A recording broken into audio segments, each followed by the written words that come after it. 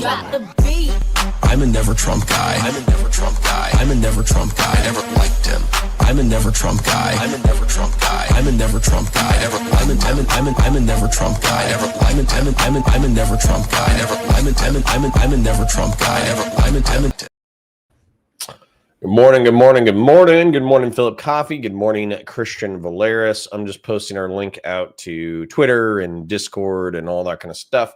However, it is going to be a good day. I have a feeling I'll have some cardiovascular incidents today. I might stroke out a little bit. Might have a heart attack on stream. We'll see. But you know, it should be fun for you to watch me psychically suffer, and I will appreciate you psychically suffering with me through this content. But it's Dinesh D'Souza versus Nick Fuentes. Nick Fuentes, of course, being, you know, the Christian nationalist, dissident right-wing leader who survived the past decade of crazy politics. And then it's Dinesh D'Souza, who I think is a pretty conservative Indian commentator, Indian American, I should say, you know, from India, not indigenous American. And yeah, so I mean, he's supposed to be a pretty smart guy. He's got a couple of books under his belt. As far as I know, he's like a pro-Trump apologist, but he probably doesn't go so far as to actually be like an anti-Semite. So, you know, it'll be interesting. It'll effectively be conservatives versus dissident right, which I think is the battle that needs to be fought. There needs to be like a civil war between non-schizophrenic conservatives and dissident right-wing people. And then I just need to do my Twitter, and then we'll be up and running. It's going to be a rough one, ladies and gentlemen. It's going to be rough. But buckle up, Buttercup. We are going to experience some turbulence today. All right. Social media is posted out. I got everything pulled up. Let me eliminate this. Let me check in with chat. All right, for chat, Christian Valeris and Philip Coffey, good morning. Randy Chang, good morning. Conservative Liberalism, good to see you again. Where's the psychic damage coming from today? It's going to be the right wing. So like I said, we're going to be watching Dinesh D'Souza versus Nick Fuentes. So we're going to take a healthy chunk of damage from that. And then we're going to watch allegedly the Antichrist, Peter Thiel, talk with a Christian philosopher / commentator, Ross Douthat. And Ross Douthat is going to be like, hey, aren't you creating the security establishment that is going to serve the Antichrist? And Peter Thiel is going to be like, huh. So, you know, that'll be fun. That'll be fun watching the people who run our society wonder if they're actually building man-made horrors beyond comprehension. Sin Patty says, how's everybody doing today? We're doing pretty good. Dr. Plague Doctor, good to see you again. Good morning, my guy. Good morning, Chief / King / whatever term you like. Hadn't heard D'Souza's name since Trump's first term. Yeah, I think he grifted pretty hard and then he took a break. So Sin Patty says, buckle up, buckaroos, indeed. All right, well, you know, I don't want to belabor the point too hard. Kind of just want to get into the suffering. This might be a 3 Diet Coke day. Normally there's 60, your daily recommended dose of caffeine is 200 milligrams, right? And so each can of Diet Coke has 60 milligrams. So that's 120, which is normally enough to get me going. But I have a feeling today is just going to be a rough day. So this might be like a 3 Diet Coke day. I don't know. Christian Valeris says Dinesh is just non-white James O'Keefe.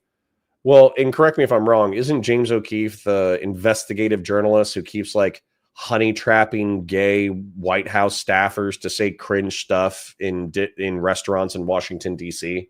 Is that what Dinesh does? He goes on honeypot gay dates with White House admin to get him to say cringe things. Oh, that's good. I need more of that. Sacred Snow says the Destiny review of the Chinese Nostradamus historian guy is unhinged. Well, yeah, but that's yeah. And you said you made it 90 minutes before you couldn't take anymore. Well, I don't even know if that's good content, though, because if it's a random Chinese guy being schizophrenic, then that might not be that good of content. Now, maybe it is, and we should check it out. I don't know, but we'll see. Well, QC John says, good morning, Connor in chat. You mean Dinesh is not a feather Indian? Correct. He's at the risk of being racist. He is the red dot Indian, not the feather Indian. So, all right. Anyways, let's just suffer. let's just start suffering. All right. Hello, ladies and gentlemen. My name is Connor. I am a science fiction, political, and philosophy nerd, a Marine Corps and law enforcement veteran, and boy, do I have some psychic damage here for you today. I got Dinesh D'Souza, a conservative commentary guy, and Nick Fuentes, dissident right-wing Christian nationalist conservative guy, and they're going to be fighting about geopolitics and America's stance on the world stage. They have vicious disagreements between Nick Fuentes' isolationism versus Dinesh D'Souza's likely like neoconservative perspectives, which are going to be more interventionist.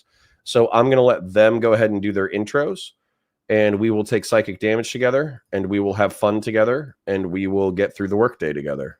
So let's go ahead and get these gentlemen on stage and start taking psychic damage. .com. And he's very proud of his commoner roots, which I am as well, but he's Nicholas J. Fuentes is a bio. He sent us as a college dropout from Chicago. He was in his early 20s, 26. He worked on a campaign for Donald Trump in 2016 and hosts a nightly show called America First that is reaching tens of millions of people a day conservatively. So both men are very different in different ways, but obviously, in general, are obviously both very articulate and very popular. And so we're not going to have classic debate standards here, but I want to give each person a 5-minute opening statement here tonight. And I should also add, I mean, you can see the promos and everything, why you're here. We're having a debate about the Iran-Israel war/crisis, AIPAC, lobbies, the mullahs, sleeper cells, the fatwa, unprecedented issued by the number 3 mullah, calling for Donald Trump and Benjamin Netanyahu's death, and basically death for anybody that supports them. They admittedly have big sleeper cells. I mean, this is a declaration of war. It's gotten very little coverage. I think Trump's trying to ignore it, hoping it's just a threat. But this is off to the races. So I'm going to flip this silver coin to decide who is going to have the first 5 minutes here. So I'll just say Dinesh D'Souza's heads, Nick Fuentes his tails. Here we go. And it is Dinesh D'Souza. All right, so we will go now to Dinesh D'Souza and get his first 5 minutes. Then we'll go right to Nick Fuentes. And then after that, you probably won't hear from me for almost 30, 45 minutes. I'm going to try to shut up and have a real debate. There's nothing more frustrating than these debates where there's constant interruption. So, Dinesh, thanks for accepting this debate. And I'm glad it happened, glad it got done. Thank you so much. You've got the floor for the next 5 minutes. Thank you, Alex. Welcome, Nick. I am looking forward to our debate, and it's I'm thrilled to do it because free speech has been under attack. Give me 1 second. I'm gonna check in with chat real quick. Sapien Green says, listening to the humanitarian or human equivalent of cancer versus Ebola. Well, we're all gonna catch mental diseases today. Philip Coffey says, thin Alex Jones is creepy. Weirdly enough, I like it. I saw him doing some weird exercises earlier where, he's obviously doing amphetamines, or he's doing, what do you call it? Ozempic, the weight loss drug. He's doing something, and he's lost a substantive amount of weight, but he's actually like freakishly strong, which is actually unsurprising. Sen Petty says Alex Jones looks weird as hell. I actually like it. Sapien Green says conspiracy theory is that Alex Jones is on weight loss drugs. Big Pharma has won. Indeed, the irony. Sim Patty says, I was not expecting him to be orange and bald, laugh my ass off. Well, welcome to the weird world of what we deal with in alternative media. And you guys, Alex, Nick, Laura Loomer, and others have been deplatformed. I am a strong opponent of all of this. And for this reason, even though some people were like, why do you want to debate Nick Fuentes?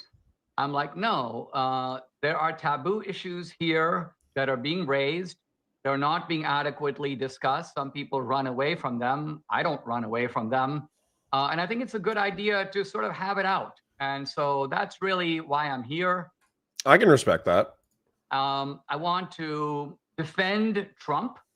I want to defend MAGA, make America great again. I want to defend America first.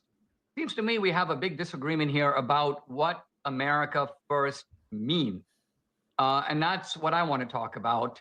When we talk about making America great again, it's important to think about what made America great in the first place. Now, one obvious answer to that is that America became great by kind of looking inward and attending to its own problems, going back to the founders. But that is not only not entirely true, it's not true at all. Right after the American founding, this actually could be based. I'm curious to see what his historical analysis is going to be, because my historical analysis is we had all this isolationist rhetoric during the Revolutionary War and immediate like post-war period, but then we had things like the Barbary Pirate Wars and the Mexican-American War almost immediately after. Bear in mind, the country was founded in 1776. I think the Barbary Pirate Wars were in the early 19th century.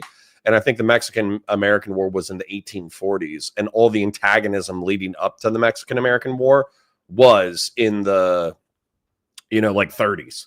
So effectively, we had like all this rhetoric about how we're going to stay isolationist. But if we were actually going to stay isolationist, then we would still be 13 states on the east coast of the United States.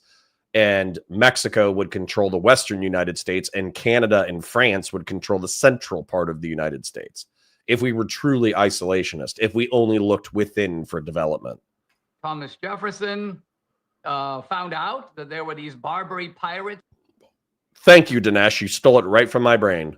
In the Middle East. Now, they weren't attacking America. They weren't starting a war over here. But Jefferson basically dispatched an armed force to clobber them, to beat the heck out of them. Why? Because they were disrupting our interests. They were disrupting our trade.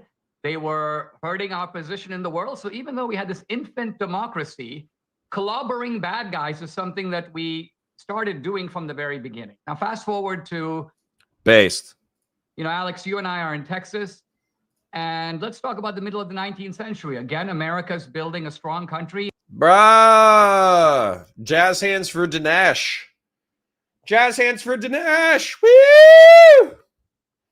Listen, I know it's going to get cringe and it's going to get terrible, but whenever I hear someone, I swear to God, sometimes I feel like a schizophrenic.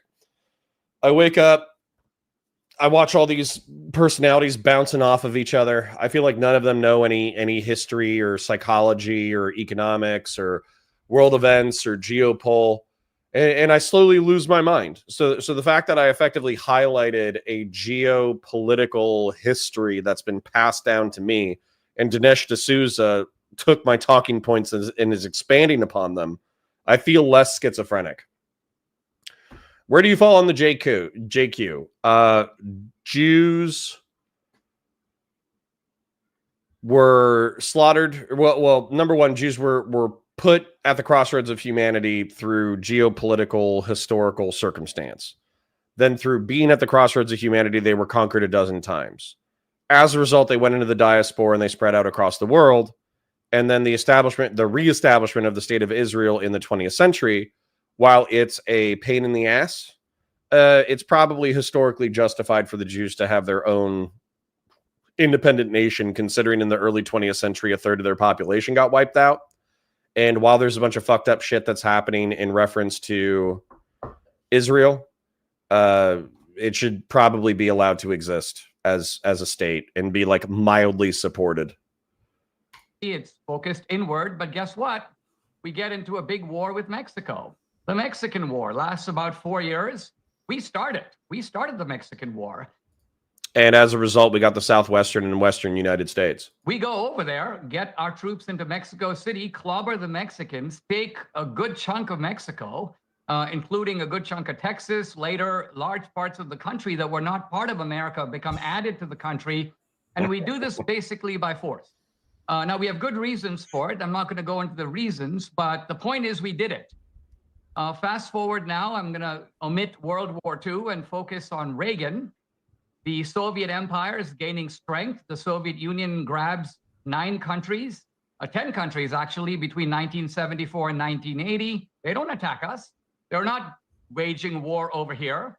And Reagan does not start a war with them either. But what he does do is he starts clobbering them in all kinds of ways. He clobbers them in Afghanistan, he clobbers them in Somalia, in Angola, in Mozambique, in Nicaragua. And we do it by supporting armed forces that are repelling these Soviet armies, and we win the Cold War. Who can deny that the world is better off and America's better off? That is America first. And that is based. I'm just going to say it.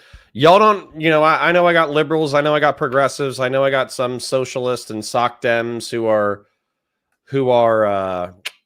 not in line with my geopolitical worldview. I totally understand that. However, from my perspective, this is based. When you look at the history of the 20th century, I don't think he's conceding World War II, by the way. I don't think he's conceding World War II. I think he's taking a debate tact in reference to that. Excuse me. But I think that if you look at the history of the 19th century, it is one of expansion. It is one of economic protection. And I don't mean that in a economic tariff way, although I'm sure that's true. What I mean is that the military protects American commercial interest in the Wild West, but also overseas through the Barbary Pirate Wars, through the Seminole Wars, through the Mexican-American War, through the conquest of Hawaii, through its relationship with Japan, all that kind of stuff. Guys, you have to understand, this whole foreign internal development where we send our military overseas in order to train foreign countries on how to develop economically and militarily. This isn't a recent development. We've been doing this for 200 years. Easily, we've been doing it for 200 years. And when you look at a lot of what's going on in the world that is criticized, oh, why are we overseas? Why are we doing this? Why are we doing that? This has been happening the whole time. People just don't read books. They just don't read history. So I'm actually perfectly okay with this. Sin Patty says, JQ is flat earth for people gayer than Elton John. Excuse me. Nicholas Demeter says, interesting perspective. Thank you for sharing. Yeah, I could go into more detail, but I want to keep it focused on what we're talking about right now. Christian Blair says, a lot of them are in institutional power because as people, they have valued education and assimilation, given that they were slaughtered historically. Not just that, Christian Blair, even that, some people take offense to that being anti-Semitic. I don't think it's anti-Semitic to notice that Jews climb academically and politically and socially. If you read Jewish history books, they'll say it's so we can avoid slaughter, basically. Also, another point, I think it was partially a joke, but it was from Eric Weinstein, I want to believe, the mathematician who has Brett Weinstein, the schizophrenic political commentator. Eric Weinstein says, the reason why in Passover we have the unleavened bread is to remind ourselves that the people who waited for the bread to rise didn't make it. And so the history of the Jewish people is not just academic and focusing on spiritual study and literature and historical analysis and all that kind of stuff, as a part of the culture, but it's also one in which their history and the stories that they tell themselves are effectively if you're stupid and you're not on your toes, you're going to get got, right? And so I think that kind of builds internal momentum that makes Jews be okay, well, I have to have my shit together, right? Wow Man says, it feels like civic nationalism has lost popularity in recent years in favor of Christian nationalism and ethnonats, especially on the internet. I agree, Wow Man 542. I still think that civic nationalism is normal and evident in places that actually have money and power. I think that Dinesh D'Souza would be welcome, barring any of the criminal allegations or whatever, any kind of untoward criminal or social behavior. I think Dinesh D'Souza would be welcome at any Republican event in the United States of America. There might be one party in Alabama that's straight up a Klan rally, but that would be the one party he wouldn't be invited to. Radical Greek says, if Israel has a right to exist, so does Europe and its ethnic populations deport all foreign invaders. Well, that's up to the democratic populations of those places, right? Radical Greek. So if France, as an example, if the largely ethnically homogenous sections of France vote and they say we're going to accept broad swaths of Middle Eastern and North African immigrants, particularly because we have colonial holdings in Algeria, then that's their right as a nation to accept people from the Middle East and North Africa. Same thing with Germany. If they're oh, well, we feel guilty because we did World War II and we slaughtered all the Jews, therefore we're going to be kinder to immigrants, then that's on them. And same thing with Poland. If Poland says, well, we don't have a history of oppressing minorities, and we also don't like Islam because if we look back in our history, we were part of the people who had to fight off the caliphates or the Ottoman Empire invading Europe. Therefore, we have an innate hostility towards Islam. So we're taking zero immigrants. Then I would view that as Poland's right. So it's up to them, isn't it? So you can be like a schizo political minority in Europe who's saying that you're Greek and you don't want any Middle Eastern, North African invaders. But if your country decides differently, then you're fucked.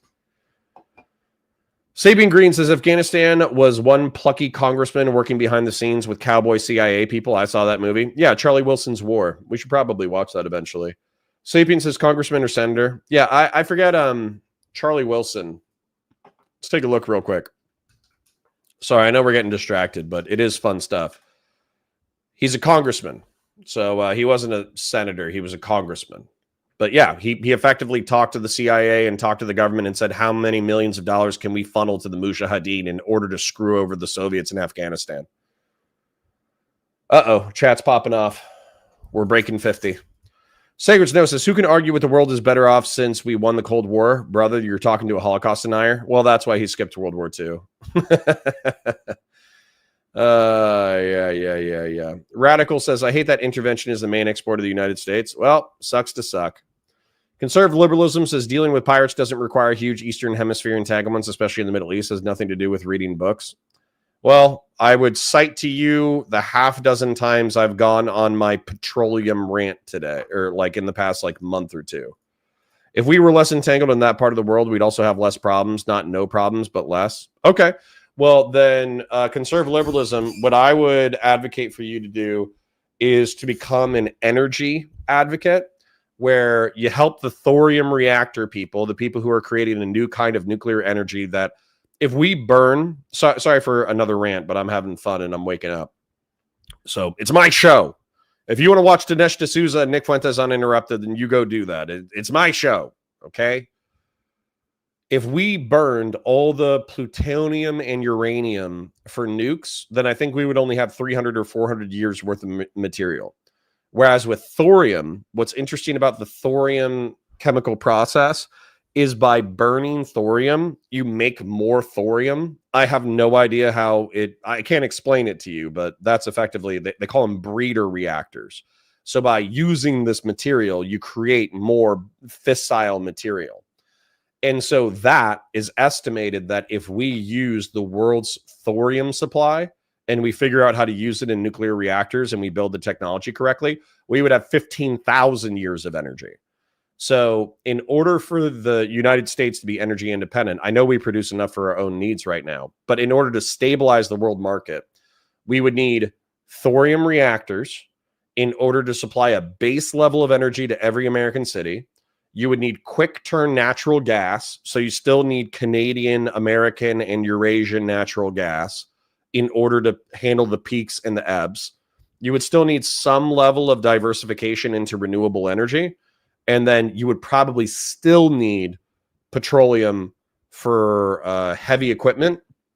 Even if all private vehicles become electric, let's say everybody gets a Tesla, you're still going to need petroleum for heavy equipment vehicles. So, yeah, sorry, we're probably trapped in the Middle East and North Africa and tough shit, you know? All right. Anyways, I love you guys. And I could rant for another 10 minutes, but I'm going to spare you. I'm waking up, so the flow is off, but we'll get there. Don't worry about it. Is making America great again. So when we're talking about making America great again, it has never meant, Hi, crawling and it chaos. doesn't mean for Trump, a kind of, isolationism.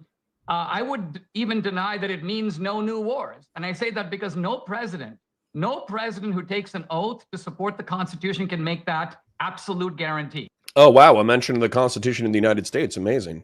There are all kinds of scenarios, and I'm happy to lay out about 6 of them, in which the United States would be drawn into a war. And so the pledge is made as a statement of principle, but Trump is the commander in chief, and it's his decision to make at a given time when the situation is dangerous enough that there should be a war. Now, there isn't a war going on in Iran, but I do want to say about the Iranians this. They are not a regional power like Iraq. This is, I think, one of the key differences. A lot of people think Iran is Iraq, you know, and Saddam Hussein is the same as the mullahs, and Trump is the same as Bush. He's becoming like Bush. No, Iran has a global ideology, and they always have. The reason that they chant death to America, they also chant death to Israel, but death to America is the main chant, and death to Israel is the secondary chant. Why? Because we are the main enemy. We are the great Satan. Israel may be the little Satan, but we are the great Satan. And we are controlling Israel, not the other way around. At least that's how the Iranians see it. The little Satan is not telling the great Satan what to do. It's actually the opposite. The Iranian goal is a global caliphate that obviously involves global supervision, Sharia law, bringing it here, infiltrating this country, terror cells. And the nuclear weapons are just taking this global ideology and giving it enormous power. There's an old saying that says, what do you say to, what do you call a dictator who has nuclear weapons? And the answer is, sir. What that means is that when a guy gets nukes, he's on a completely different level. You've got to, in a sense, be deferential in a way that you otherwise wouldn't. So here's Iran. They are cooking these nukes. They are building this uranium. They're enriching it way beyond any peaceful purposes. And Trump says, look, it's in our interest that they not have this weapon. Yes, it's in Israel's interest as well, but we're not doing it for Israel. We're doing it because we don't want them to have a nuclear weapon. Okay, Dinesh, that's about 5.5 minutes. We'll come back to you. You guys have a free-for-all in a moment. Nick Fuentes, and something you said, Dinesh, I'm just going to add a small caveat and then go back to you guys. Because I meant to say it up front. I appreciate you doing this debate. I appreciate Nick and you guys having this idea. I forget who. Please don't rage quit my show. Please give me the content. Came up with it, but I think if I remember correctly, Nick challenged you and you said sure, and then here we are 2 weeks later. So thank you both for doing this. But exactly what we're doing is what the left, who is diabolical against free speech, does not want. They don't want real debates, and so this is very, very healthy and very, very pro freedom, pro America. And I appreciate you both for being here. Just wanted to add that. So thanks for reminding me that's your decision. All right, Nick Fuentes, you've got about 5.5, 6 minutes because Dinesh went a little bit over because I didn't stop him. So Nick Fuentes of America First. All right. Well, thank you very much. And I'd like to start out by saying as well, I appreciate Dinesh D'Souza for doing the debate. And I actually appreciate him saying that because it is true. We have both been brutally censored. And I know that Dinesh was also targeted by the Obama administration. So, we're really all sort of in the same boat in terms of we've all been persecuted to some extent. So I appreciate him saying that. But I'd like to move on and get into the subject of the debate. And I actually like how Dinesh framed it. I agree with him. The central question concerning the Iran war is, what does America first mean? What is the United States' involvement in Iran, or what should it be? And how does that conform to the stated goal of putting our country first, making America great again, and pursuing the American strategic interest? And without going into the Barbary Wars or Reagan or any of that, we don't need to go back that far. I think we need to talk about the current strategic landscape in the Middle. I'm okay with him making the conversation more modern, but I also don't think we should dismiss historical precedent wholeheartedly. And then we need to get some things down first analytically before we proceed. And I'm actually going to pick up where Dinesh left off at the end and kind of start with that premise, because that is, I think, the mainstream. Sorry, Justin asked an important question. Good morning, Connor. No super chats. When I go over to the my YouTube is showing the $sign. So if you guys aren't seeing it on your end, then let me know. But I effectively see the capacity to do super chats, so I'll just go ahead and shell. Like the stream. Liking the stream is free. Engage in chat. We have lots of really smart, interesting people, including distant right schizos and Christian nationalists and conservatives and conservatarians and liberals and progressives. We actually have a really diverse chat. Excuse me. And then super chats and memberships if you got them. Basically, I know that most people are wage cage slaves. They're paying bills. They're just getting by. Their 401ks took a hit, et cetera, et cetera. But if you got $2, $5, $10 burning a hole in your pocket and you want to support the content, then please go ahead and do so. All right. Premise. Let's say That's a status quo accepted premise of the U.S. Media or the conservative media, is that Iran is an apocalyptic regime. They have global ambitions. They're led by religious zealots and fanatics. They're racing towards a bomb because they want to attack Israel and the United States. And I would say that with that analytical framework, you probably would say that it's justified that we go to war with Iran. I would probably agree under those circumstances. But I would clarify a couple of things. Let's say that in the first place, this is not the first regime that has been described this way. When we were at war with the Soviet Union, it was conservative military planners that said the exact same thing. They said the Soviets are a nihilistic death cult. We can't negotiate with them. Khrushchev said, we will bury them. They want to destroy the United States. Of course, we negotiated with them. Of course, Nixon had détente, and eventually we negotiated with Gorbachev, and the wall came down, and we didn't have to go to war. Yeah, but there was like an economic and social pressure that ended up collapsing the Soviet Union that came from the Hawks. I hope he would admit that. We said the same thing about Maoist China. They killed. And our normalization with Maoist China has been kind of disastrous. It's kind of propped up one of the most powerful police states, dystopian shitholes on the planet. 70 million people. They're a communist death cult. We negotiate with them all the time. They Which has been bad for the world, by the way. Join the World Trade Organization. I don't think anybody would argue that communism is not a nihilistic global ideology with ambitions to take over the planet. It certainly did. It always had. Yet we negotiated. Let's also talk about Iran's nuclear program. And once again, let's sort of do some housekeeping.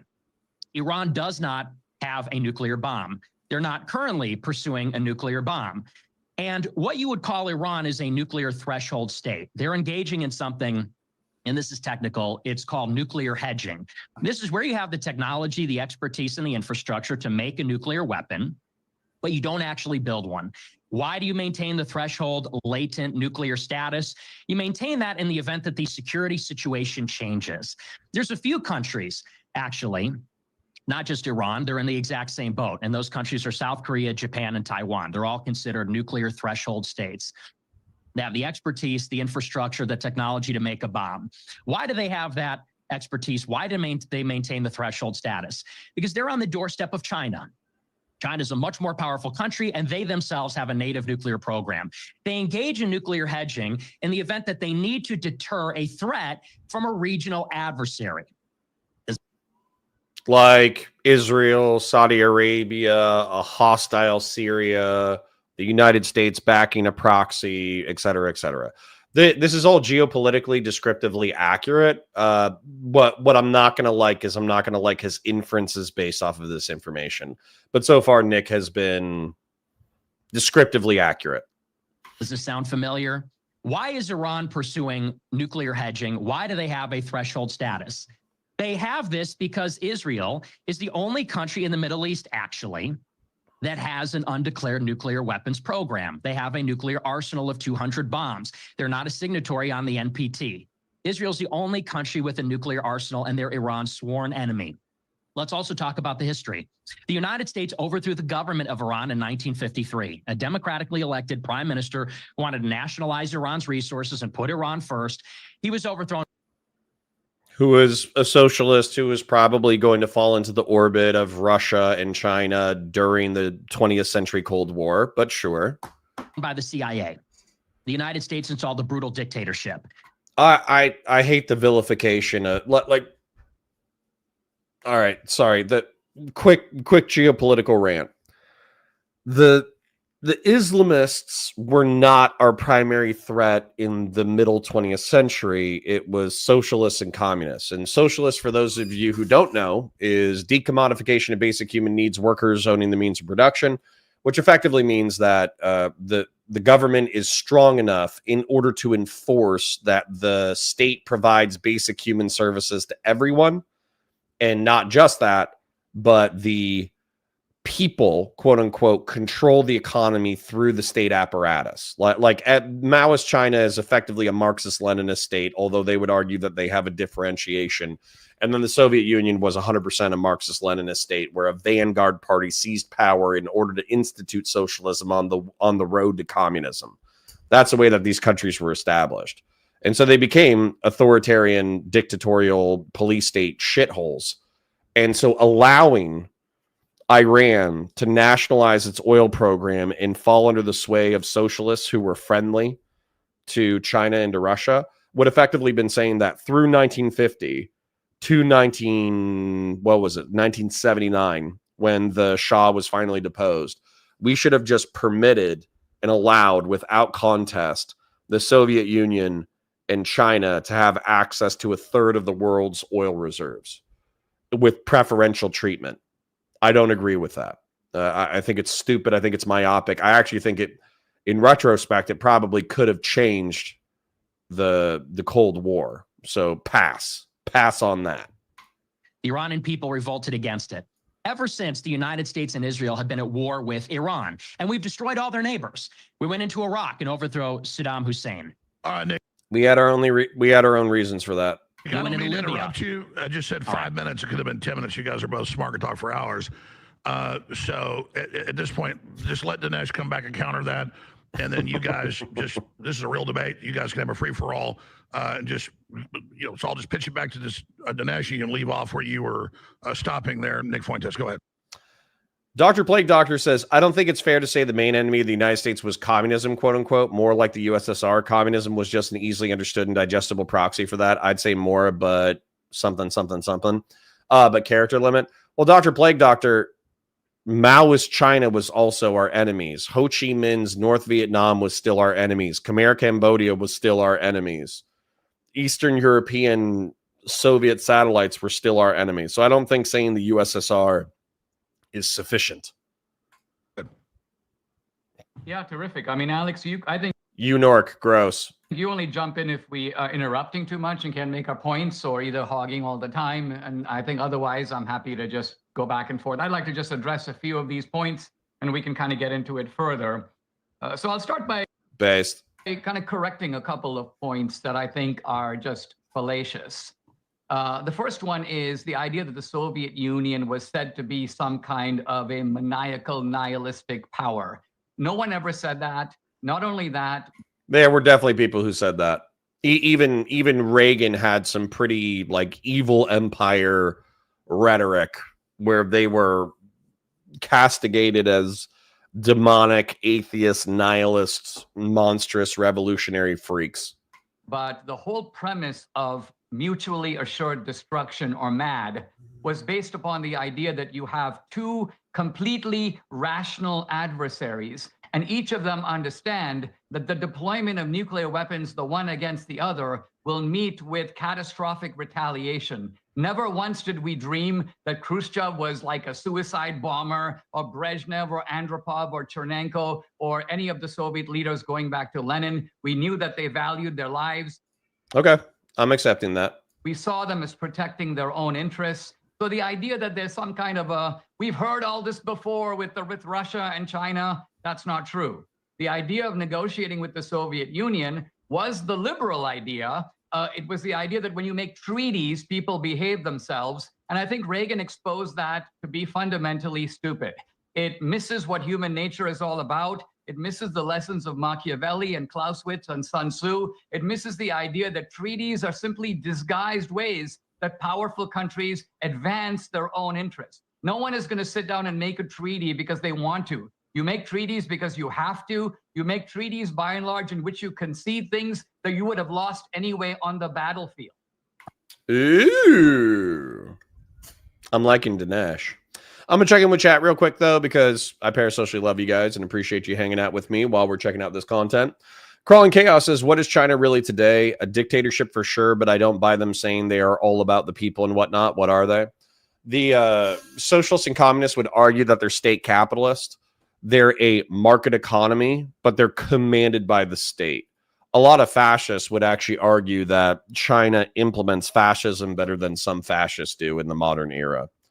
Tagrung says, and yes, Randy, we have the natural aesthetic taste of gay, twink, excellent, weird. Sen Patty says, Alex Jones versus RFK Jr. for the worst gravel voice. Well, it happens when you're on Ozempic and taking amphetamines and working out every single day. So good for him in those regards. Shadow 2 Bravo, good morning, Connor. Good morning to you, King. Puzzle-headed Cook says, yeah, Reagan went hard. True, although the fiscal conservative neoliberal economics on the home front probably set up some really screwed up stuff. Crawling Chaos says China is what today besides being a dictatorship? Yeah, state capitalist, like I said. AKA Batasui says mad makes sense when no one uses nukes. Yeah. So I'm going to predict a Dinesh talking point was effectively when you're talking about what people believe when it comes to an afterlife, the Soviet Union and Maoist China, as far as I know, are largely atheist, like mostly atheist. And so they think that when you die, the lights go out, right? And same thing with like Christian nations. While Christianity, like suicide is effectively a sin because you're rejecting the gift of life, which is the way that human beings explore nature and understand God and all that kind of stuff. And so the ending of human life is actually viewed as like an abhorrent sin. When it comes to the Quran does have similar things where they take a passage where it says, he who ends a life, it's as if he ended all of humanity, and he who saves a life, it's as if he saved all of humanity. But immediately after that passage, it says, but for those who are spreading corruption in the land, they should have their hands struck off or they should be crucified. So it's like this really beautiful pacifistic saying immediately followed by the fact that if you spread corruption in the Ummah, then you should have your hands chopped off or your feet chopped off or you should be crucified. Not only that, there's passages that because, Muhammad was a war leader on top of, peace be upon him, on top of being a religious leader, he was also a political leader and a war leader. There's passages that effectively say that if you die in holy struggle on behalf of the Ummah, then you're guaranteed a place in heaven. And so that is the basis for modern jihadism, where a lot of religious fanatics have whipped themselves up into a frenzy where they believe that if they suicide bomb in the name of Islam and in the name of their sect of Islam, then they're guaranteed a slot in heaven. And so that's what you see with VBIED suicide attacks. That's what you see with suicide belts and suicide vest attacks, is they effectively believe that they're taking like a lotto ticket to heaven, when in reality, it's probably delusional religious fanatics being whipped up into a frenzy so they kill themselves. As a matter of fact, it's the Iranian regime that was kind of accused of culturally normalizing this because they were facing chemical weapons from Iraq. And so they needed to whip up their army to be ready to face some of the biggest horrors on the planet as far as warfare goes, to be ready to inhale VX gas and die choking on the battlefield. And so as a result, they started that like suicidal struggle for the Ummah perspective. And so if you give that kind of person a nuke, who's to say that there isn't some freak, lunatic, suicidal nut job in the Iranian government who's willing to give a freak, suicidal nut job in Hezbollah or Hamas a tactical nuclear warhead in order to detonate it in Tel Aviv or New York City? While it's kind of an extreme scenario, it's possible. And so do you bet a few 100,000 lives on Iran being a rational actor? And truth be told, I don't know the answer to that question. Now let's look at Iran, for example. If it's true, first of all, a word about Mossadegh. I heard Nick use the word democratically elected. Mossadegh was not democratically elected. He was not elected by the Iranian people. I love Dinesh already. He was in fact appointed by the Shah. Let's remember that the Shah was in power in 1953. So if you have a dictator who's running the country, how does someone get democratically elected? So I think this is actually taking up a talking point from the left, and a bogus talking point also. By the way, the first thing that Mossadegh did when he came in, he dissolved parliament. So this democratically elected guy dissolves the very parliament that supposedly put him into power. So he was an autocrat, in some ways no different than the Shah. There was a power struggle. Yes, the CIA was involved. Mossadegh was overthrown. In my view, that was a very good thing. Based neocon Dinesh D'Souza. I know that probably hurts your earballs to hear. Now, some people will say, well, that's what caused the Iranian Revolution. Wrong. The Mossadegh business was in 1953. The Iranian Revolution was in 1979. Are you telling me that the Iranians were really mad, but they decided to go on a 25-year vacation and then decided, okay, now let's work ourselves up into a frenzy 25 years later? The reason we got Iran is basically because of Jimmy Carter. Jimmy Carter decided that I wouldn't blame Jimmy Carter for Iran, however you want to pronounce it. But I am appreciative of the fact that like this is my kind of nerd. I could hang out with Dinesh D'Souza and have beers. Now, bear in mind, I could do that with Nick Fuentes too. But I'm saying like I would have a fun time. I would have a contentious time hanging out with Nick Fuentes talking about history. I would have a fun time talking with Dinesh D'Souza because I have a feeling we'd probably have pretty parallel perspectives. The Shah was a despot. He didn't want to support the secret police. He pulled the Persian rug out from the Shah, and basically we got Khomeini. So this is the nincompoopery of Jimmy Carter. He tried to get rid of what he saw as the bad guy, and we got the worst guy. Okay, and so since Nick, then, we've had a Nick, regime. respond to that. Yeah, that's like who's the guy from Cuba? There's a Cuban dictator. He's our bastard, quote. FDR was talking about dictator Rafael Trujillo. He may be a bastard, but he's our bastard. And Rafael Trujillo, I thought he was Cuban, but apparently this is about the Dominican Republic. So, yeah. So, I mean, like obviously, like dictatorship bad. Torturing people bad. Murdering people bad. We should try to eliminate that level of like violence and autocracy and torture and human rights abuses as maximally as possible. But you also have to understand, just because we are bad guys or we work with bad guys doesn't mean that there aren't worse people out there. It's an appeal to realpolitik. Checking in with chat, though. AKA Badasui says, mutually assured destruction makes sense when no one has nukes. I don't know if that makes sense. Puzzle-headed Cook says, what about Cuban Missile Crisis? Didn't hawks like LeMay, bombs away LeMay, push the line Soviets were irrational? Yeah, of course. Of course. Yeah, they were absolutely. I don't accept what Dinesh says fully. I do think there were people who were arguing that the Soviets were an apocalyptic death cult. So I do view that as like an ahistorical statement. But I do understand that what he's saying is that in the 20th century, a lot of American foreign policy was based on the Soviets and the Chinese being rational actors. Mario Wall says, good day, y'all. Good day to you. Justin Denis says, not going to lie, Nick won the debate in my opinion. Well, we'll see. We're just kind of warming up right now. AKA Badasui says, China is growing middle class, but in the control in a state which can steal any of its people's businesses and things at any time and for arbitrary reasons. Absolutely. Sen Patty says, y'all need to like the stream, by the way. Yes, please. Like the stream. Engage in chat, watch the VODs, super chats, and memberships if you got them. Crawling Chaos says, China is better than Trump in running a fascist regime. Not surprised, really. Yeah, we're not very good at fascism. Puzzle-headed Cook says, can we talk about the extremists in the Likud party who want to build the third temple? Yeah, sure. There's like suicidal death cultists within the Israeli government who want to establish a greater Israel by invading Transjordan and by invading their Israeli neighbors, and they're only reeled in by Israeli pragmatists. Yeah, there's psychos. There's psychos in Israel for sure. AKA Badasui says China doesn't have a pesky thing like an American constitution. True.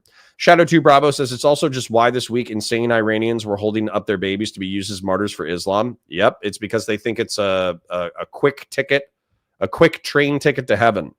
Radical Greek says, if everyone is thinking alike, then somebody isn't thinking. George S. Patton. True. Trapped between realities. That's the problem. People so desperate the coming back of the Messiah, they put their faith on empty men. I mean, yeah. False faith is a huge problem in the conflicts in the Middle East and North Africa. Absolutely. Puzzle-headed Cook says, Dinesh did well, but I agree with Nick in the end. Well, we'll take a look at it. I'm going to read a couple of more, then we'll get back into it. Honestly, I need to go grab some water. Mario Wall says a lot of misinformation out there. I believe the universe holds a sense of fairness. It does. I think that nature bends towards like limited justice. There's like very Darwinian things that happen in nature, but we're a part of nature and we try to implement a level of justice on it. So I think that there is justice in the world. AKA Badasui says, we can cheer on good ideas without having to cheer on the person saying it. True. True. All right. Let's continue for now. But I'm going to jump in a bunch. This is a great debate, but we're kind of doing a history lesson, debating history. Go as long as you guys want. We go 3 hours if you want. I hope. Sorry, real quick. Dr. Plague Doctor says, legit wondering about your characterization of an enemy nation during the Cold War. What exactly are you considering an enemy? My thought would be hostile nations capable of projecting power against us. Well, that was 100% Soviet Union and Maoist China, so I don't know what your confusion is. Hope we get into the current stuff, the FATWA, Trump saying they may have a peace deal Monday, the Israel lobby, all of that. But I'm going to stop there. Nick, come back. You guys start going back and forth here. Sure, I would come back and, I don't want to turn it into a big history thing about the Soviet Union and communism. I do. Please continue. But I would say that's simply not true. I mean, it was credible, and this is what the Pentagon believed in the late 60s and early 70s, is that the Soviets thought that they could survive a first strike against the United States. The idea that mutually assured destruction was always the law of the land. There's this revolution in diplomacy because of nukes. It's just belied by doctrine. And during the 60s and 70s, we believed the Soviets are more powerful than us. They had more nukes than us. And we thought that they were going to strike us first. They thought they could survive it. And the rhetoric about the Soviets was the same. They have this global ambition, domino theory. They want a global revolution. It was exact same stuff that they say about Iran. And yet we never invaded the Soviet Union. We didn't need regime change in the Soviet Union. And this is bullshit. We fought the Soviet Union tooth and nail within our sphere of influence as possible. We engaged in proxy wars to exhaust their economic and military capacities at almost all times. There was a tech war and an arms race against the Soviet Union. This is rewriting history. Total bullshit.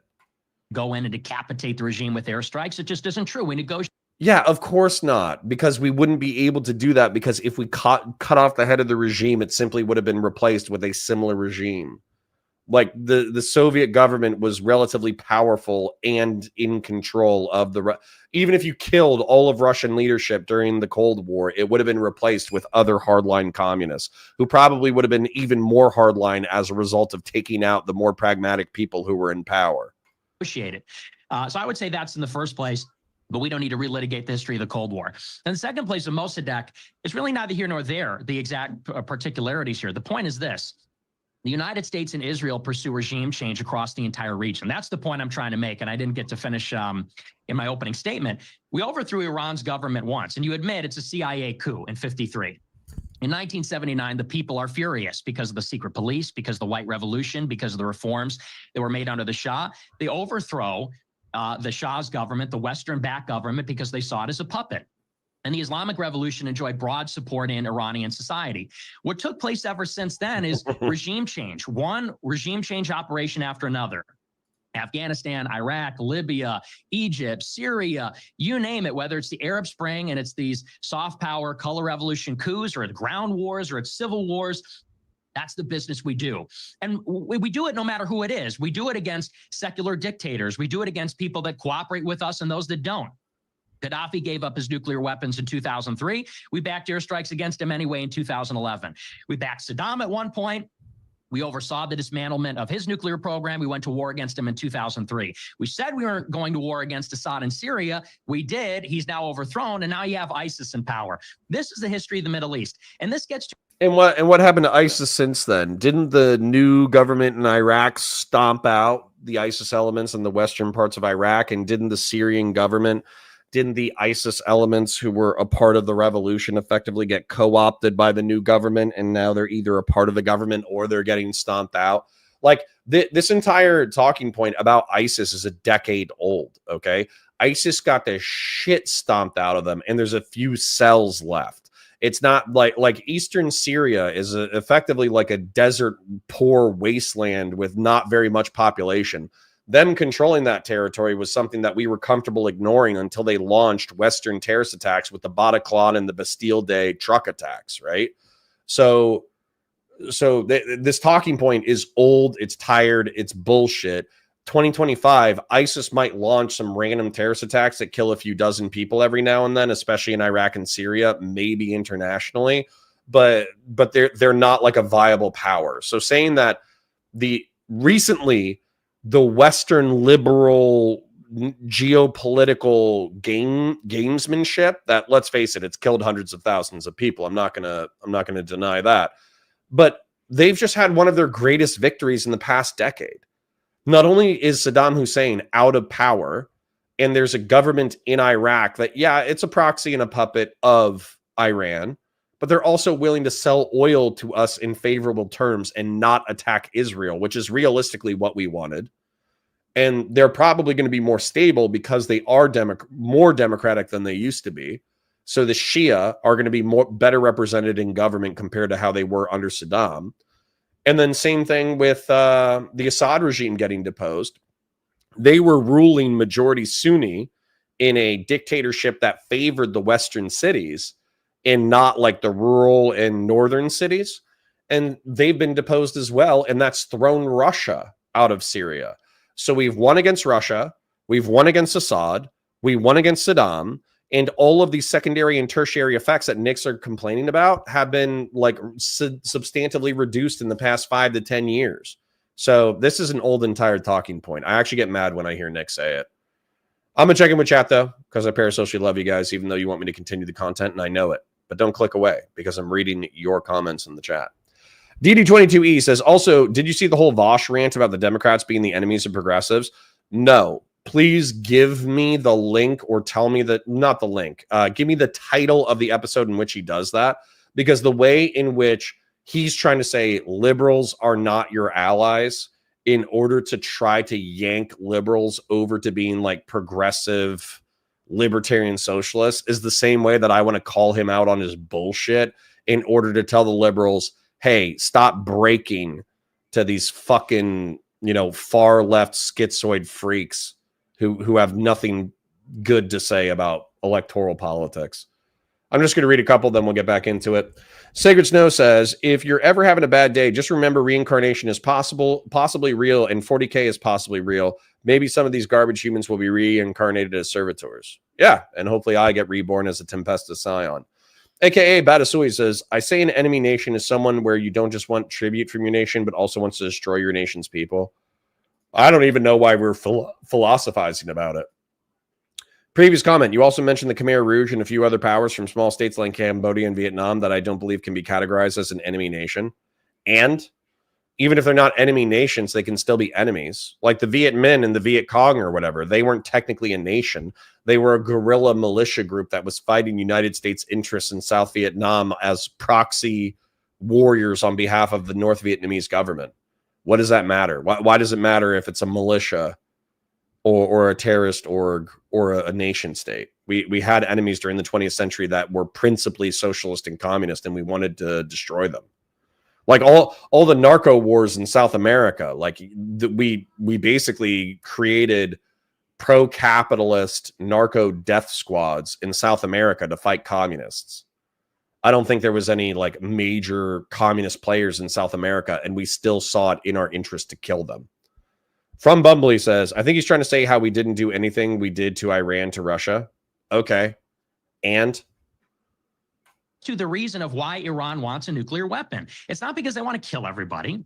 It's not because they're fanatical and we You don't know that, but okay. can't negotiate and they're trying to bring about the end times and the eschaton. It's because they want to deter the same fate, regime change would happen to all of their neighbors. That makes them rational. Okay, let me stop you. I said I want to interrupt. You guys are both too polite.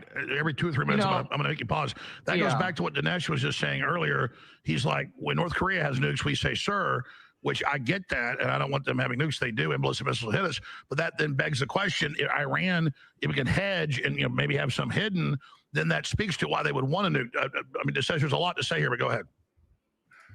Yeah, one of the mullahs, right in the middle of all this, one of the key mullahs made a very key admission. He said, "This is not about Iran. I'm gonna get some water. I'll be right back. This is about Islam." Right there, you get the heart of the matter. These mullahs, now I have to yes, stay. there was a broad-based Iranian revolution, but the mullahs in that power struggle took power. And they have ruled dictatorially over Iran now since 1979. They've made the Iranian revolution semi-permanent. But the key to understanding that revolution, going all the way back from when they seized the American hostages to the strike on Beirut, 1982, to the fact that Iran has been sponsoring terrorism, not just in the region. They have tentacles in Venezuela. They have tentacles in South America. They have cells in the United States. They are making an alliance with Russia and China to create a kind of axis of power. So to the degree, Nick, that you're saying that this is, a global chessboard, I agree. And I think that, in a way, puts an interesting question for us, which is that isn't it a fact that there is a jihadi or radical strain of Islam this ultimately is what is driving a lot of these radical Muslims, right? They are Hezbollah, Hamas. It doesn't matter whether they're Shia or Sunni. Hamas is Sunni. Why is Iran funding Hamas?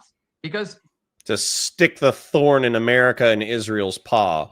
And by the way, there was this thing that was actually kind of annoying in modern media, where if I looked at terrorist orgs, Al-Qaeda is largely Sunni, ISIS is largely Sunni. And so there would always be these statements about Iran being the largest state sponsor of terror worldwide. And I was like, I have no idea what Shia terrorist orgs there are.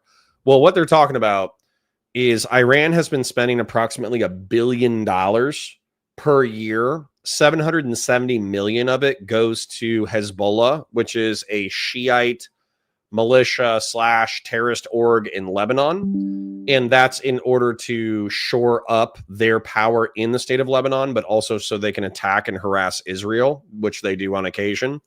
And then same thing with Hamas. They don't give Hamas nearly as much money. I think it's just like tens of millions of dollars per year. But Hamas is obviously the people responsible for October 7th and people who have been, also guilty of attacking Israel. And same thing, I think even with like, what is it, Islamic Jihad and a few other terrorist orgs, Iran, they were paying for effectively bounties in the funerals of suicide bombers in the West Bank and Gaza who killed Israelis. If you died in a suicide attack against Israelis, they paid a bounty to your family for conducting the attack, and they paid for your funeral. So yeah, I could view that as obviously being pretty jacked up effectively. Gen X does bring up the fact that the P. Diddy sentence came back. He was convicted on counts 3 and 5, but not RICO. So the maximum sentencing that he's looking at is 20 years. Dr. Plague Doctor says, my question is, what value is there in engaging in a military excursion with a hostile political entity which is incapable of projecting power against us, whereas we can simply employ soft power to defeat it? So you would have to give me an example of who you're referencing specifically. In reference to like the Viet Cong during the Vietnam War, let's go ahead and kick it. So with Korea, they could not really have threatened the United States of America, but they could have domino taken over Korea, and then at that point, that entire peninsula is communist, and they can project power against Japan, which you could view as like our vassal state at the time. We took over Japan and effectively rebuilt it after World War II. We're still there today. We still have military bases there today. So by having a foothold in that peninsula, we're actually putting a thorn in the paw of China and North Korea. Then when it comes to Vietnam, the Viet Cong and Viet Minh were harassing South Vietnam and assassinating people and blowing shit up. So that would have been another capitalist economy that would have fallen to communism. So it's in our interest to protect those areas. And if you also look at that area, that could have cut off a substantive amount of Eurasian trade. When it comes to the Cambodian Khmer, again, they're communist dickheads. Why not kill them?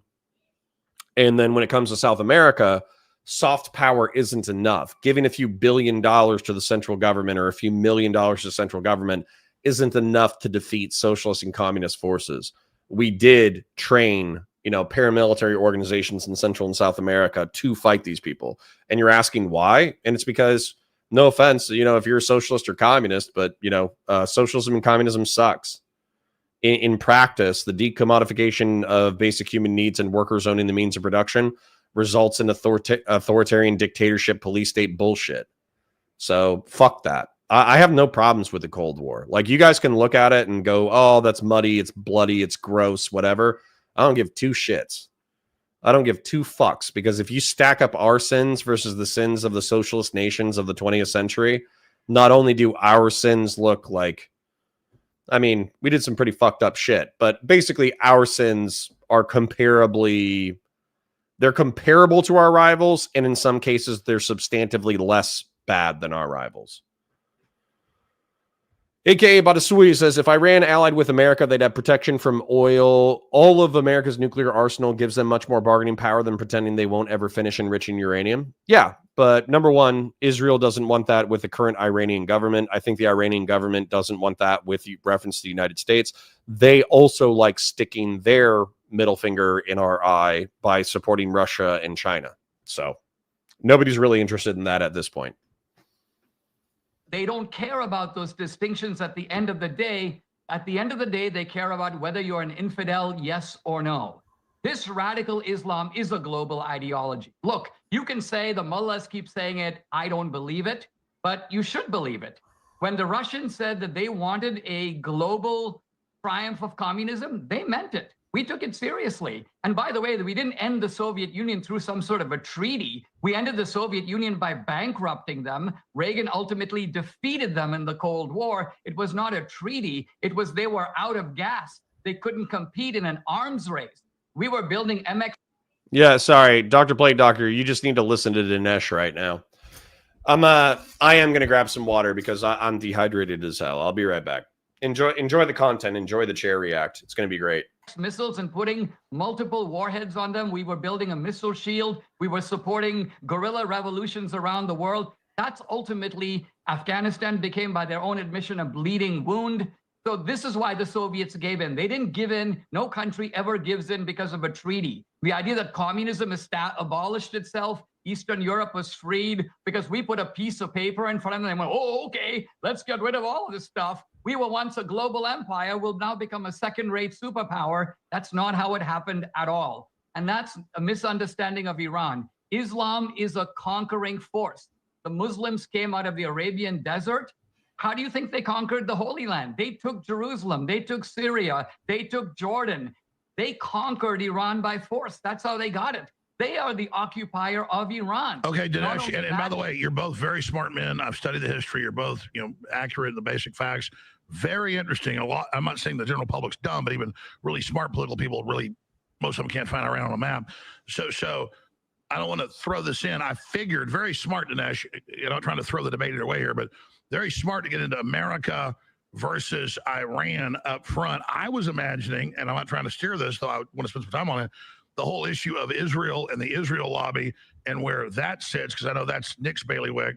And, so that's just something I'm throwing out there as well, because that's why a lot of Americans have seen, I'm not saying I love the Islamists or any of this, but we've seen regime change. Now, the former head of Al-Qaeda in charge of Syria, we see, Hamas being, Israel helped set it up, as a counterbalance. Then we've got, Iran, all of this. And so I think a lot of Americans just don't believe the intelligence establishment, even though I wouldn't cry at night if the mullahs fell. So, what about the AIPAC Israel issue in all of this, Dinesh, for like a minute? Well, can I respond actually to what he said? Sorry, I apologize. Go ahead. No, you're fine. I just want to have equal time. But I mean, with regard to this, there is just like this, and forgive me if this sounds I'm trying to be cordial here, but I do believe there is this engine in the United States from the conservative movement that says it is about Islam. This is Glenn Beck's book. This is sort of the Fox News mantra. It is Islam. Islam is the problem. And I'm not an Islamist. I'm a Catholic. I'm not pro-Islam. And I wouldn't even call myself pro-Iran. I'm pro-America. And to sort of narrow the discussion, let's talk about Islamism. Let's talk about jihadism. I agree with you. There is an element of jihadism in the Middle East. There are these radical Muslims that they want to return to the faith of the pious ones, the ancient Muslims, the first 2 or 3 generations of Muslims. They come from Saudi Arabia.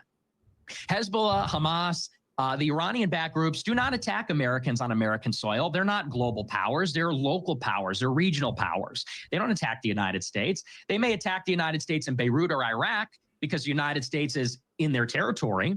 We're in the Middle East. We're in their neighborhood. We're backing Israel's brutal war on Lebanon in the 80s, where they commit massacres, castrating people, scalping people, brutal atrocities that are well documented that Israel, their own commission blames Ariel Sharon for this, the defense minister. So, they don't attack us on our soil. The terrorists that do attack us are Wahhabist. They're Salafist. That comes from Saudi Arabia. Saudi Arabia spent billions of dollars promoting Wahhabism, which is the ideology of Al-Qaeda, of ISIS. We backed the Mujahideen in Afghanistan. We backed bin Laden. We do arms deals with Saudi Arabia. And you know what? To some extent, this radicalism is going away. And it came from Turkey, Saudi Arabia, Qatar, these other places. And it's going away because we made a deal with Mohammed bin Salman. We did arms deals throughout. We're allies throughout, buy oil from them throughout. We didn't invade Saudi Arabia and install a Western liberal democracy. You know, we don't like your regime. We're going to drop bombs on you. We negotiated with them over time. And by the way, they were the biggest problem. As far as Iran is concerned, it's important to analytically determine their strategic interest, because that's how you determine what we have to do about it.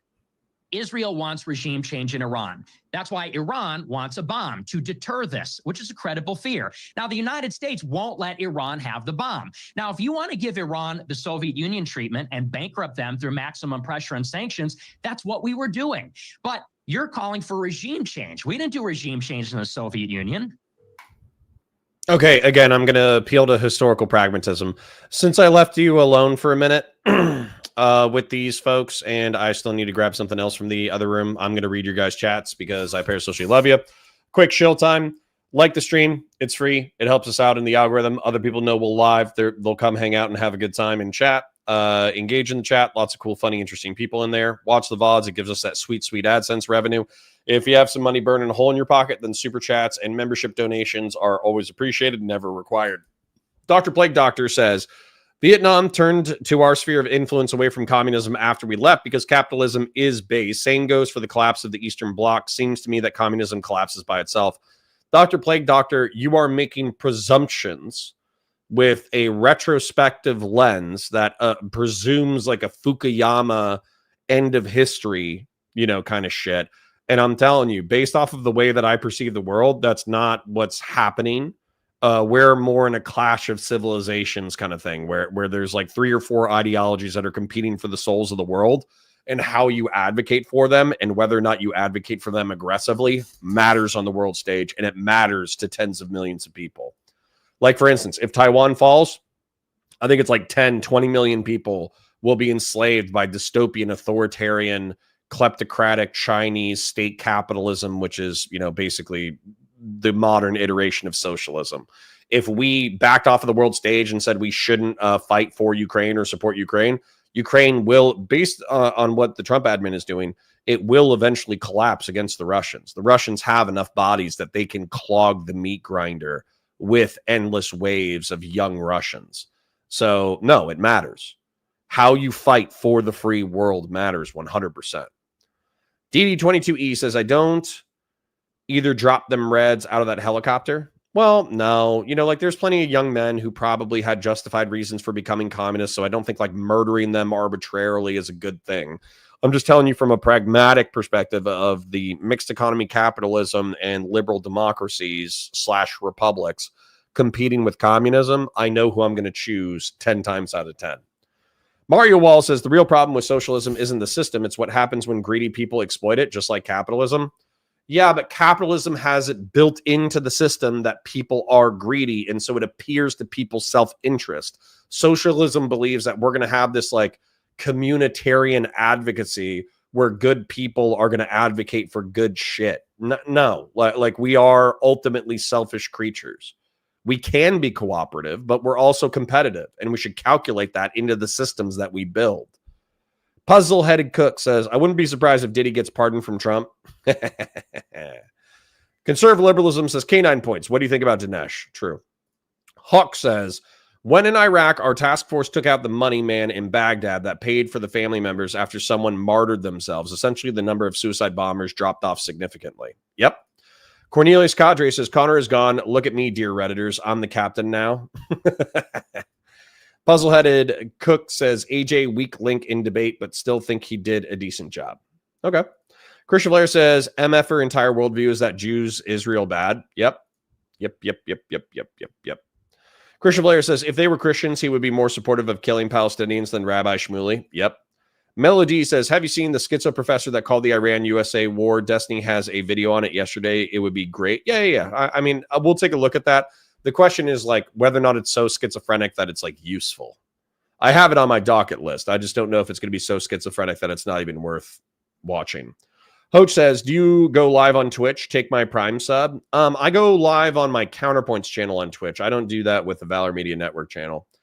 Dustin Babola says, I'm digging the 40K universe more and more, blasting through Space Marine 2. What's your favorite class? I'm going to say Blade Guard Veteran is my favorite class. So Sword and Board, Sword and Shield is my favorite one. But I actually have gotten a little bit burnt out playing it. And so right now, even though I'm not playing that often, I'm doing the jump pack guy. But I also like just playing as like a base standard Space Marine intercessor. I think that's fun.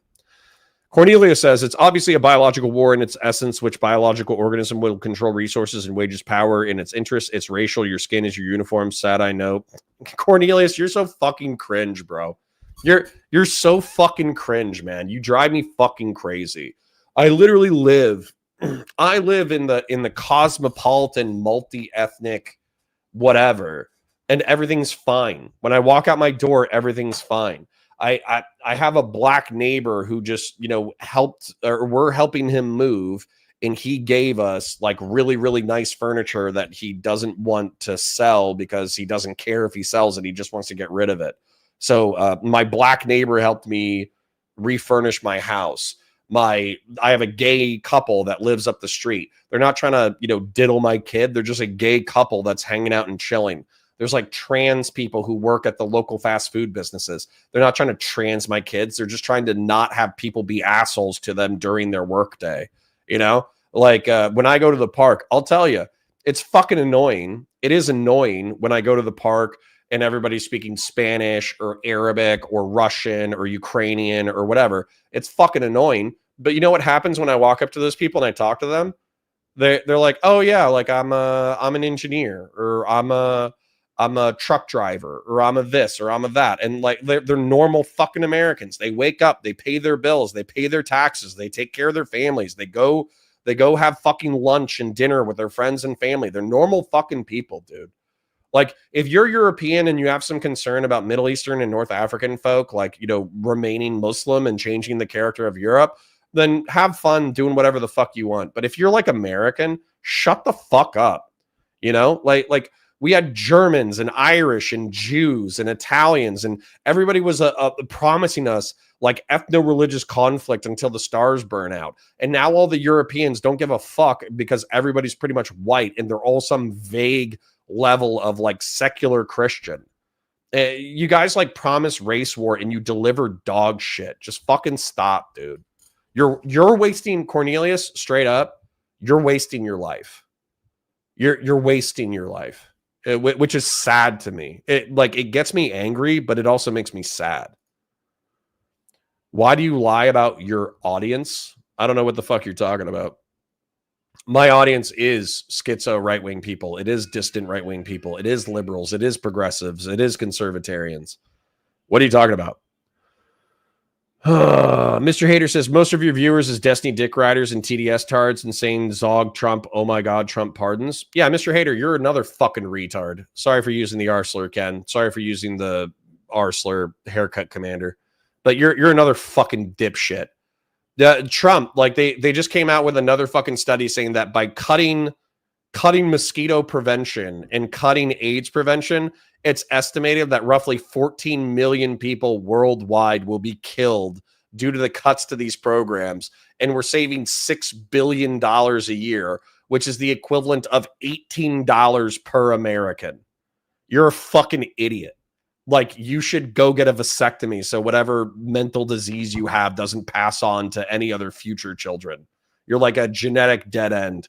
You're a social dead end. Go fuck yourself.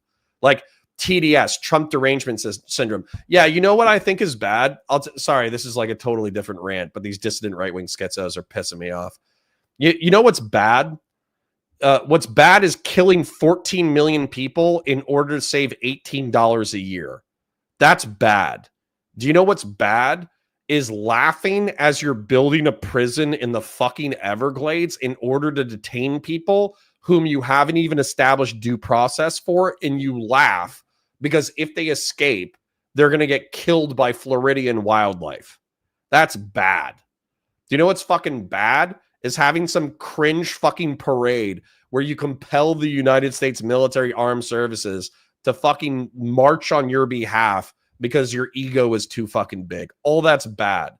So Trump derangement syndrome, sorry, Ken, I'm I'm really angry today. I'm really annoyed. So it's going to be a little spicy today.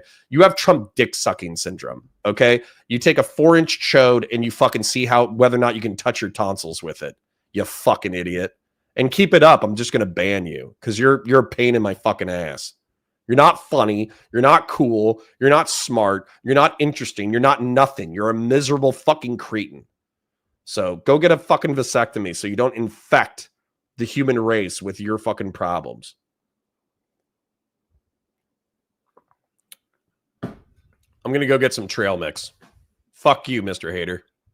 We allowed them, and we went in there, actually. George Bush managed it, I think, in a good way. Be right back. We managed a peaceful transition of power after a long period of soft power and smart power that we used against them. You're saying we need to go in and invade Iran, or not maybe invade Iran, but force them to have regime change with CIA operations, foreign media, maximum pressure sanctions, backing Israeli operations. And I would say that's not in America's interest. That's what Israel wants. That's not what we want. Regime change has a terrible track record from Libya, Egypt, Iraq, Syria. There's 0 success stories. I think that I agree with you in some sense. We don't want a nuclear Iran, but we need to understand why we're on the threshold of one. And that has to do with Israel's ambitious and aggressive actions. In my opinion, the move is restrain Israel, stop them from attacking Iran, get Iran to come back to the table, and try to get them to agree to some kind of framework like the JCPOA. And maybe we could talk about the JCPOA, because to me, that is the most important precedent to all of this. I am trying to equal time. I was throwing a quick question back to Dinesh to give you a longer response, because I'm glad we're having this debate. I just figured it would be about the current situation. I love the history, but we're kind of still in that. And I'm glad you guys are so informed and trying to educate people. But just in general, you guys go wherever you want, counter back what he was saying, Dinesh. But then I would like to just interject. The current crisis, where do you see it going? The Fatawa, Trump saying, I'm going to kill, you're lucky I don't kill you. I might kill you, the Iranian leader, which I support Trump and love him. But, that was provocative. I mean, and also ask you guys where you think this is going. And is there a path for peace? And then a larger debate, which I figured you guys would get into first, about the Israel lobby. All right, let me say some things about regime change to lay a foundation of what I think the MAGA view on this is. Because I think the MAGA view on this is a repudiation of Bush, but it's not a repudiation of Reagan. In fact, it's a restatement of the Reagan principles, although admittedly in a very different situation. Obviously, in the 70s and 80s, the Reagan focus was on the Soviet Empire. The situation now is totally different. But there are a lot of really bad regimes in the world. And these are regimes that harm our interests in all kinds of ways. So ask a simple question. Is it in our interest for these really bad regimes, and I'll be happy to go through a list and we can agree on what they are, would it be a good idea for these regimes to have change? For the bad guys who are running these regimes to get away, for the regimes themselves to be toppled, and for something else to take their place. So if we look at Iran, for example, I would say, I am willing to take any chance on getting rid of the mullahs, these jihadi mullahs, these people who wish death to us and are building up the means to do it. Oh, and I don't know. Okay, maybe Nick's right. Maybe he's wrong. I tend to believe the mullah.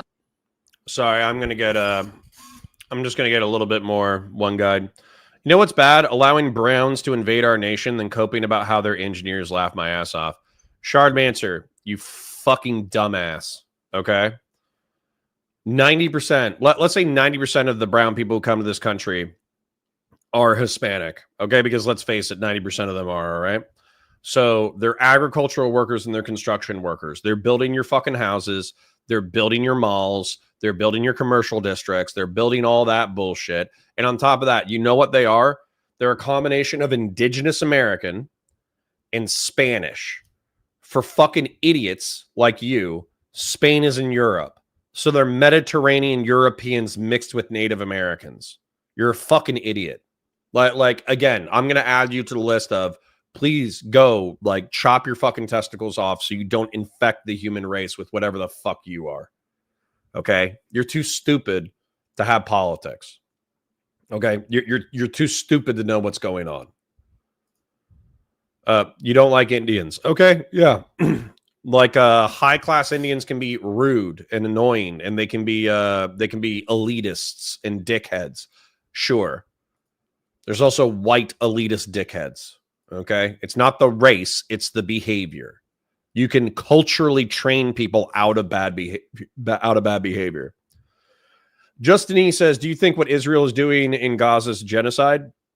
I don't think it's a genocide compared to the Holocaust. I do think it's a genocide compared to the UN definition. I think the UN definition is overly vague, but it's bad enough that you can be critical of Israel for it. Go outside, go to church, go to a strip club. Seriously, go outside, be normal. Go outside, be normal. Go outside, be normal. Go outside, be normal. Holy shit. All right. Anyways. Over Nick, they say that they want to have global jihad. They say that they want a global caliphate. They say that they're building up the strength to do it. They're allying with other people who certainly do have nuclear weapons and do have that kind I need to pay attention to the content. Stop one guying me about fucking race shit. of power. So would it be a good idea to have regime change in Iran? Would it be in our interest? Forget about Israel. Of course it would. Now, a separate question is, what are we willing to expend for that to happen? So my question Dinesh steel manning the position. I like it. to Nick is, all right, let's start at the very beginning.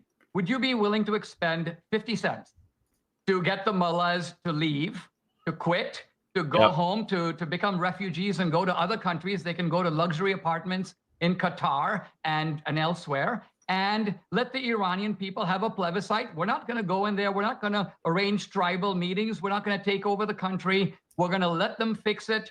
I would be very confident that what comes after, whatever it is, it could be autocracy, it could be democracy, it could be some hybrid, is going to be better than what's there now. So I think Nick is so blinded by his hatred of Israel that he's losing sight of America first. He's become automatically friendly to the mullah. So he's giving them a much more rational account of the Iranian interest than he even gives of American interest. I mean, true. Every time he talks about America, he uses the phrase we.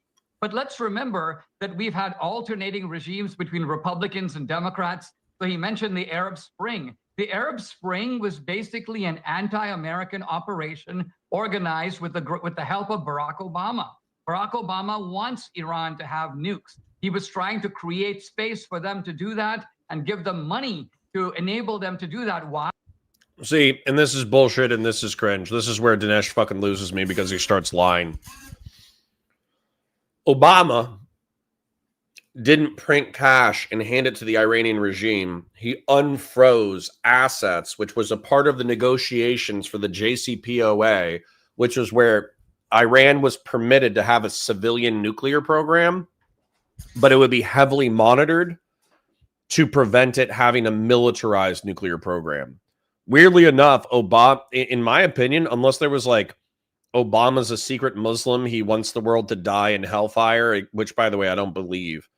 But unless there's like some secret Obama plot to give Muslims nukes so they can take over the world, barring that, I actually think Obama was 100% correct in his diplomatic dealings with Iran. Like unfreezing assets in order to normalize relations, opening up communications, permitting a civilian nuclear program with very, very strict observation to prevent a weapons program. That was the right move. And by the way, that's what Trump is moving back to now.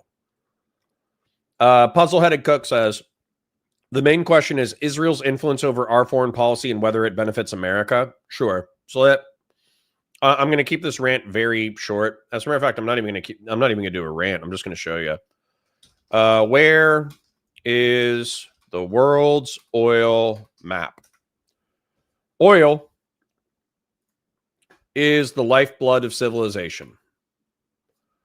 Venezuelan oil is a third of the global proven reserve, and yet it needs to be cut with other kinds of oil because it's very dense. It's very crude. So it has to be cut with Middle Eastern and North African oil. So while they have a shitload of it, we don't care about it as much because the refinement process is a pain in the ass. We do have oil, but it pales in comparison to what's available in the Middle East and North Africa. Look at this. UAE. I don't even know what GBBL is. Billions of barrels? I don't know. Gigabarrels? Something. It's a fuckload, all right? 266 is in Saudi Arabia. This is almost a third of the world's proven oil reserves. Kuwait, 101. Iraq, 142. This is within our sphere. Okay. So this is 500. Excuse me. 500. Let's take a look. What's the unit of measurement? It's 100 million barrels. What is a G? Is G a giga? What is GBBL for oil? GBBL stands for a billion barrels. I don't know why G is used for billion. Is it giga? Sorry. What does the G in GBBL stand for?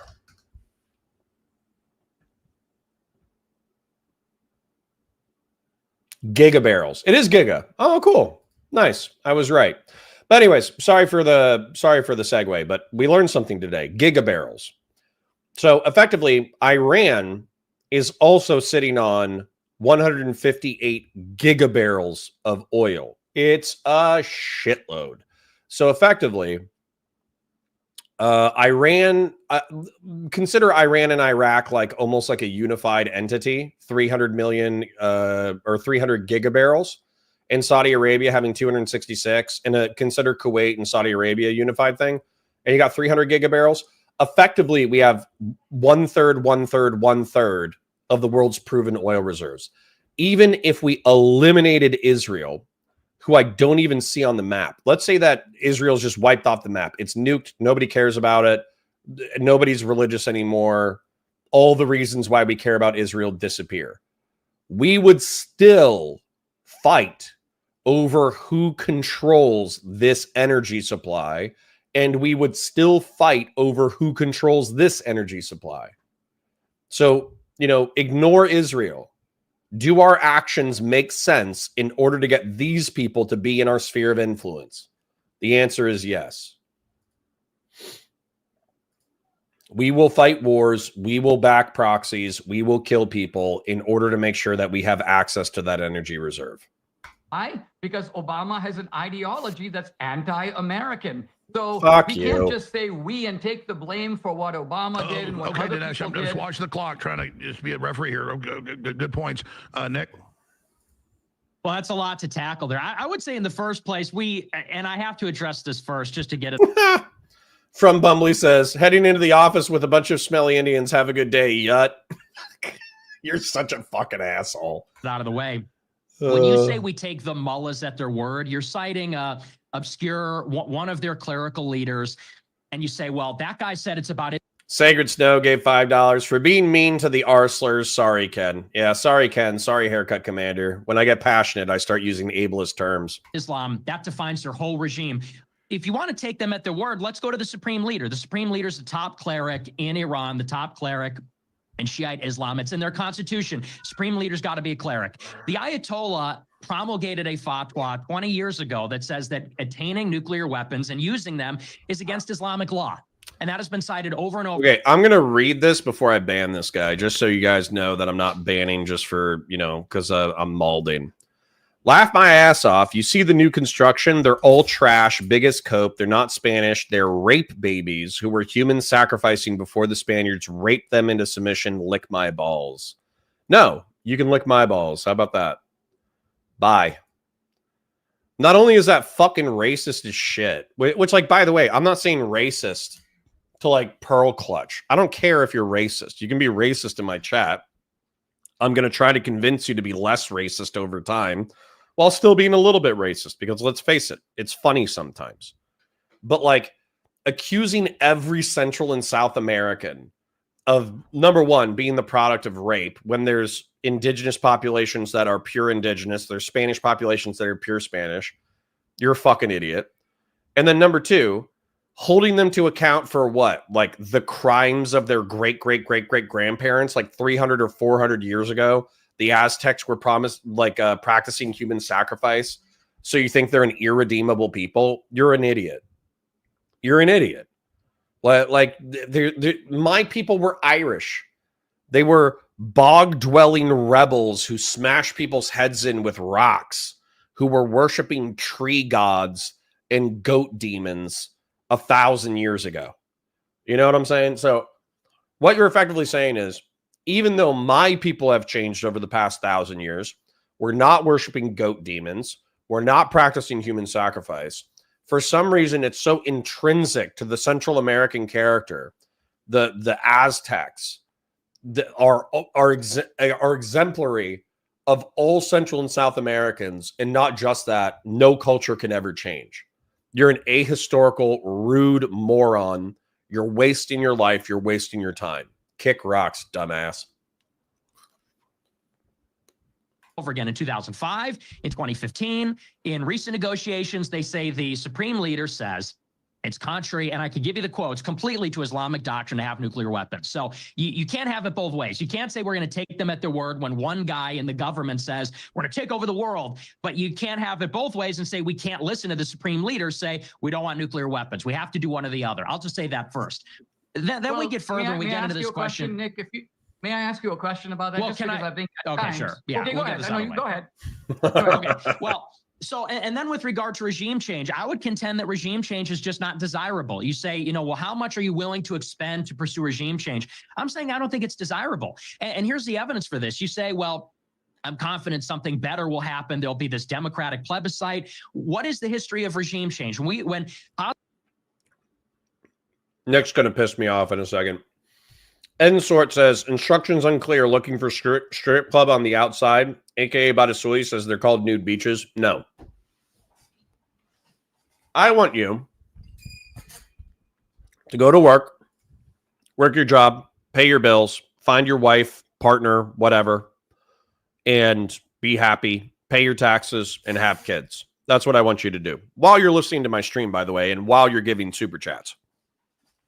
However, some of you are antisocial, antinatal gooners, and you want to see naked people, but you don't want to socialize or have kids. And I think it might be Christian Valeris. I think Christian Valeris might be a gooner like that. And so what we've determined is that going outside and meeting people, even at a strip club, and seeing, naked women is better than you languishing in a basement somewhere, never talking to another human ever again.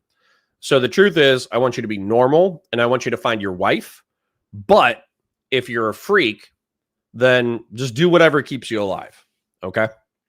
Do what you got to do. Hosni Mubarak was overthrown in Egypt. You got the Muslim Brotherhood, Islamism, Mohammed Morsi. When Gaddafi was overthrown, you get warlords, you get civil war. When Syria was overthrown, you get ISIS. Except for now, we have Libya, which is still a mess. But, we basically don't hear shit out of Libya anymore.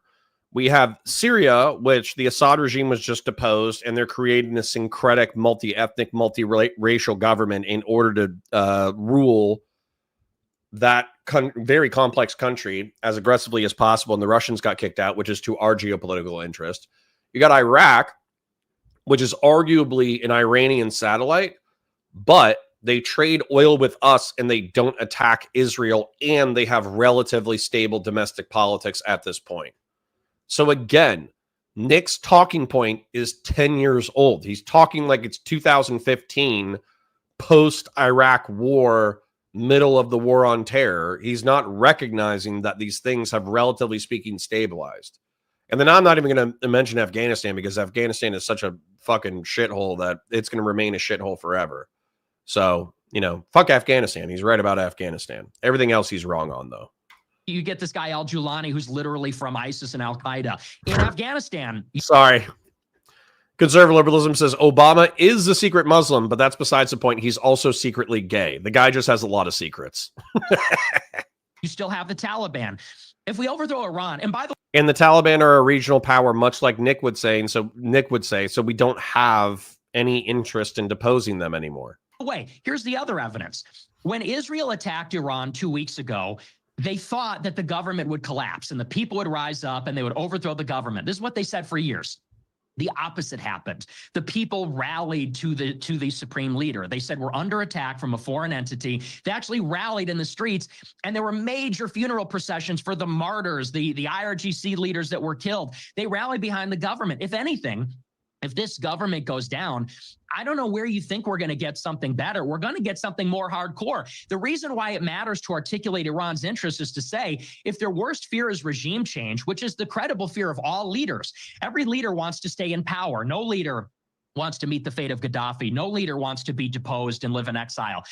If their credible fear is regime change, and we pursue that in one form or another, and it's a little naive to say they're going to come together and have a new government. CIA and State Department and Israel will be all over that, just like they have in all these other operations. You're going to get hardliners. You're going to get IRGC commanders that said, our worst nightmare happened. Now we're really in a apocalyptic war. Now we're really, this is the end times. The United States overthrew us. Okay, so so I'm you against. I do like Dinesh taking notes. I think that's based. Answer, just, I'm going to watch the clock here. Do you want to answer Dinesh's question or just go back to Dinesh? Was that what question? I forget the exact question, Dinesh. You had a question, though? Oh, well, I've forgotten what the question was. There's a lot being talked about here. I'd rather respond to this larger theme here a little bit because, look, I mean, Nick, you're 26, and so it's understandable that your view of history, you keep saying history, a regime change is about history, and the history you give is like 4 years old. Yep. Dinesh. Jazz hands for Dinesh. Your compass is so narrow that you don't understand that I could give you 40 examples of regime change through history that have all worked out beautifully. Some recent, some more ancient. There was regime change in Spain. Franco fell. Spain became a democracy. You had autocrats all over South America. Those regimes all changed. Many of those countries are much better off as a result. Yep. Cornelius Cadre says, there's no right to access white people. We must preserve our birthrights, advance prejudice and racism on all fronts. This is the way. Cornelius, you are wasting your life on an online LARP. Okay? I don't know if you're American. If you're American, you're 100% wasting your life on an online LARP. There might be some like ethno-religious movements in Europe that might become politically or socially relevant just because ethnicity has been the way that Europeans have identified themselves for a few centuries. So it's probably not going anywhere for a while. But I'm telling you, if you're American, you are absolutely wasting your life hanging out with schizophrenic freaks on the internet. I'm sorry. Yeah, it's just true. Like if you're a Groiper or a Chris Nat with like ethno-nat tendencies, I'm sorry. You're no one's going to like you. No one's going to want to hang out with you. No one's going to want to be your friend. Nobody's going to want to have your kids. The few schizo Nazi girls that you find who do want to have your kids are going to be riddled with disease and methamphetamine addictions.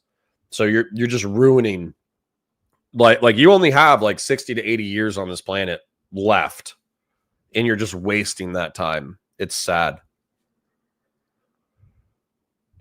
Yeah. Puzzle-headed Cook says, I like hardworking Hispanic neighbors who work hard and mind their business. I don't like going to 7-Eleven and it's a little Haiti. Sure. I don't think we should have like ethno-religious enclaves of people who make America a carbon copy of their home country.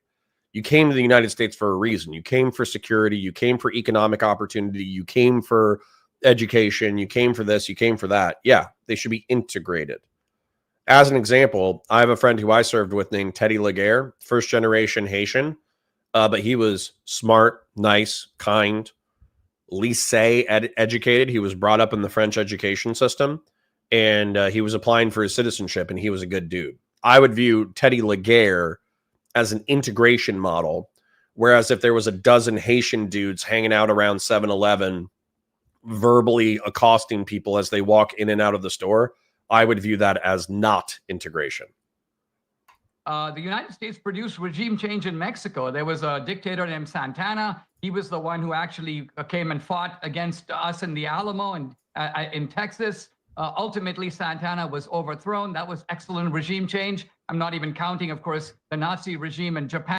Mr. Hater says, have you ever known any illegals or MS-13 or Latin Kings? Have you ever had talks with them? Mr. Hater, yeah. I used to be in fucking law enforcement, and the black community that was pretty fucked up and had the most amount of violence was slowly gentrified by Hispanic immigrants. And the Hispanic immigrants, because a substantive amount of them weren't documented, they kept to themselves and they handled their own shit.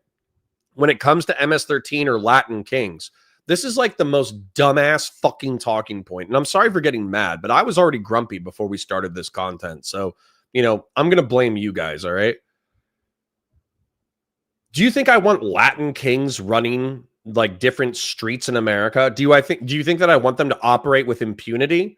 Or do you think that because I'm a fucking Republican, I believe in the rule of law and I believe in law enforcement, so much so that I served in law enforcement myself? And so I would support aggressive prosecution and breaking up of criminal street gangs. Like, you make this mistake thinking that, like, oh, I'm hanging out with libs and I'm hanging out with progressives who want like random lib and progressive shit. So you just assume that I'm like soft on crime or something and I want the streets to be run by Latin street gangs. Fuck no. Break them up, arrest them, prosecute them, break up human trafficking rings, break up drug rings, throw them in fucking jail, give them 10, 20-year sentences depending on the crimes charged. And then effectively run, you know, I hate to say it, but it's true, effectively run counterinsurgency operations against aggressive militant street gangs. You think I have a problem with that? I dedicated my life to that. When I was in the Marine Corps during the 4 years, we were exclusively talking about counterinsurgency. When I was in law enforcement, weirdly enough, a lot of the things that I saw in law enforcement were almost direct parallels to the kinds of operations that American warriors were conducting in the War on Terror. So I don't know where you would ever get this idea that I would be like, yeah, I love MS-13. Are you a fucking idiot? What's your problem? Are you stupid or do you assume everybody else is stupid? Or both? And in World War II, the Soviet Union was regime change of an excellent quality. So regime change sometimes works and sometimes it doesn't work. A lot of times it depends kind of on who does it and how. Now, here's a key point, and of course, you know, Alex has brought up Israel. I want to get into Israel, so I'm happy to do that. Here's the point I want to make. It is very much, in my view, in our interest and Israel to have regime change in Iran. And if Israel is willing to do it, I would say more power to them. I think Trump is stopping them. Trump says, no, I'm going to save the life of Khamenei. And so Trump, in this sense, I think, is more allergic to the risks of regime change and willing. Mr. Hader, you're a fucking idiot. Sorry, I'm getting one guy by chat. I'm barely watching the content, but that's because, let's face it, so far it's just like historical analysis back and forth where I feel like both parties are 80% descriptively correct, but I align with Dinesh D'Souza more, which is why I'm not really commenting on the content too much. But don't worry, the content is being transformed because I'm pausing every 2 minutes or 5 minutes in order to fight schizoid rightoids in my chat. None of you actually went outside. The bullshit talking point, hardworking Hispanics is always spewed by people who never, ever met an illegal from Mexico. You're an idiot. My friends, I have friends who are GCs and contractors who have used Hispanic immigrant legal and illegal labor for decades. You think that like they go to the construction site and the Hispanics are just running around doing cocaine, punching each other in the face? No, they're busting their asses. I used to work in kitchens, and half of the back end staff was Hispanic labor, both legal and illegal. And they were hardworking as a motherfucker, and they were polite as a motherfucker. Like, you haven't been outside, motherfucker. It's not me. I worked in restaurants. I worked construction admin. I served in the military. I served in law enforcement. I guarantee you, I've, number one, been outside way more than you. And number two, I've interacted with way more Hispanics than you, both legal and illegal. Like, you're an idiot. Go outside. To keep the mullahs in power. But what's really important here is Israel is not controlling Trump. It's the other way around. If you leave it to Netanyahu, you leave it to the Knesset, they would like to overthrow the mullahs, and they have the power to do it. And the fact that they're not doing it shows that, again, to use my old phrase, the great Satan is controlling the little Satan and not the other way around. There's another example just from today. Trump is basically pressuring Netanyahu to have a 60-day ceasefire in Gaza.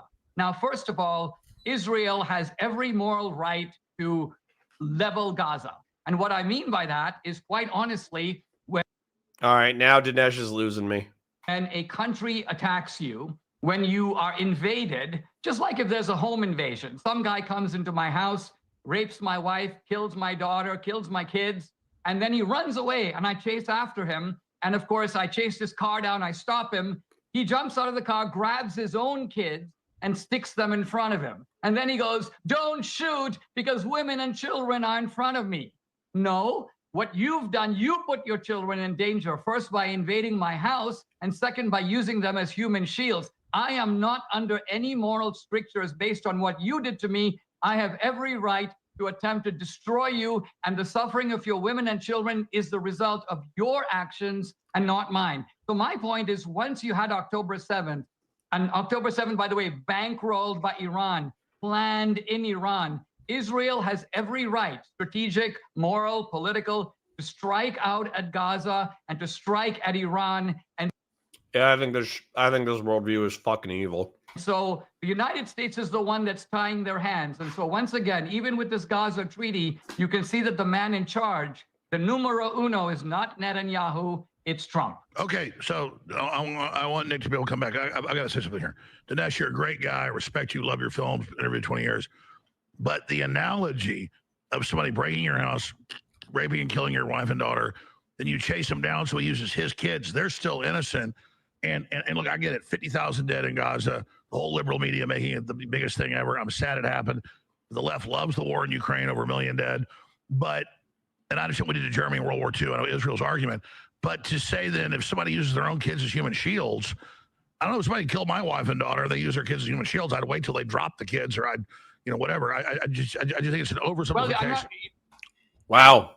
Alex Jones is more moral than Dinesh D'Souza, based. You wouldn't wait till they drop the kids. What you would look for a clean shot at them. But if you accidentally hit their kids, whose fault would it be, yours or theirs? I get your point. That's fair. Touche. So go ahead, Nick. I'll stop interrupting. Yeah, well, I forgive me, but I have to do this. You said that I'm a young man and my view of history is so short.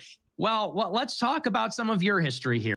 Uh-oh. You were a big supporter of the war in Iraq, and I want to actually read and go back to what you said about it in 2003 and 2007, because I think this is fair. You said in 2003 that Saddam's support for terrorism, his attempt to acquire nuclear weapons, makes him an imminent danger to world peace and security. That was in 2003. 4 years later, you said the important point about the wars is that 50 million Afghans and Iraqis are free. And for the first time in their history, they can control their own destiny. True. Liberals emphasize the negative and relish the failures of American foreign policy.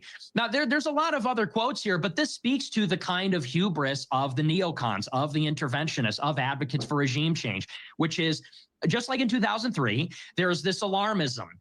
They support terrorism. They're building nuclear weapons. Now, both of those things turned out not to be true. No, they support terrorism, Nick. They support terrorism. I mean, like, I get Saddam Hussein might not have explicitly supported Al-Qaeda, but he absolutely supported Sunni militias that butchered Shia and Kurds. So, no, you're wrong. You're confidently wrong. So, sorry, Randy Chang, I'm going to pause real quick, engage with chat again. I'll try to avoid getting one guide. Appreciate you guys hanging out. Appreciate you watching. Quick shill time. Like the stream. Share it with your friends. Watch it every day, 9:30 a.m. to 2:30 p.m. And super chats if you got them. Memberships if you got them. Randy Chang says, Connor, do you miss being a cop or being in the Corps? I do not miss being in the Marine Corps. I do not like waking up at 5 a.m. in order to work out 3 times a week. That was a huge pain in the ass. I also don't miss the stress. I don't miss any of that crap. The only thing that I miss is probably being deployed and doing a cool job. That's the only thing I miss about the Marine Corps.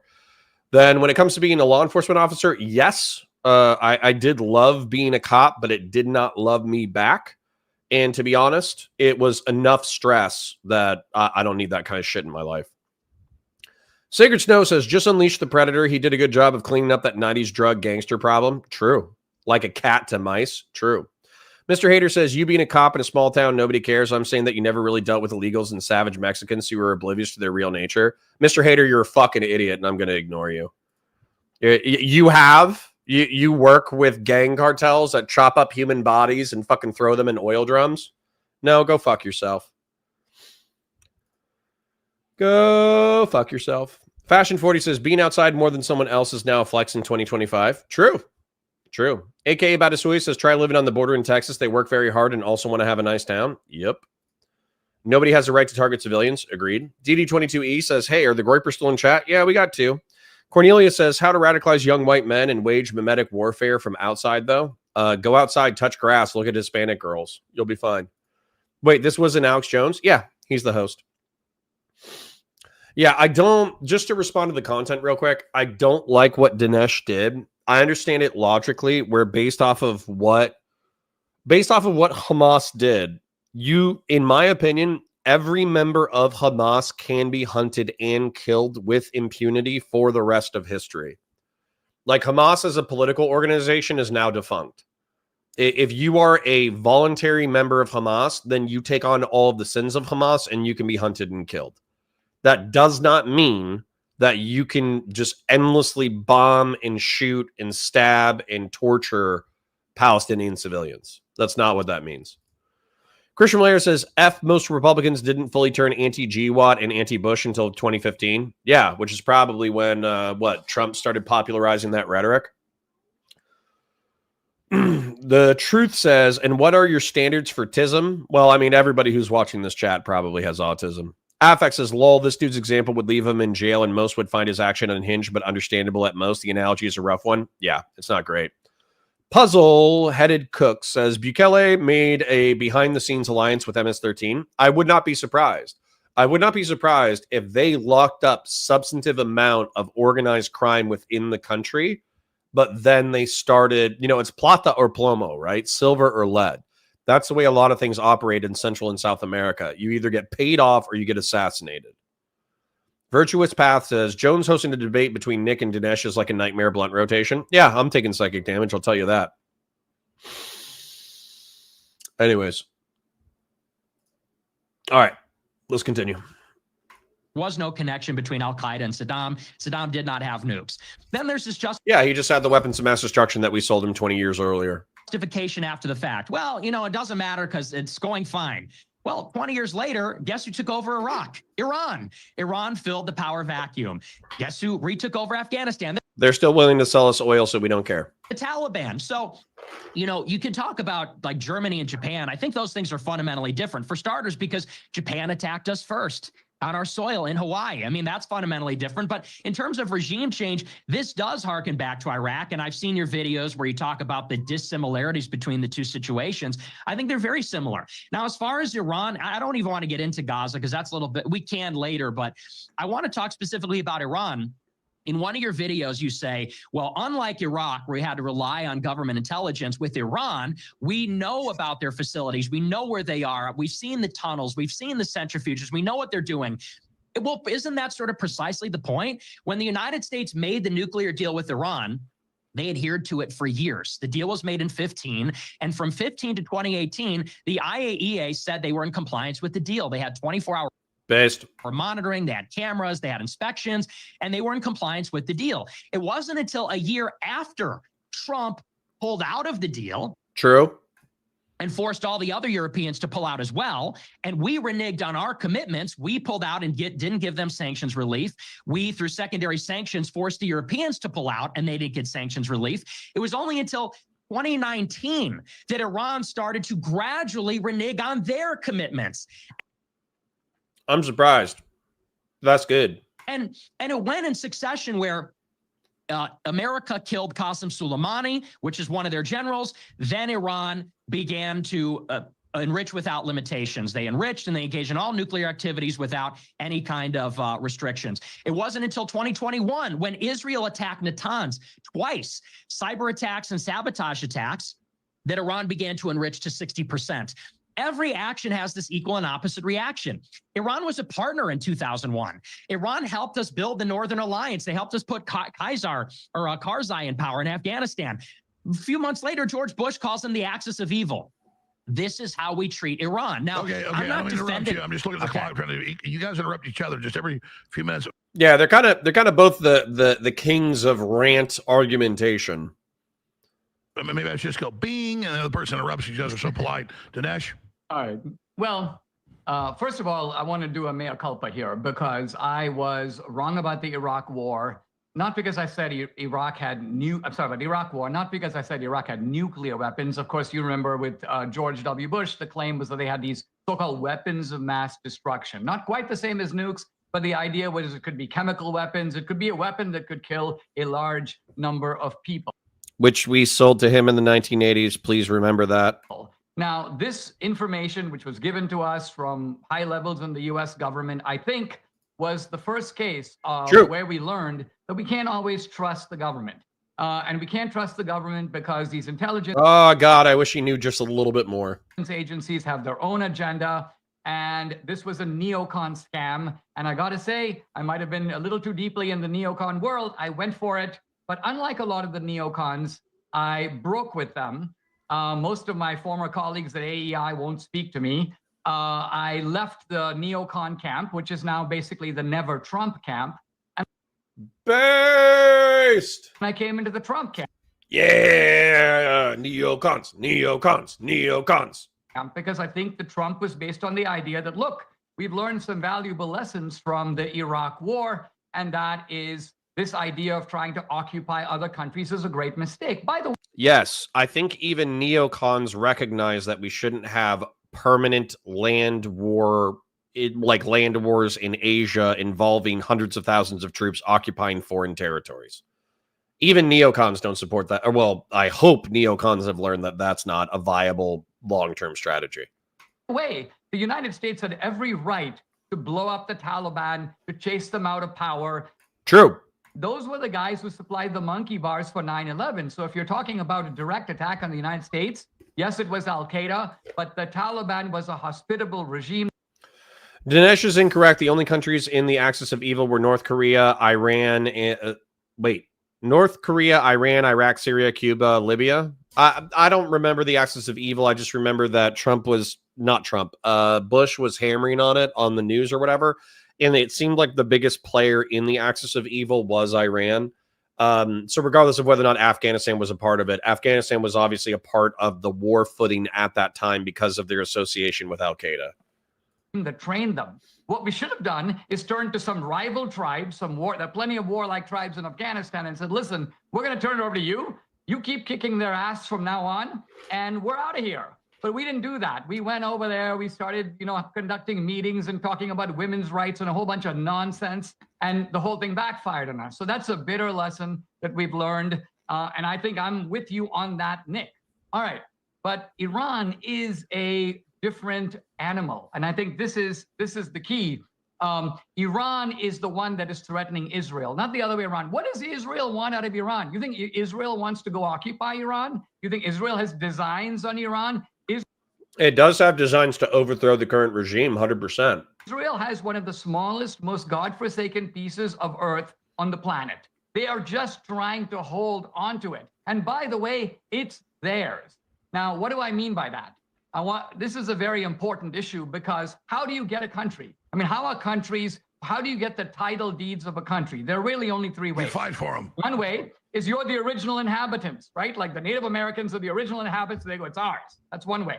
The second way is there's some sort of a negotiation, a treaty. If someone gives it to you and you get it that way. A third way is conquest. That's how we got large parts of Mexico. That's how the United States now reaches from one end of the ocean to the other. We took a lot of it by force. So that's the third way. Most of the boundaries of most of the countries of the world are established by war and by nothing else. Now, true. I like the. While I don't like the moral implications, I like that as a descriptor of history because it's true. Interestingly, with America, you could say that on one side, the Native Americans have the right. They were here first, so they have the title deed. And then you can say on the other side, well, we conquered them, we fought a war, they lost, that's that, so it's ours. But with Israel, all the arguments benefit Israel. They were the original inhabitants. They were there for 4,000 years, going back to the time of Abraham. Number two, they were awarded Israel by the United Nations in 1948. And number three, they have fought multiple wars, at least three, 1948, 1967, 1973. They beat the combined invading armies of Syria, Jordan, Egypt. So the Arab world united against them. They kicked their butts. And so whether you're looking at Okay, Dinesh, that's a long run. It was or fascinating. who took it by conquest. I just looked at the clock, like 5 minutes. We're running over, Nick. I got to be fair. Nick, you got 5 minutes because I just let him run for 5 minutes. Go ahead. It was great. All right. I'm gonna watch Nick's response, but oh snap! I just poured water all over my computer. Awesome. So, anyways, I'm gonna let Nick respond, and I'm gonna respond to Nick's response. I might like scrub real quick and see if there's anything where like I see like a screaming face or something. That Buck Arboriti, good to see you. But the truth is that we're just kind of having like a historical descriptive back and forth with like 5-minute rants, and effectively, it's not even. I don't even know if you would really consider this a contentious debate where you have these like micro points that you fight over passionately for prolonged periods. It actually seems like what's really going on is Nick and Dinesh are so used to be monologuing creators that they're just monologuing back and forth at each other about, their perspectives on the world, which, by the way, I don't have a problem with that style of content. I just feel like we already understand descriptively where they're at.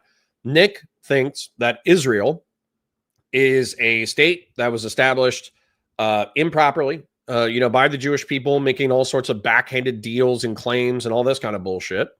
He minimizes the Holocaust, where he'll only acknowledge a few 100,000 people died, and he thinks that the establishment of Israel is effectively like a giant psyop.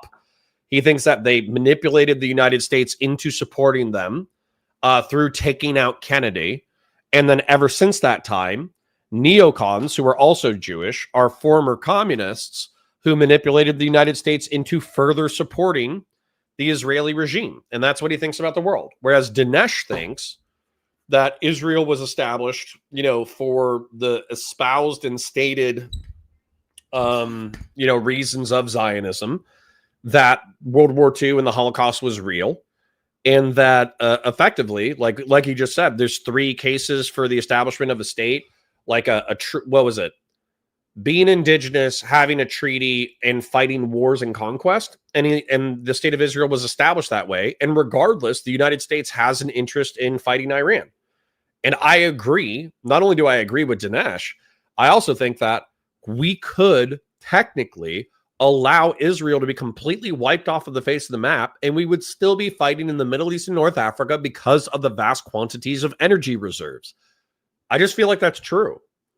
So who controls the oil? Regardless of whether or not we make an individual profit off of it, we don't need to make a profit off of it. We just need access to the raw material. In the 1970s, OPEC did like an embargo against the United States, and it caused us to have oil shortages and for oil to jump up to like several dollars a gallon before inflation. What was it? I'll just Google it real quick. OPEC crisis. The OPEC crisis generally refers to the 1973 oil crisis and the subsequent 1979 energy crisis, both of which significantly impacted global energy markets and economies. These crises were largely driven by actions taken by the Organization of Petroleum Exporting Countries, particularly its Arab members, in response to geopolitical events and conflicts in the Middle East. In response to the Yom Kippur War, Arab members of OPEC imposed an oil embargo on the United States and other nations that supported Israel in 1973. And then in 1979, the Iranian Revolution and subsequent instability in the Middle East significantly disrupted oil production and supply. Similar to 1973, the crisis led to a surge in oil prices and renewed concerns about energy security. This is why the United States is in the Middle East and North Africa. What are you talking about, Justin? All right, I'm going to get one guide. Matter of fact, we're going to wrap this up, and I'm going to get one guide with chat real quick. Let me go ahead and summarize, and then I'm going to fight chat.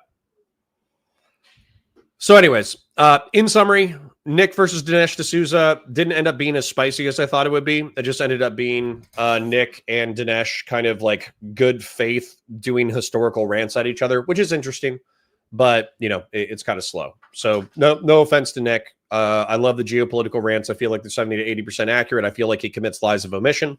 I also feel like Dinesh D'Souza, we caught him lying about a couple of things. I would have to go back into the VOD in order to go through it, but there's a couple of details that he just had a very convenient pro-American, pro-Israel narrative on that I felt was frustratingly inaccurate and probably a lie of commission, not omission. So that's frustrating, but I do align obviously with Dinesh more than I align with Nick. So anyways. End of segment. Let me fight with chat because chat is pissing me off. Dominic Galletta says, oof, this debate. All three of these guys are bad faith actors. Surprised to see Dinesh still at it after getting his butt handed to him by Hitchens. The joy that brought me. Yeah, Dinesh. He's smart enough. He's smart enough. I'll say that. Dinesh, Israel's godforsaken land. Woe is them. Israel, this is the Holy Land, which is why we need to live here and in the Palestinian houses. I kind of know what you're saying, but, you know, better water than Diet Coke, true. I'm going to go with that. T-Gate 2, Watergate, true. Cordelia says the last quarter was about Jewish influence and power. Ooh, maybe we'll go back for Jewish influence and power then, because that might get spicy.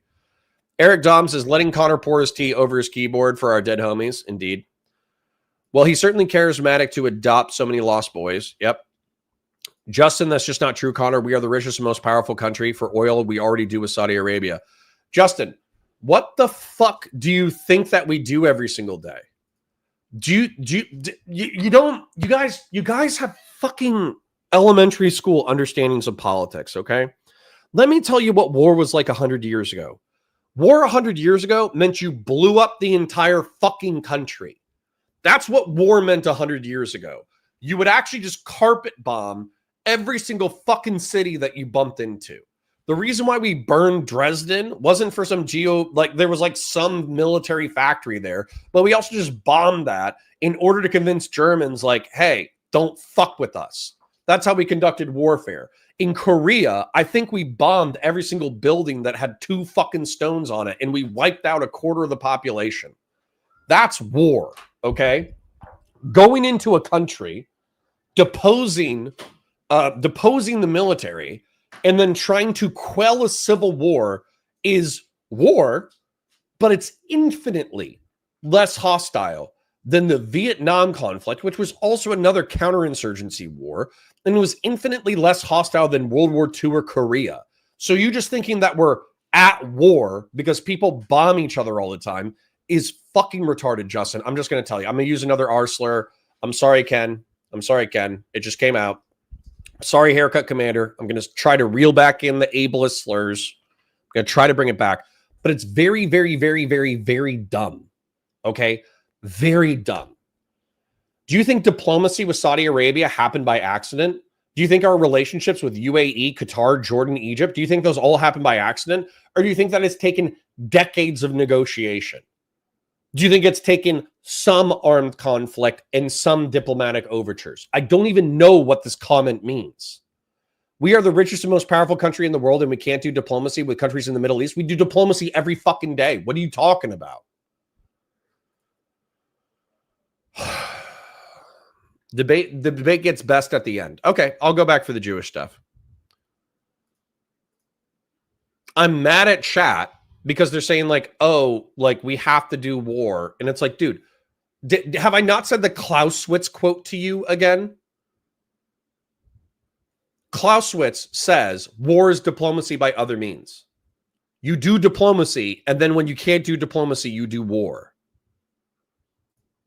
You're just wrong, dude. Yes, negotiations isn't fucking war. What the fuck are you talking about? You don't know what the fuck you're talking about, Justin. You're a fucking kid. You're a fucking 20-year-old who's been listening to fucking Nick Fuentes for too goddamn long.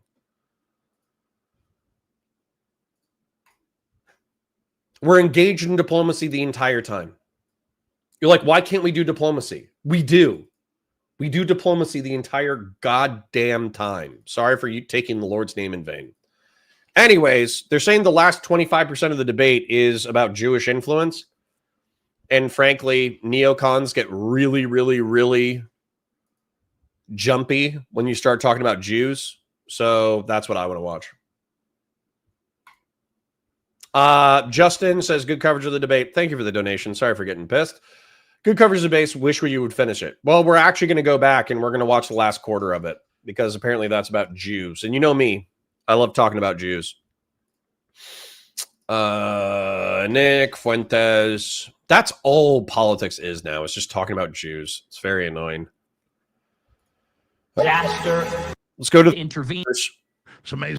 Ways to fully Here, the security situation has changed. We need a new danger of being overthrown. That's really important. I want to be clear. I've been very good for the last hour and 45 minutes. You guys are doing a great job, by the way. I agree with you, Nick.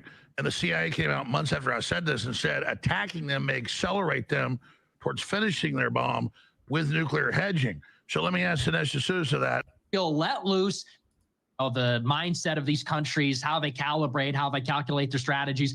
And then we get these kind of like fables, from the cave paintings of Lascaux, the Barbary pirates, Ronald Reagan. And it's just like, what am I watching here? I feel like we're just in two different universes. And look, I was sympathetic to a lot of those arguments at one time. I read your books, Dinesh, and I watched your speeches when I was in high school, and I was big into Fox News and all that stuff. But I just feel like it's a completely different reality. And I would say that the big picture government. So are you saying that you want a law that says that Sheldon Adelson, an American citizen, can't spend money on lobbying and sort of... All right, perfect. Let's get into the Jew stuff.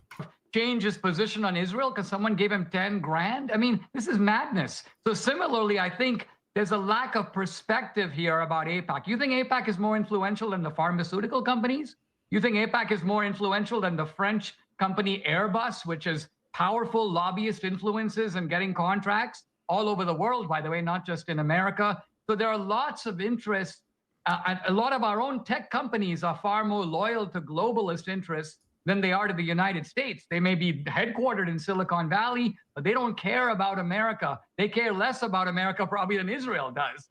So the point is we can't be naive about all this, and we've got to realize that Trump is big enough. He's enough of a mammoth figure that for these relatively trivial sums by a billionaire standards, he can't be bought. Okay. You both been very gracious. Let's do a few calls and a few comments off. Wait. Where's the Jewish stuff? But I'm telling you, it's all anti-Israel. Should we allow AIPAC to continue to intervene in American politics? Here, overhead shot. And then we have a few weeks ago with Tucker Carlson, we have Senator Cruz saying, oh, no, they don't have any authority. That's what makes people freak out. Just admit it's a powerful lobby. Don't sit there and say, no, they don't really lobby. Dinesh, you want to respond to that? Wait, can I take that? Sure, go ahead. Go ahead. Oh, yeah, sure. Go ahead. So, yeah, I think that, of course, AIPAC should be registered under FARA. And no, they should not be able to influence our politics. The way that AIPAC came about is they sprung from the American Zionist Committee, which was a foreign entity. It was foreign money pouring into the United States. JFK said you got to register under FARA because it's foreign money lobbying for a foreign country. And all they did was basically a trick to reorganize how that money is spent. They changed how the money is spent and said, well, we'll take AIPAC and we'll make that a U.S.-based chapter, and then they can spend the money in the United States. So it is a foreign lobby. And this is basically whataboutism, to say, well, what about this lobby? What about that lobby? What about, they're not the only one. They are a foreign lobby. And even though they give small sums to some congressmen, they spend big sums to primary congressmen that oppose them. They did this to a number of progressive Democrats last year. They spent millions behind primary candidates against Democrats that didn't vote for foreign aid to Israel. So their influence is felt everywhere. And it's always this little obfuscation game that's played with them. If you're America first, you can't be in favor of foreign lobbying. All right, let's move to the next. Let's move to the next. Well, let's push it some more, because the one name that you gave us was Miriam Adelson. Now, Miriam Adelson is married to Sheldon Adelson, and Sheldon Adelson made about $20 billion because he's a casino mogul in Las Vegas. He owns the Venetian Hotel, for example. So here's a guy who's an American citizen. He's a Jew, but we're not talking about the Israeli government. So are you saying that you want a law that says that Sheldon Adelson, an American citizen, can't spend money on lobbying? And how would you draw? Uh-oh. Tell us what this law would. Are you going to single out AIPAC, or are you going to say that basically no foreign interest can lobby in the United States? Which, by the way, I'm in favor of. I'm not against it. I'm simply against what it appears to me to be a kind of I can't wait for this answer. conflation between the foreign interests of a foreign state, Israel, and Oh, Nick is so ready. He's so ready to articulate a political corporatist worldview. I can't wait. and American Jews who are no He's going to be like, they're not real Americans. different than Irishmen, who, by the way, are very involved in Ireland's politics. You have all kinds of societies, German societies, English societies that promote friendly relations with England. As I mentioned, there are corporate interests abroad. Oh, come on, Dinesh. Stop Gish Galloping. Let him go. There's a Swiss billionaire, Hans Weiss Jordan, I think is the guy's name is. He plows tons of money into the Democrats. George Soros is a massive influence, a lot of money that's made abroad, now being deployed within American politics. So yeah, if you want to have some restrictions on foreign money, I say more power to it. But weirdly, you seem to be wanting to restrict the one money that's actually coming to benefit MAGA against these left-wing Democrats, as you say, and you've not said one word about foreign money that's going to these left-wing Democrats in the first place. I am against all foreign lobbying. I am against all foreign money. And the problem with this is you talk about Sheldon Adelson, you say, well, he's an American citizen. So what would you do about him? Well, let me ask you about Sheldon Adelson. Yes, American citizen, born and raised in Northeast. Sheldon Adelson, when he died, his body was flown to Israel, where he was buried, and the body was greeted on the tarmac by Benjamin Netanyahu. Sheldon Adelson said he wished he served in the IDF and not the U.S. military. He said, my heart is in Israel. He lobbied the Trump administration to pardon Jonathan Pollard, who is an Israeli spy, stealing our secrets and giving them to Israel. This was something he lobbied for 10 years. Like, this guy clearly was a foreign agent. Do you see any sort of problem with that? I mean, don't you think that his citizenship is sort of a technicality, or Oh, no. do you take any issue at all with his clear foreign allegiance to the state of Israel? Look, all I'm saying is that Oh, come on, Dinesh. You got to go harder than that. You got to say, if there was an Irish patriot that was supporting the state of Ireland, but they were a naturalized citizen, or if they were a born citizen, then after a certain amount of years, their citizenship is protected. And I believe in free speech and freedom of conscience. And as a result, they can advocate for whatever they want to advocate for, as long as they're spending their own money. That should be the talking point. He feels like he's on 1 HP right now. there are numerous examples of Americans, homegrown, who have, for some reason or another, fallen in love with some foreign country. I mean, I'll give some examples. There were countless Americans who went What to about the Soviet Adelson? What, do you Union. have a Hold problem on. with that? Yes, of course I do. Of course I do. But Okay. I'm just saying that there's Okay, we're probably saying the same thing, but he does sound like he's on 1 HP. nothing uniquely Israeli about it. Think of all the Sandinistas. Think of all the Americans who went down there. Think of the number of Americans who went and fought in the Spanish Civil War. They were obviously putting other countries first. There were many Americans. Look at the Rosenbergs. They spied against the United States for the Soviet Union. Nick would be like, ha ha ha. What was their last name again? Klaus Fuchs. So what I'm getting at is there's an American tradition of Americans who, for whatever reason, sometimes ethnicity, sometimes ideology, they start putting another country first. Are you asking me if that's wrong? Yes, it is. And I think when they break the law, they should be punished, as the Rosenbergs, of course, were put to death. Klaus Fuchs was arrested. So we have laws and we should enforce them. A lot of times, a lot of this bad stuff goes on because people in this country, our own people, allow it to happen. How did we get 10 million illegals? Because the Biden-Harris people went to the border basically and said, wink, wink, wink, come on over. So Well, do they I didn't say like wink, the wink, wink. illegals? No. Biden said, when But I we win, did let them in. when Biden said I win, immediately search the border. So I think that's not open for debate. You guys are gracious. Let's hit a few phone calls and we'll end this debate. This is amazing. Thank you to Dinesh D'Souza. Thank you, Nick Fuentes. We've got loaded phone lines, hundreds of questions. Let's just get to a few of these real fast. So when I go to these callers, ask your question or make your statement. We're going to go to the next person. Ronan in Texas, you're on the air with our guest during this debate. Go ahead. Yeah, I'll make this brief, and hopefully, Nick, you go on Rumble after this. But this is a question framed to Dinesh. The entire Middle East hates us because of us acting as a proxy since around 48. We've laid waste the entire region, and Israel is always crying out as they strike others as usual. But my question is, what is your solution to this entire problem that is in America's interest? Because clearly supporting Israel is not in our best interest. So what would your actual solution be moving forward with this Iran problem that stems from us backing Israel? I think the question is, what is the American interest in controlling the Middle East? Dinesh. Yeah. So the premise, the entire region hates us, can be immediately tested by asking, did the Saudis hate us? No. Did the Emiratis hate us? No. What about United?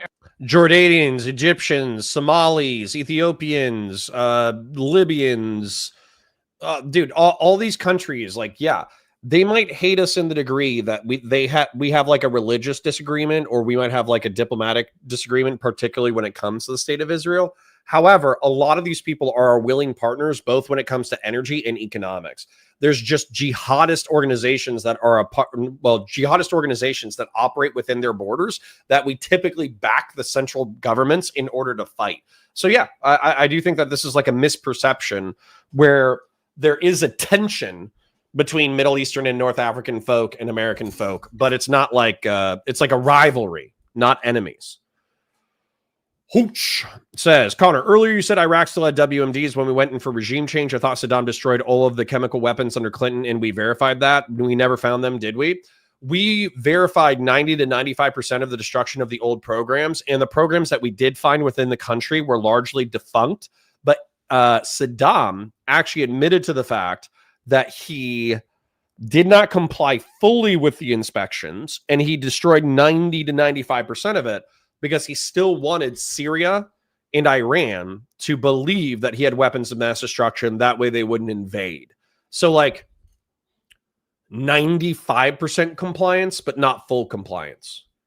The whole point of what I'm trying to make whenever I bring up the fact that we sold weapons of mass destruction to Iraq is that it was plausible, possible, even probable that he had weapons of mass destruction. Whether or not he would be willing to give it to a terrorist organization to deploy it on U.S. soil is less likely. Eric Dom says, it's interesting. Some of our groypers are actually pretty polite. Yeah, I like the polite groypers. I don't care about. If you're a dissident right-wing Christian nationalist, I'll probably call your worldview stupid some of the time. But as long as you're willing to deal with that, then, we can at least talk.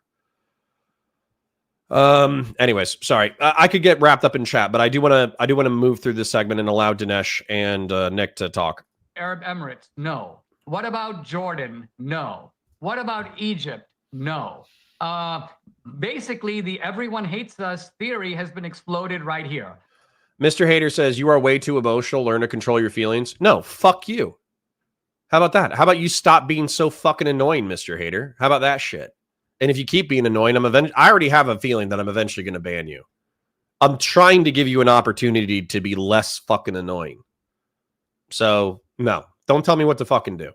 Because the majority of people I just mentioned, probably the majority in the region, don't hate us in the first place. So who hates us? Iran hates us. The jihadis in Syria hate us, granted. And the reason they hate us, I would suggest, has somewhat to do with Israel, but far more. Iran doesn't care about the Palestinians. Iran cares about the United States. They use the Palestinians as a pawn. Now, what's the solution? When Trump first said it, I couldn't even believe it. And it's taken me some weeks or even months to get my head around it. When he said, turn Gaza into a resort, it sounded kind of crazy. But what Trump is really getting at is that many of these places in the Middle East, when they were centers of tourism and trade, they were extremely prosperous. Look at even Lebanon. Beirut used to be a tourist destination. Why? Because people loved it. It was beautiful, great food, lots of interesting things to see. Then it became a war zone. It went kaput. Trump is basically saying, if we can take some of these places, give these people an incentive to live a different kind of life, maybe the jihadism will be melted over time. And what we will have is prosperity and trade and tourism. True. All right. Yeah, you can't be thinking in decades. You have to think in centuries. Not much time left here. Nick, you want to respond to that or go to the next caller? In principle, I agree. In principle, and you and I, Alex, have talked about this. In principle, I believe that the alternative to war is prosperity. And I think that we should achieve that through diplomacy. But I think that when you start doing regime change in Syria, Libya, And then in Iran and these other countries, it leads to these long-term problems where it becomes basically impossible. So that's why I'm a little bit more reserved when it comes to any kind of U.S. intervention, especially regime change, because I think that, that's what Steve Witkoff on some level, to the extent that we can trust him, when he says make a deal with Iran, it's because he has business interests in Qatar and Saudi Arabia. He doesn't want missiles flying over the Persian Gulf. Let me ask you both that question. We'll take a few more calls in this. This is amazing. I wish we could all night, but I'm going to respect you guys. Let you go soon, like 10 minutes. What about Russia? What about China? What about North Korea saying we were thinking about giving nukes to Iran? Pakistan talking about it, Dinesh, and then Nick, you haven't talked as much in the last 10 minutes. Well, let's do that, Nick, first. Nick, what about the escalation ladder here of these major powers that see it the last domino to fall? My bigger concern is that people go, well, you're a wimp. Like, I'm going to fast forward a little bit to see if we have more Jewish stuff. Like Rabbi Shmuley, you're just a wimp. No, I'm not a wimp. I'm a realist. What about Russia? What about China? What about North Korea? Your response to the next decision? Well, there is another frame to look at the bombing of Iran, and let's just analyze it from a bit of a different perspective. It was a major blow to Russia, no question about it, and I'll tell you why. Sorry, this is interesting. Russia is attempting to make this comeback. They're trying to become a global or regional, at least, power again. And they've done that by selling their weapons in Syria, building bases in Syria, giving their weapons to Iran, other countries. And Iran had this idea that Russia was their strategic partner. And they were going to get missile defense systems and fighter jets from Russia. When Israel attacked Iran, those systems were completely null and void. I mean, they were totally ineffective, and Russia would not intervene on their side. Russia basically abandoned them. This is a major blow to Russia's credibility and to any potential client state. They're all going to look at Iran and say, well, what about Iran? How did that go for the Iranians? You were supposed to be their patron, and now Israel wiped the floor with them. So, using whose technology? What fighter jets? Was it the F-35s? What was it built by whom? Who built the F-35s? Although I think there's more acute ramifications in the Middle East, without a question, this is, let's just be honest. Russia's point that it's the U.S. is the dog and Israel's the tail. But I don't think that's why the United States did it. I think that was a byproduct. And I think that, again, that's what we can say in this narrow timeline right now. I think that we're trapped in regime change in Iran. I think that's going to be extremely negative in the long term. But one of the byproducts, because they're, like we invaded. Yeah, dude, hold up. So this is actually a point that I want to make, though. Why shouldn't the neocons be ecstatic right now? Because obviously, I'm hoping that most neocons don't think that there should be 250,000 U.S. troops in Iran. I hope that most neocons are not cheering on a ground war in Eurasia again. However, how can we not be ecstatic that an Israeli-American technological and defense partnership was able to cripple the energy weapons development program? I'm talking about the nukes development program of Iran. And not only were they able to do that through an aerial bombing campaign, which might have confusing results, but effectively what it showed is that Russia is a paper tiger. Russia can't even with the United States backstabbing Ukraine right now, Russia is unable to take the country in an immediate military offensive. Their 3-day operation is now a 3-year operation. They've lost 500,000 people, 250,000 dead, 250,000 injured. And they also, all of their military tech that was supposed to defend against American technology in Iran was ineffective. And when Iran said, hey, we could use your help, Russia said, we're kind of busy right now. How is that not an absolute neocon W? Why would we listen to Nick about anything? Invaded Iraq. That is what forced Iran to stop weaponizing. We invaded Iraq. Syria and Libya abandoned their WMD programs. I need to handle something. I'll be right back. It has byproducts that you can say are positive, but you have to take it all together. Okay, so I think that's a good byproduct. Well, I think it's kind of it diminishes Trump not to recognize that he's thought of this, right?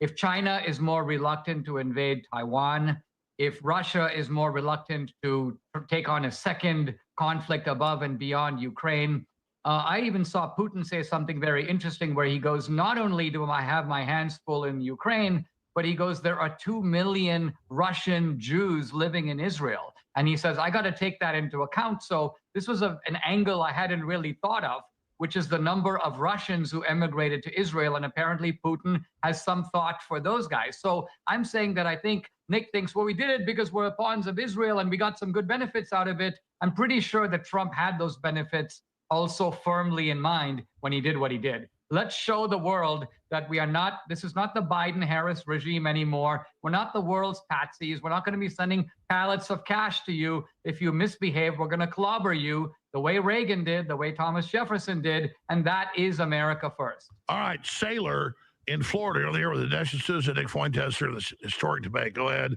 Sailor in Florida. Go ahead. Hello. So I have a question for Mr. Dinesh D'Souza. So you say that, and you didn't explain why Israel has the right to that land. You said there's many reasons a country might, but you didn't get into that. But my question for They're historically a part of the people. They were established by the Mandate of Palestine as having some right to the land. There was people who were dividing it up, so they were established by a treaty. And then also through military conquest, they established the state of Israel. So the three ways in which states are established, Israel did all three. For you, and you also say Judeo-Christian values. Well, Jesus says, you have heard it said, therefore I say. And Jesus said, I'm going to have this temple that you're seeing here is going to be destroyed. So, and then it was, and then they were exiled from the land. Oh, great. Classic Christian worldview on anti-Semitism. Classic. So how could you as a Christian believe that God intentionally destroyed the temple and had them scattered for 2,000 years, and suddenly now once more they are entitled to this land? They believe that Jesus is burning in hell. So how can you say they are entitled to that land? There is no difference, no Jew nor Greek, we are all one under Christ, and they reject Christ. So why are we fighting for them to have the Holy Land? It should be ours. Jesus lived there. Okay, thank you. It should be ours. New Christian Imperium. Holy shit. Sailor, Dinesh D'Souza, go ahead. Yeah, there are two aspects to all this. One is a sort of theological one, and the other is historical. When I mentioned earlier about this is their original or aboriginal or their land, I was actually making an historical point. But let me address the theological one very briefly first. The Bible predicts in numerous places that the Jews, after being scattered to the ends of the earth, will return to their homeland. Now, if you read this in the Bible 100 years ago or 200 years ago, it would have seemed like the most preposterous, implausible, ridiculous thing to say, because no other group has ever done this. No other group has been scattered in this way and come back to the same land and speaking the same language and following the same rites and customs and having maintained their tribal identity and worshiping the same God, but the Jews have. The Bible predicted it, and it's come true. And you have to attach some theological significance to that. Now, with regard to what you were saying about the Jews being there, I'm writing a book currently on biblical archaeology. And this is the archaeology that began in the late 19th century. It's continued through the 20th century, but massive archaeological discoveries in the last 20 years. And it turns out that there's archaeological evidence now for Abraham. There's archaeological evidence for King David's palace. King David, by the way, lived 1,000 years before Christ. There's archaeological evidence. The seals of Isaiah and Jeremiah, the prophets, have been found. So these are not mythical figures. These are historical figures. And what does this prove? That the Jews were there. They were there in 2000 BC, 4,000 years ago. So whose land is it if not theirs? Okay, so let me just say this. The Romans wrote about the Jews there in the histories, and so did the Babylonians and the Egyptians. So the Greeks. I don't think it's debatable. I feel like as Americans, we have main character syndrome, but I would understand why the Jews would have main character syndrome as well. But yeah, that went on. Solomon, King David, all that. Nick, comment to that. Yeah, I don't disagree with Dinesh about the archaeological record, and I believe I'm a Catholic, so I believe that King David and King Solomon were all real and they lived there. But I don't take it as a good omen. When you say there's like a theological significance to the Jews retaining their religion ostensibly and then coming back to the Holy Land, I see it as actually a very dark omen because, of course, we talk about Iran's eschatological views about the 12th Imam and the Mahdi and all this. We don't talk about the Jews, which is, in order for them to practice their religion, they need to reestablish temple worship. In order to have temple worship, they need another temple. And this is not exactly a fringe idea in Israel. They talk about sacrificing these red heifers, these perfect red heifers. And then ultimately, one of the goals of the religious Zionists is to take out the mosque, the Al-Aqsa Mosque, and rebuild the third temple. And this is sort of terrifying because it undoes what the caller said. It undoes what Christ did, which was to destroy the temple because there's a new sacrifice, which is him, the Lamb of God. There's a new temple. There's a new church, new priests. There's a new law. And then they were sent out. Now that they've returned, it's almost like it's working in reverse. They've returned to the land. And then, it might point towards maybe they're going to rebuild the temple. And who will inhabit the temple? The Jews say that our religion is dead because Christ is dead, they say. They say their religion is alive and their Messiah is yet to come. Who will inhabit the third temple and sit in the Holy of Holies on the site? It sounds like the Antichrist. So, and this is just sort of my speculation on this, but I sort of agree in a sense that you can't say it doesn't have theological significance, but I sort of tremble and fear what that represents. I don't see it as a good thing. And, okay, Dinesh, comment on that. I'm going to go to Jeremy and Daniel. We're going to shut this debate down because I want to respect both of you. I go for 10 hours, but you guys have busy schedules here. We're live at 9:16 Central Time. Dinesh, go ahead. Well, I'm just going to say that this is part of the reason why I'm not a literalist is because I don't want to believe that the creator of the entire known universe, not just our galaxy, you have to understand how big our galaxy is, but also the entire universe, which is composed of I think septillion galaxies. So the creator of the universe, and by the way, like I said, I'm a deist. I'm not a theist. I don't believe in a specific religion, but I believe in a creative force in the universe, and I believe that force imbues order into reality, and that sin and morality can be observed through existence, and that's what religion is. It's observed and practiced morality through whatever that creative force is trying to teach us through existence. I would rather contemplate that than fight about which desert tribe deserves to own a specific plot of land that'll usher in the apocalypse. You know what I'm saying? If we create an apocalypse because of who sits or who owns the third temple, whether or not it's the Al-Aqsa Mosque or the third Jewish temple, it's not because God ordained that the planet Earth needs to be destroyed. It's because we fulfilled that prophecy through stupidity. So I hate this style of thinking. I'm not going to lie. Well, I don't want to go too far down this road, but the Bible is a document that not only celebrates things, but it's prophetic. And by that, I mean it anticipates events. And this doesn't mean that these events are by themselves good or bad, or the people who involved are good or bad. It just means that this is what's going to happen. And so when the Bible says the Jews will come back, this is not a moral judgment. It is a prediction. And all I'm saying is it has come true. The interesting thing to me about the Bible is even some of the figures of the Old Testament are morally not only ambiguous, but are just downright abominable. Starting with David, by the way, because this is not just about him taking up with Bathsheba, but having Bathsheba's husband deliberately sent to the front where David knew he would be killed. So David is not only an adulterer, he's a murderer. But nevertheless, he is also a chosen instrument of God. And so you have this very interesting. That was one of the things that Ross Douthat pointed out in his conversation with Ezra Klein, is that a lot of people in Trump's camp view him as a prophetic or messianic figure. But what Ross Douthat pointed out, and sorry if I'm out of breath, I'm lifting weights, but one of the things that he pointed out is that in scripture, in biblical scripture, sometimes great leaders are sent to chastise a nation, like Napoleon or Caesar or Darius or any of these ancient kings or emperors. You can admit that they're great men. You can also admit that they created incredible destruction. Interesting duality in understanding the Bible, where on the one hand, you have figures who are dubious in their own right, and we would not admire them in any way. And as Nick says, they're a little scary.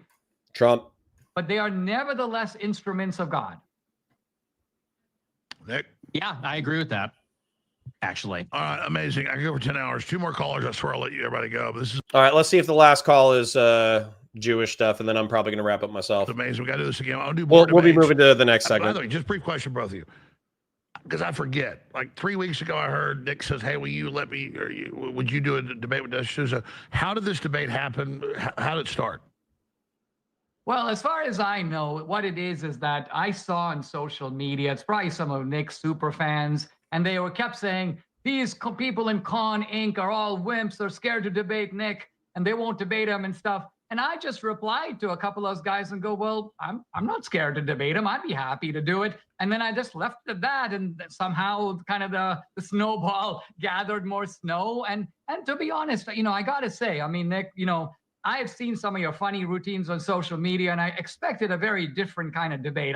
True, me too. Thought you'd be basically talking about how, Indian people smell bad and things like this. And I had no idea where this was really going to go. I want to commend you for keeping this very professional, focusing really on the topic that we agreed to. I also want to commend you. I mean, I don't think I've met too many 26-year-olds who could speak with the confidence and kind of background knowledge that you have. So it's been a pleasure for me to engage with you in this debate. And I'm very glad I'm here. And I think that's an illustration, before we go to Nick, of populists, common sense conservatives. We will have debates because I'm not endorsing everything that Dinesh says, everything Nick says, but this is what freedom is about. This is what colleges used to be. Nick Fuentes, go ahead. Well, I really appreciate you saying that. And yeah, it started out a little contentious. We said some things on Twitter, but I appreciate you saying that. And, I've been watching you for a long time. I mean, I am younger guy, so I grew up with your movies and your books. I read your books. I watched you on Fox News. And I know we disagree, but I do think you're a brilliant guy. I always have. I think you're good at arguing. And I've argued this subject with a lot of people. And I think you're a pretty skilled debater yourself. So I appreciate it too. You could have taken. Oh, Dinesh and Dinesh D'Souza and Nick Fuentes are forming a Destiny Nick Fuentes style friendship. It's beautiful. In a lot of ways, you could have hit me and called me an anti-Semite and, really railed on me. So I also appreciate that, we kept it cordial and we, there's a little flair and things, but we kept it about the issue. And I had a great time too. I think the audience learned a lot. Good. 2 more callers. We're going to let the crew some of the crew's been here since 6 a.m. So have I, but I'm having fun here, but we got to stop at some point. Who did I say was going to the last 2 callers?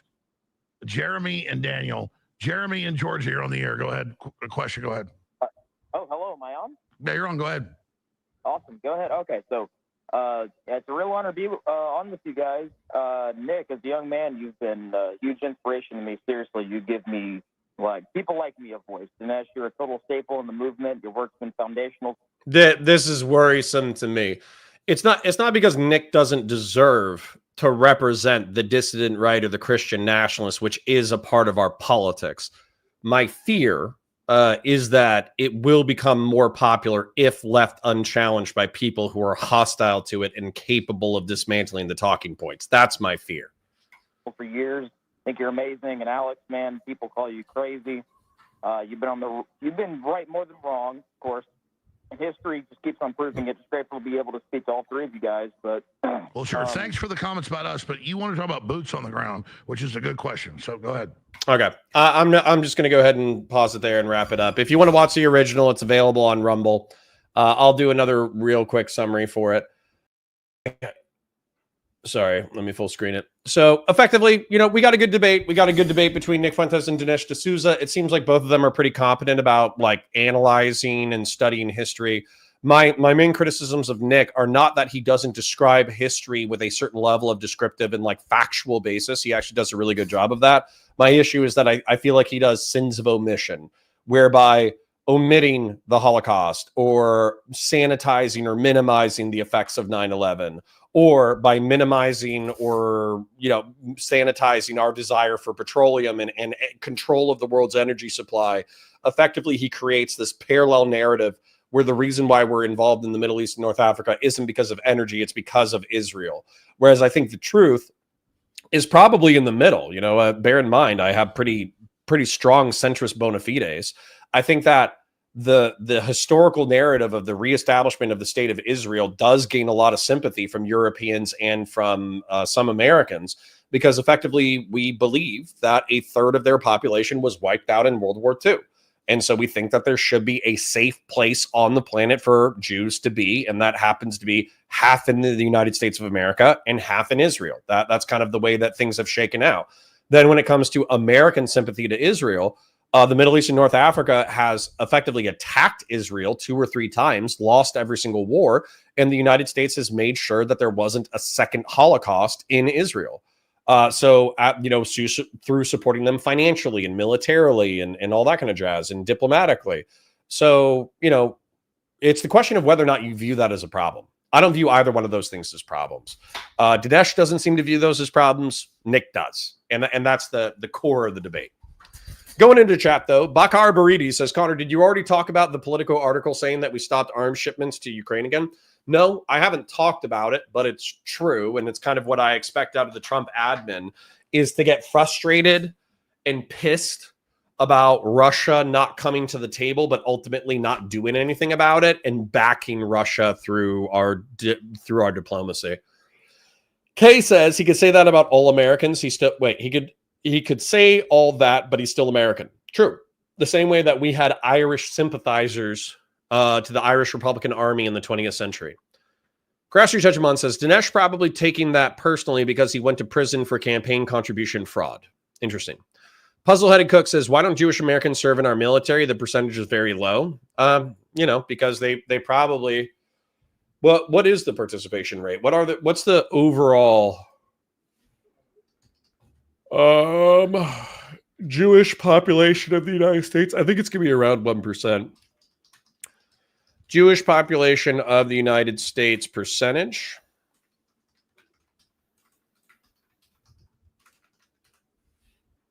Um, 6 million is 2.4%. What percentage of the U.S. military is Jewish? 0.4%. So you would expect that if it was exactly a correlate, you would expect it to be 2%. What percentage of the U.S. military is black? 20%. Yeah, and they're 13% of the population. So black folk are overly represented in the military. What about white folk? How much of the military is non-Hispanic white? Excuse me. Non-Hispanic white is 57%. So looks like Jews and non-Hispanic whites underperform in the military. Not me, though. I volunteered. Did you go? Kepsa says, who let D'Souza do this debate? Ha ha, he sounds ignorant. No, he doesn't. He did fine. I don't know what the fuck you're talking about. Cornelia says, cool, it with the anti-Semitism. True Zealot says, dudes who don't leave the basement and haven't been out of their hometown think they know everything about war, plus the world will never not be funny to me. Yeah. This is happening, says Dinesh. There's an American tradition of being a traitor, sometimes ethnicity, sometimes ideology, sometimes because you've been convicted of fraud and you don't want a pardon. Oh, and you want a pardon. Gotcha. Mario Wall says, I'm quarter Irish. I like Ireland, but I don't feel strong loyalty to the country. Sure. I mean, my primary allegiance is to the United States of America and the republic for which it stands, one nation under God, indivisible with liberty and justice for all. Christian Blair says, holy shit, every effing Groyper copied liberal 2004 talking points. True. Ottsell Racer says, have you considered Dinesh didn't defend America sending money to foreign countries because he didn't want to not to because he couldn't think of it? Because maybe unlike you, Dinesh isn't an F-slur. Have you considered Dinesh didn't defend Americans sending money to foreign countries because he didn't want to, not because he couldn't think of it, because Dinesh isn't an F-slur? Okay, so he doesn't believe in soft power? That makes him an F-slur. So... go get a vasectomy, loser. Mr. Hater says, in the 90s, there was a sign on the U.S. border that said, we speak Spanish in Aurora, Illinois, and Aurora is a toilet of a town as a result. Okay. Thanks for sharing. Gotta say, Mario Wall says, gotta say, if D'Souza finally came out calling out Fuentes, that's a step in the right direction. There's a big difference between questioning power and enabling extremism. Sure. I agree that they're effectively creating parallel narratives within conservatism that they're appealing to the audience for. I think that Alex Jones's and Nick Fuentes' audience is going to be more sympathetic to Nick Fuentes' narrative, though. And I do think that it's going to popularize Nick Fuentes. Now, that in and of itself isn't a problem. The thing is that there needs to be competent neocons and competent moderate conservatives and Republicans to challenge Nick Fuentes. Dr. Zai says, oh, yeah, Trump knows all about mid-20th century Middle Eastern history. No, he doesn't. He reads the highlights. Puzzle Head Cook says, Connor, I enjoy hearing from your POV, even if I disagree with you on some solutions. We need to be able to talk about Israeli influence on government openly. Sure. This is happening, says Dinesh, and other Trump translators got to switch Trump's personal greed into some grand strategy of economic transformation. Yeah, they really do steelman Trump way too much. True Zealot says Groypers aren't sending their best and brightest today. Nope. Justin's always a welcome addition to the chat, but some of the other people are just like, did you know that blacks and Hispanics are bad? Did you know that Jews are evil? And it's like, okay, thanks. Conservative liberalism says Russia's economy is hurting. Putin recently announced big military cuts over the next 3 years and are selling a lot more of their metals to China in order to make ends meet. Yup. Justin says that's because the U.S. was funding Ukraine. Otherwise, they would have lost. Okay, problem. Russia is only good at creating troll farms, apparently. Puzzle Head Cook says you should do a video on China so we can discuss someday. Sure. Especially if there's something relevant to Taiwan, I'll bring it up. I'm going to scroll a little bit more. Justin says Ukraine is going to lose. There's a tiny country. It's just a prolonged L. Not true. We'll see, man. If a normie moderate, if Trump gets hamstrung in the midterms, and then if a normie moderate gets in 4 years, and if Ukraine is able to hold the border for the next 4 years, I wouldn't be surprised if even a Republican admin is more supportive of Ukraine, and therefore Ukraine's able to maintain their territory, if not take some of it back. True Zealot says, damn, Dinesh knowing Christianity better than Fuentes wasn't on my bingo card. Yeah. It happens. He's a nerd. He's a well-read nerd, which is awesome. Mario says, if you want to understand the true teachings of Jesus, read the last Gospels, the ones they left out on purpose. No. Hegemon says, going based on who was there first is dumb. Sure. But at the same time, like, it's an argument. So, for instance, if Polish people have been in Poland the entire time, then that's an argument for them to establish the country of Poland. The other way that it can be established is through treaty. The other way to establish it is through conquest. These are, I can't really think of another way for a country to be established. So even if you don't like it as a reason, it's still descriptively true as a reason. Justin says, I'm talking to the TV when I'm talking to you ninjas. Interesting. Dinesh is gracious. Yes, he is. Shave Dog Butt says, good morning, Connor. Good morning to you, sir. Cornelius Cadre says, rare Dinesh W. I don't know about rare. He did okay.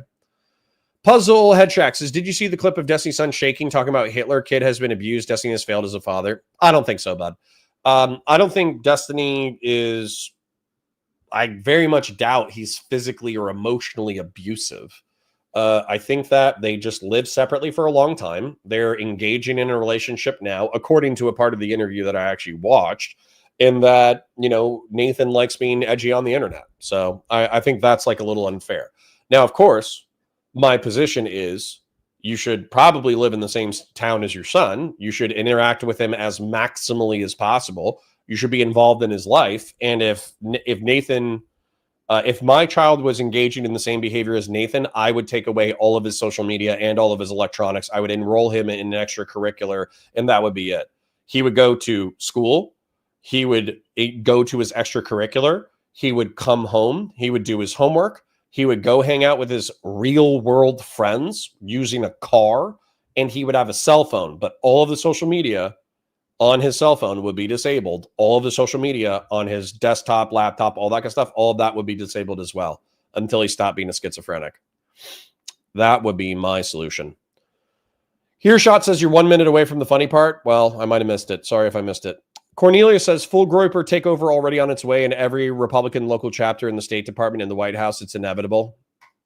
No, you guys are a bunch of fucking nerds online who think you're way more powerful than you are. Kepso says, I don't see, for example, Greeks crying about the 400 years of slavery to the Ottoman Empire. Why should we care about the Holocaust? See what I'm saying? Like, you guys are antisocial fucking freaks. You're not going anywhere. Yeah, literally, like, you're going to be at cocktail parties with people who have real power, and the people with real power are waiting for you to shut the fuck up and walk away. Puzzle says, I think like 6.6% of the Jewish in the military population is 2%. So they underperform. Sad. Kay says, but women enroll less and incentives differ between different groups. Sure. What percentage is in Congress? That is interesting. Let's Google it. What percentage of Congress is Jewish? 6%. What was the native population again? What percentage of America is Jewish? 2.4. Nice. So they doubled their representation in Congress. So I guess see you next Tuesdays need to stop being schizophrenic on the internet. You need to go find your wife and kids. You need to become politically relevant and run for Congress and start competing. I guess that's what you need to do instead of spurging in my chat about blacks and Hispanics. God. I hate you guys. My allegiance is to my republic. To democracy! No, I hate democracy. I love republicanism, though. Hedonic Treadmill says, I hate Dinesh because he is smart and has some of the worst takes. 2000's Mules was unforgivable. Yeah, he's kind of a propagandist, but that's okay. Cornelia says, so true, fellow liberal. We must platform for far-right wingers and debunk them. This will secure the liberal win, no doubt. Hey, listen, man. I believe in freedom of conscience and freedom of expression. So if ultimately a republic is undone because the population is too stupid to govern itself effectively, then that's a failure. That's like a moral failing of the people and the society in which we create. I wouldn't necessarily deem the nefarious ideas as the culprits. I would deem the population as having failed. AKA Badasui, thank you for the donation, King. $5 says, Connor, I wouldn't worry about the dissident right being taken over by Fuentes. People like Sargon aren't going to fully promote that type of dissident right. Yeah, but also Sargon's kind of a freak too. I'm going to thank Sacred Snow, Ensort, and AKA Badasui for their donations today. Thank you kindly. We'll be moving into the next segment momentarily. Turkey is rightful European clay. Well, I mean, west of the Bosphorus, sure. As a matter of fact, I blame Europeans for letting the west side of the Bosphorus fall. What a bunch of idiots. It's one of the most easily defensible places on earth. Boog says, Jewish people are always more representative in knowledge and entertainment pursuits because their culture promotes that. Yeah, they're nerds. It's true. DD2280 says, Vietnam did worse in the Vietnamese war and they still won, lol. Oh, Sargon is a groiper for sure. He might not be a groiper, like he might not be somebody who is loyal to Nick Fuentes, but he's definitely biting down on the political corporatism, and he's kind of biting down on the flexible authoritarianism. Hutch says, you guys are coping about Ukraine. The situation is bad when looking at attrition. Okay, we'll see. We'll see. It was supposed to be a very short military operation. The Ukrainians were allegedly going to surrender immediately and become a Russian vassal state overnight. And instead, the Ukrainians fought on and lost 250,000 men to death and 250,000 men to injury. And they're still fighting to this day. So that's more fighting than the Afghans did. That's more fighting than the Iraqis did. And so they have my praise as men and women fighting for their sovereignty and freedom. Anyways, let's go ahead. Nick Fuentes and Dinesh D'Souza mentioned the coming of the Antichrist. And so Peter Thiel allegedly did a wildly interesting interview with Ross Douthat, who is a Christian conservative commentator. And they basically talk about the reckless ambition of transhumanism and San Francisco. So considering I've talked a lot of shit about Curtis Yarvin and the San Francisco techno-fascists, I think this is actually going to be incredibly relevant, even if it's a little bit less spicy. It might be incredibly relevant to modern politics. Cornelius said, Connor would be a total Chad if born 20 years ago, but Gen X programming can't be undone. Well, I'm not that old, but, fuck you too. Kyle says, Russia lost 1 million. The body count is more severe on Russia's end. Hotch, we'll see. Hotch says, look at Russia's missile and drone production now, and they sent prisoners and contractors to the meat grinder. Very few actual Russians in comparison die. They can last 4 more years. We'll see. We will see, Hotch. Don't make predictions, because all is fair in love and war. All right, let me do an intro. Let's move into the next segment. So, hi guys, my name is Connor. I'm a science fiction, political, and philosophy nerd, a Marine Corps and law enforcement veteran, and I love taking psychic damage for your entertainment, although we will be actually reviewing 2 quite relevant, rich, successful, smart people today.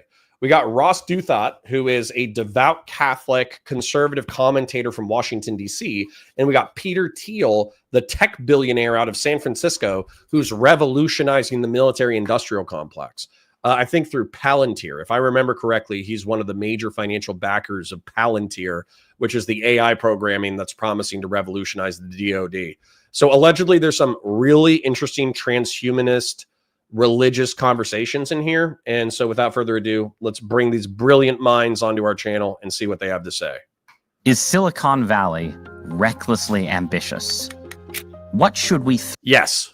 fear more? Armageddon or stagnation?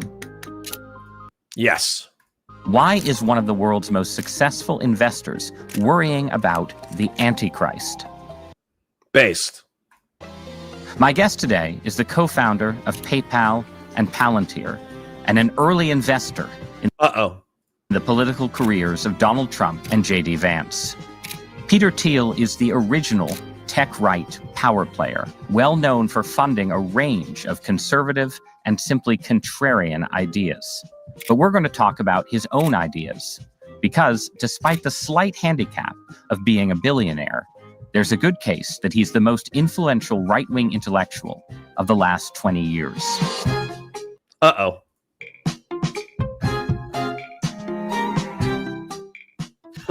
Peter Thiel, welcome to Interesting Times. Thanks for having me. You're very welcome. Thanks for being here. So I want to start by taking you back in time about 13 or 14 years. You wrote an essay for National Review, the conservative magazine, called The End of the Future. And basically the argument in that essay was that the dynamic, fast-paced, ever-changing modern world was just not nearly as dynamic as people thought. And that actually we entered a period of technological stagnation, that sort of digital life was a breakthrough, but not as big a breakthrough as people had hoped, and that sort of the world was kind of stuck, basically. Yes. And you weren't the only person to make arguments like this, but it had a special potency coming from you because you were a Silicon Valley insider who had gotten rich in the digital. Guys, this is actually like a wildly dangerous conversation for me to listen to because of Peter Thiel.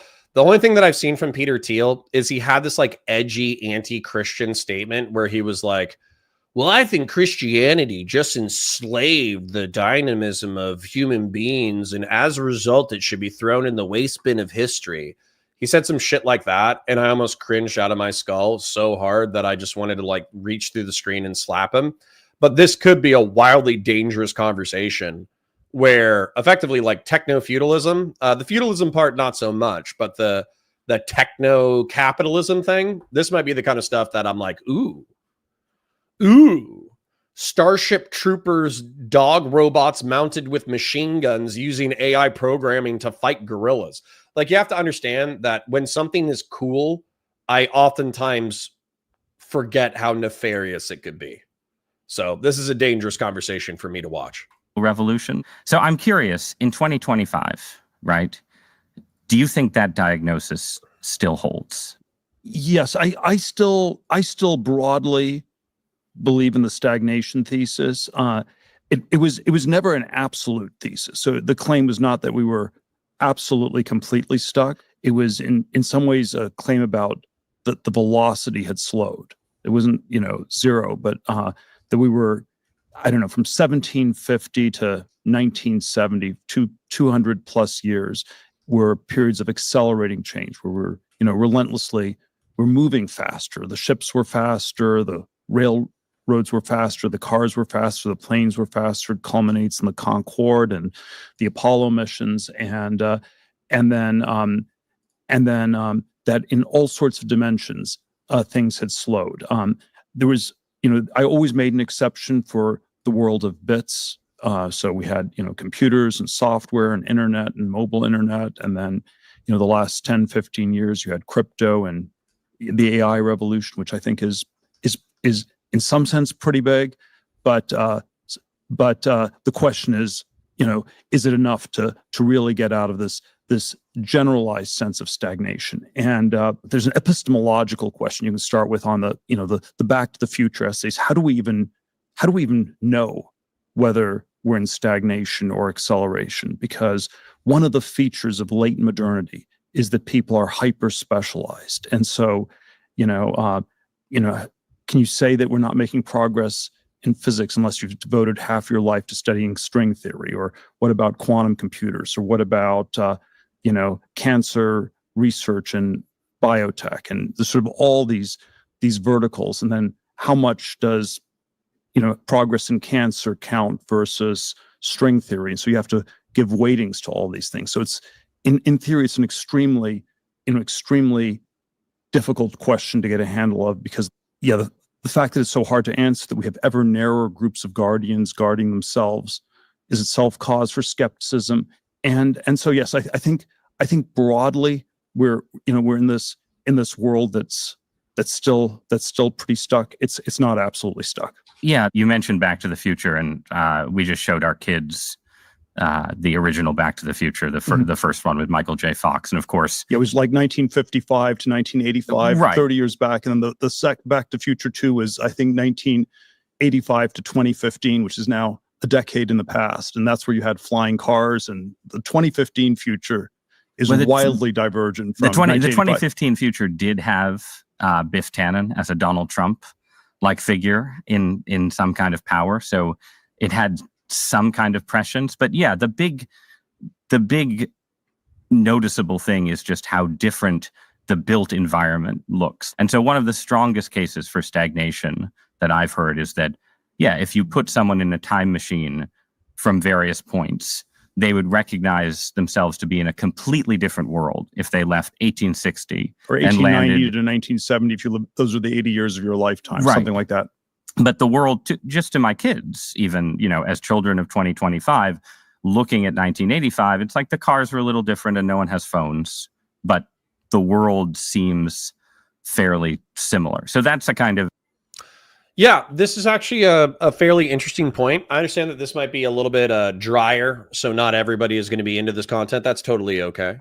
That being said, I think this is an interesting observation that if you look at like the industrialization revolution in the late 19th century, you effectively have like new machines that revolutionize agriculture, that throw out 90% of the workforce, who then move into the cities, who then have to find employment. So they create all sorts of new jobs and service and technology and steel and manufacturing and this, that, the other. And then those jobs breed more innovation, more technology, et cetera, et cetera.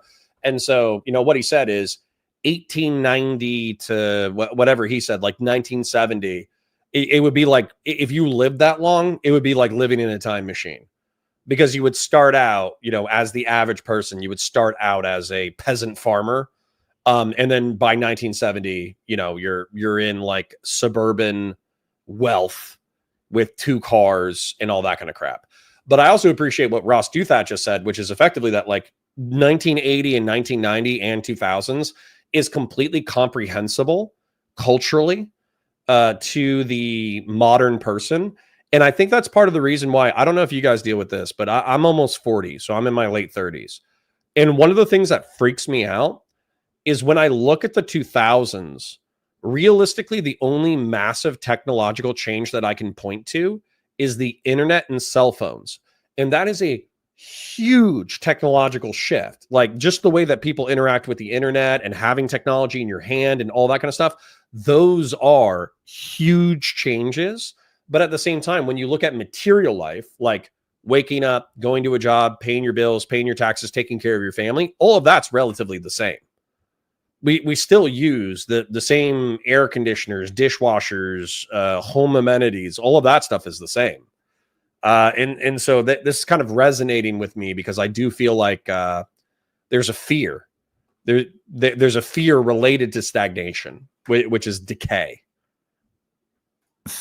That's a kind of non-statistical, but Yeah, I that's think the common sense. that's intuition. a common sense understanding. But are there, like, what would convince you that we were living through a period of Grassroots says he has the brain of Elon Musk, but pretends to have and is much more practical. That's appealing to me. takeoff? Is it just economic growth? Is it productivity growth? Like, what are there numbers for stagnation versus dynamism that you look at? Sure, it would be well, the economic number would just be how, what are your living standards compared to your parents? If you're a 30-year-old millennial, or how are you doing versus when your boomer parents were 30 years old? How did they do at the time? There are intellectual questions. How much, how many breakthroughs are we having? How do we quantify these things? Like, what are the returns of going into research? There certainly are diminishing returns to going into science or going into academia generally. And then maybe this is why so much of it feels like this sociopathic Malthusian kind of an institution, because you have to throw more and more and more at something to get the same returns. And at some point, people give up and the thing collapses. Well, right. So let's pick up on that. Why should we want growth and dynamism? Because as you've pointed out in some of your arguments on the subject, right, there is a kind of cultural change that happens in the Western world in the 1970s, around the time you think things slow down, start to stagnate, where people become very anxious about the costs of growth, the environmental costs above all. Yes. And the idea being, you end up with a widely shared perspective that we're sort of rich enough, and if we try too hard to get that much richer, the planet won't be able to support us. We'll have, degradation of various kinds, and we should be content with where we are.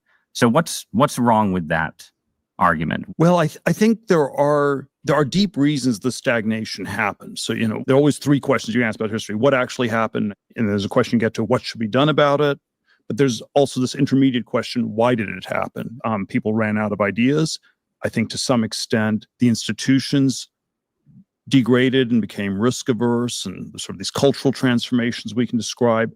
But then I think to some extent also people had some very legitimate worries about the future, where if we continue to have accelerating progress, were you accelerating towards environmental apocalypse or nuclear apocalypse or things like that? But I think, if we don't find a way back to the future, I do think the society, I don't know, it unravels. It doesn't work. The way the middle class, I would define the middle class as the people who expect their kids to do better than themselves. And when that expectation collapses, we no longer have a middle class society. And maybe there's some way you can have a feudal society in which things are always static and stuck, or maybe there's some way you can shift to some. So you guys said that he was a techno-feudalist, but at least descriptively there, I'm hearing a sense of alarm that we no longer have quote unquote middle class expectations, which is what I like, by the way. He says that middle class is somebody who expects their children to do better than them. And to be honest, I expect that if I did not help out my kids substantively, they would have a materially worse life than me, because I had to have my parents help me out substantively in order to achieve the success that I have achieved in life. And it's not like they gave me millions of dollars in order to do whatever, but it was simple shit, like helping out with a mortgage or having the expectation that I get my 4-year degree, or helping me out with my first car and stuff like that. And so I have that expectation that I'm going to help my kids get their first car. I'm going to make sure that they take their academics seriously. I'm going to make sure that they get a 4-year degree or something equivalent to it that's going to pay their bills so they can be economically successful, so they can afford their own home and can afford their own family. And so I am concerned, I guess, that we do have this degradation of the middle class expectation. But if he's sharing that, how does he view Trump as the solution? I'm totally confused by that as a solution.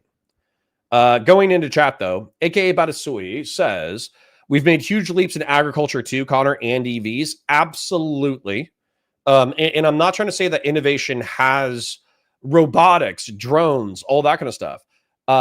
But in order to do that, it feels like we have an energy bottleneck where we know that carbon-based energy systems, while incredibly powerful, is also potentially screwing up our environment. And so we need thorium or fusion or EVs or better battery technology in order to, as an example, somebody says in chat, like, we have an expectation that a dishwasher washes the dishes, but we don't have the expectation that the dishes are put away by a robot. So what kind of technological innovation would be involved in maximizing domestic logistics? And I do think that we would need things like breaking the energy bottleneck, space harvesting and mining so we can get access to the raw materials in the asteroid belt, because there's astronomical, I use that term intentional, wealth in the belt. And so like turning Mars or turning the moon into some kind of like mining colony where you're able to either have robots or humans break down materials that we then transport down to Earth in order to create this army of robots, I think is what's necessary. But first you have to break the energy bottleneck. Conservative liberalism says some level of stagnation is expected when you cite things like domestic logistics. Do we expect dishwashers to unload themselves? Should we have robots? Right. Puzzle-headed Cook says, Thiel is always interesting. Always like to hear contrarian takes that he has in spades. I also like he may be the Antichrist bringing in Armageddon with AI. Christian Valera says, I will give credit to Thiel for destroying Gawker at least. Yeah. I'm wildly interested by, this, because I can agree with the descriptions, but what are his prescriptions? Because I have a feeling we're going to have some issues. Puzzle-headed Cook says, Connor, have you ever covered the latest news with Musk and Neuralink? No, but as far as I know, they're trying to like create like digital telepathy. And to be honest, I will be dead and buried before I stick a chip in my brain. Grassroots says he doesn't think of himself that way, but he actually does advocate for a tiered society, so feudalist, but accelerating so quickly so no one cares. Potentially based. That's the kind of shit where if JD Vance stopped being such a fucking sociopath and he had like a techno-futurist worldview where he's like, we're going to make you so rich that you won't give a shit that you're actually lower class. That's what I want. Christian Blair says, Thiel wants to be an Elysium City leader, and he, like Musk and Yarvin, ain't letting the brokies in. See, that's my thing, is I would want to be an Elysium City leader, but I would want the entire planet to have access to the technology of Elysium. That's a big difference. And I would still want exoskeleton mercenaries and robo mercenaries, to be clear, but I would want everybody to have Elysium-style technology. For those of you who haven't seen the movie, it's fantastic. Conservative liberalism says technology can only go so far in mundane tasks like laundry and dishes. Year-to-year change is hard to perceive, but Thiel talks about an 80-year window. 82 released in B2 released in 2003. What flew in 1923? Yeah. Yep. Absolutely. Will Matt Damon save us? No, he's a filthy commie, but it's okay. Let's let Thiel. Hopefully, he'll give us some prescriptions as well. Radically different society, but it's not the way. It's not the way the Western world, it's not the way the United States has functioned for, the first 200 years of its existence. So you think that ordinary people won't accept stagnation in the end? It's that they will rebel and sort of pull things down around them in the course of that rebellion. Yes. They may rebel, or our institutions don't work. All of our... I'm going to grab some water, but I am finding this very, very interesting. Institutions are predicated on growth. Right. Our budgets are certainly predicated on growth. Yeah. Yes. If you say, Reagan and Obama, Reagan was sort of consumer capitalism, which is oxymoronic. It was, you borrow, you don't save money as a capitalist, you borrow money. And Obama was low tax socialism, just as oxymoronic as, the consumerist capitalism of Reagan. And I like low tax socialism way better than high tax socialism, but I I worry that it's not sustainable. At some point, the taxes go up or the socialism ends. So it's deeply, deeply unstable, and that's why they're not optimistic. They don't think we've hit some stable, the Greta future. Maybe it can work. This but is we're the not yet Greta there. Thunberg. Just to be clear, that's a reference to Greta Thunberg, the activist best known for anti-climate change protests, who, to you, I would say represents a kind of symbol of a anti-growth, effectively authoritarian, environmentalist-dominated future. Sure, but we're not there yet. We're not there yet. It'd be like a very, very different society if you really actually lived in a kind of degrowth, small Scandinavian villages. I'm not sure it'd be North Korea, but it would be super oppressive. One thing that's always struck me is I want to drink beers with these people. I think this is the kind of conversation that's actually talking about the future of mankind, and that is wildly interesting to me. That when you have this sense of stagnation, a sense of decadence, right, to use a word that I like to use for it in a society, you then also have people who end up being kind of eager for a crisis, right? Eager for a moment to come along where they can radically redirect society from the path it's on. Because I tend to think that in rich societies, you hit a certain level of wealth, people become very comfortable, they become risk averse, and it's just hard. It's hard to get out of decadence into something new without a crisis. So the original example for me was after September 11th. There was this whole mentality among foreign policy conservatives that we had been decadent and stagnant, and now is our time to wake up and launch a new crusade and remake the world. And obviously that ended very badly. I was wondering where that was going, and I appreciate Ross Douthat summarizing it so succinctly. So that's the thing is, I don't think that I think the human spirit is so diverse and also so attracted to different things in different stages of life that you're never going to be able to resolve this fully. And this is one of my frustrations with socialists and communists, is they feel like we're going to hit a level of material well-being and well-designed redistributive economics and logistics networks that we will solve the human condition. Well, guess what? I still think teenage boys are going to commit vandalism. I still think they're going to want to fight each other. I still think they're going to want to steal things. I still think they're going to go out and look for adventure. I still think they're going to be interested in weapons. Like all the shit that's associated with like boys and adventurism is still going to be present in the human species. You're not going to be able to like neuter us physically and psychologically within like a few generations of perfect socialism. And so what do you need? You need a new adventure. And the new adventure, in my opinion, would be space colonization, because it would be insane to strap yourself to a rocket, fly off of the planet, go to a completely physically alien environment via a ship that could explode at any moment, and then deal with hostile things. When it comes to many of the planets we're looking at, they're effectively dead, like within our solar system. But that doesn't mean that we're not going to find other planets that are either already have life or are capable of supporting life with some level of like terraforming and introduction of bacteria and all that kind of stuff. So when you're talking about like space colonization, it's like the perpetual adventure. We would never be able to conquer the whole galaxy. We would never be able to, fully eliminate the dangers of space travel.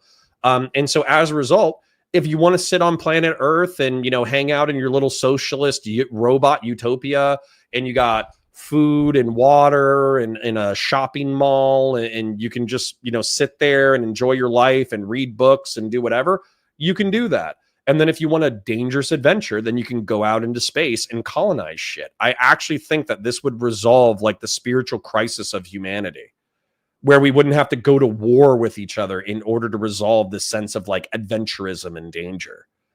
But Philip Coffey actually makes this point relevant to what I'm saying is we'd have to find some aliens for the power armored mercenaries to fight. Exactly. We'd have to go look for them. Christian Blair says Connor's engaging in Matt Damon's slander a little bit. Then you guys are arguing about China, so I don't care about it. Puzzle says, does grabbing water mean taking a piss? I mean, water in, water out means taking a piss, but no, grabbing water just means getting water. Grassroots says, this is where you can see Thiel's libertarian streak come out. It is interesting. It is interesting. Maybe Thiel and I would be, weirdly enough, we'd be autist bros.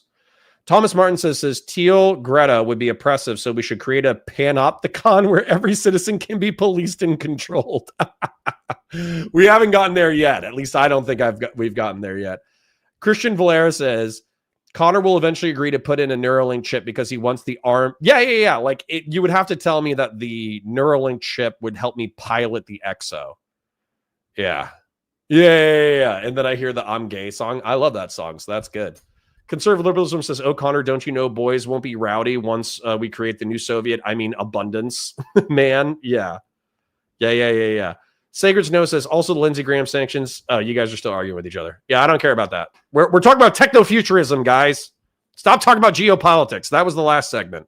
But something similar. But it was Bush 43 just told people to go shopping right away. So it wasn't anti-decadent enough. For the most part. So there was some neocon foreign policy enclave in which people were LARPing as a way to get out of decadence. But well, and I was a part of that neocon LARP because I actually served in the War on Terror like a dumbass. I had a lot of fun, though. Dominant thing was Bush 43 people telling people just to go shopping. So what risks should you be willing to take to escape decadence? It does seem like there's a danger here where the people who... Bud123 says Connor wants to be a cyborg. No, I want to be a CRISPR transhuman. There's something called myostatin-related something hypertrophy. I forget what it's called. I'm going to look it up for you guys. Myostatin related muscle hypertrophy.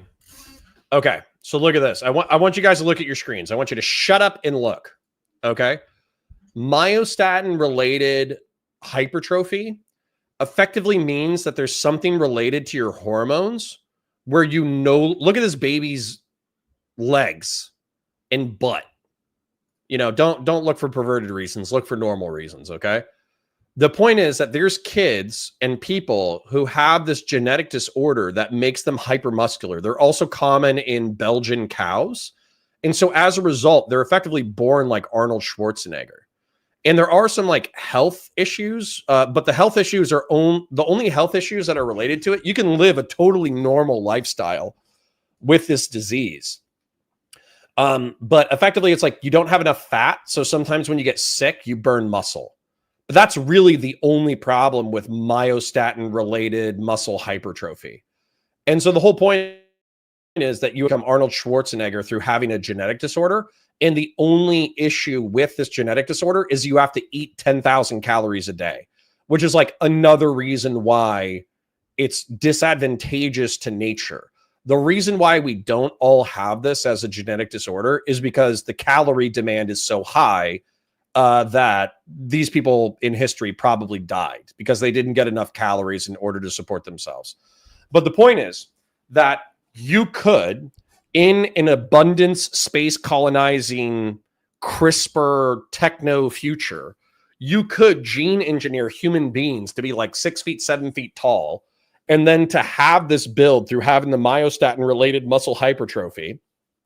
Then you could also build exosuits because we're already building battery powered exosuits, but we have to figure out battery technology. And then you could also build power armor on top of the exos. And then Barrett already created a bolter. I don't know if you guys know this or not, but Barrett 30 millimeter rifle. Look at this thing. This is a fucking bolter, guys. It exists. It's like a 10 round or a 20 round 30 millimeter magazine fed grenade launcher that already looks like a bolter. So effectively, if you want to go to Avatar Planet, and fight the Na'vi wearing power armor and carrying a Barrett style 30 millimeter grenade launcher, This is all within the realm of human technology.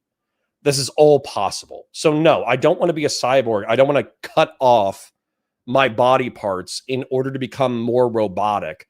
I want to be gene engineered to be 7 feet tall, myostatin related muscle hypertrophy, have gene and physical therapies that allow me to heal my nerve and neck issues, like human growth hormone exposure and all that kind of bullshit, and stem cell exposure.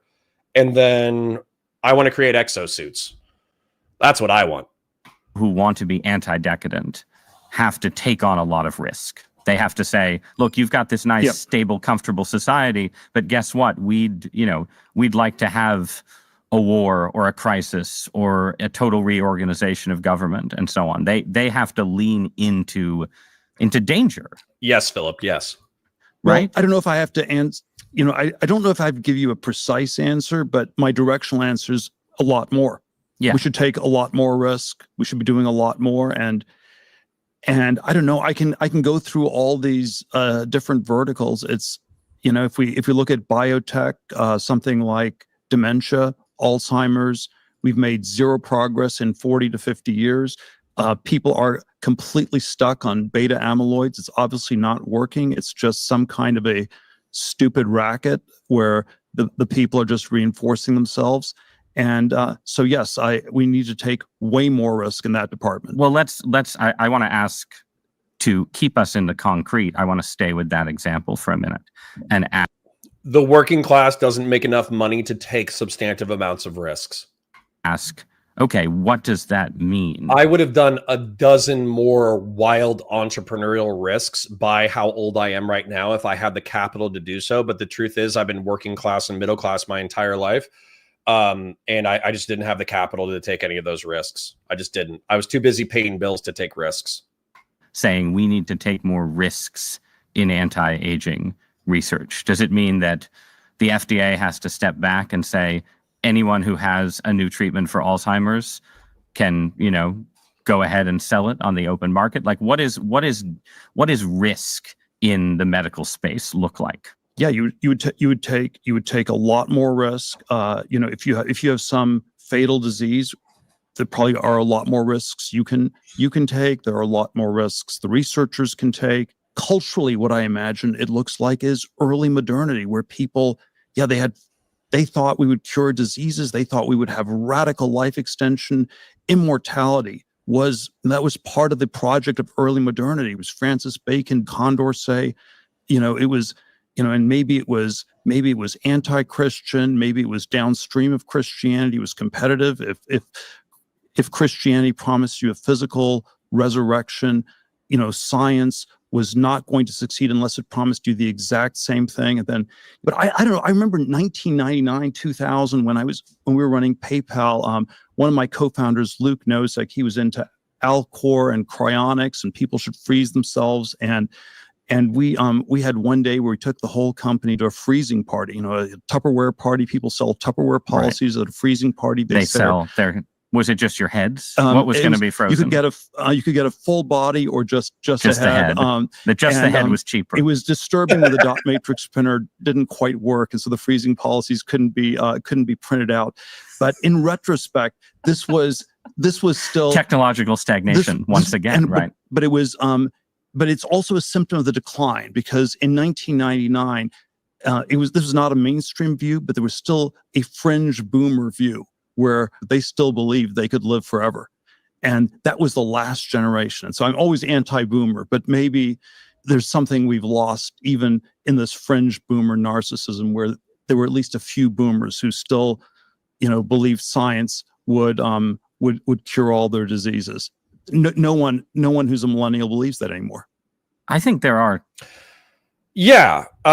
Actually, I think this is interesting, like an interesting spiritual analysis, but that boomer narcissism led to a lot of really bad psychological coping behaviors. My parents are still around and I love them, and they're incredibly moral, decent, disciplined people who have faced death in ways that I hope I am disciplined and spiritually strong enough to face death with. I'd give you more details, but I don't want to make it too personal. But the point is that they both face death, and they've done things that are require incredible amounts of like moral and spiritual discipline. And I hope I have the balls to do that, but they have a more strong faith than I do. So I don't know, who am I when I face death? I think that's part of the questions that I ask myself through military service and law enforcement service. And the answer is I can be temporarily brave. I can be brave in the moment. It's hard to be brave in the long term. I'm not going to lie. Mortality scares the fuck out of me. Knowing that my conscious existence will end at some point, it freaks me out. I don't like it. I don't like it. You guys can all be blasé about death. I actually genuinely do not like that my conscious experience will end at some point. And when it comes to this, though, there were so many bad habits with the boomers where they would blow through their wealth, blow through their retirement savings in order to extend their lives. They reverse mortgaged in order to extend their lives, et cetera, et cetera. And so as a result, they effectively burnt through all the wealth that was supposed to be generational that would be passed down to their kin. And so they left their kids nothing. And so the people, no offense to Thiel, I don't know if he's one of these predatory vultures, but there are plenty of capitalists who were predatory vultures, the people who did reverse mortgages, the people who promised life extension technology, the people who did cryonics. They promised boomers immortality, and they bankrupted the boomers and robbed them of the generational wealth that was supposed to go to the millennials and supposed to go to Zoomers and the Xers. And so I think the reason why millennials are not as into life extension or immortality as the boomers were is because we've seen how the lie of immortality was used in order to sell people snake oil and bankrupt families. So Thiel, like, he can pine after the adventurism of the boomer immortal mentality. But I think millennials don't give a shit about that because they knew it was a crock of shit. And they want, like, my parents didn't do this to me, but I've seen other families bankrupt themselves for life extension, even when it didn't make sense. Some people who believe in a different kind of immortality, though, right now. And sorry, I clicked on this question, but I didn't answer it. So you don't need steroids to compete in bodybuilding competitions? Exactly. I think part of the fascination with AI is connected to a specific vision of transcending limits. And I'm going to ask you about that after I ask you about politics. Because one of the striking things I thought about your original argument on stagnation, which was mostly about technology and the economy, was that it could be applied to a pretty wide range of things. And at the time you were writing that essay, you were interested in seasteading, this ideas of essentially building new polities independent of the sclerotic Western world. But then you made a pivot in the 2010s. So you were, one of the few prominent, maybe the only prominent Silicon Valley supporter of Donald Trump. In 2016, you supported a few sort of carefully selected Republican Senate candidates. One of them, including J.D. Vance, is now the Vice President of the United States. And by the way, Thiel's support of MAGA, the way it's been characterized to me within Washington, D.C., I'm happy that these conversations are so open. But effectively, the way that it's been characterized to me is that Thiel effectively backed Trump early and backed Vance early so he could use Vance as a dark horse. I don't even know what dark horse means, but dark horse candidate in order to get in with the Trump admin. So if they won, they could achieve the kind of deregulation necessary in order for Thiel and his cronies to pursue whatever transhuman agenda they have.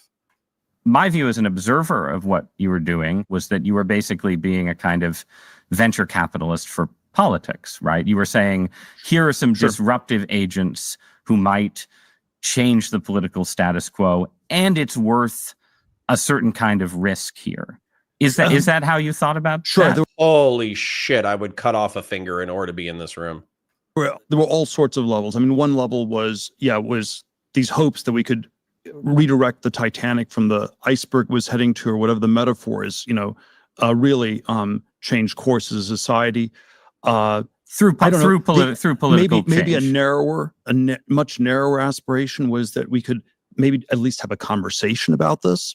When someone like Trump said, "Make America Great Again," okay, is that a positive, optimistic, ambitious agenda, or is it merely, a very pessimistic assessment of where we are, that we are no longer a great country? And I didn't have great expectations about what Trump would do in a positive way, but I thought at least for the first time in 100 years, we had a Republican who was not giving us this syrupy Bush nonsense. Damn. I love the syrupy Bush nonsense.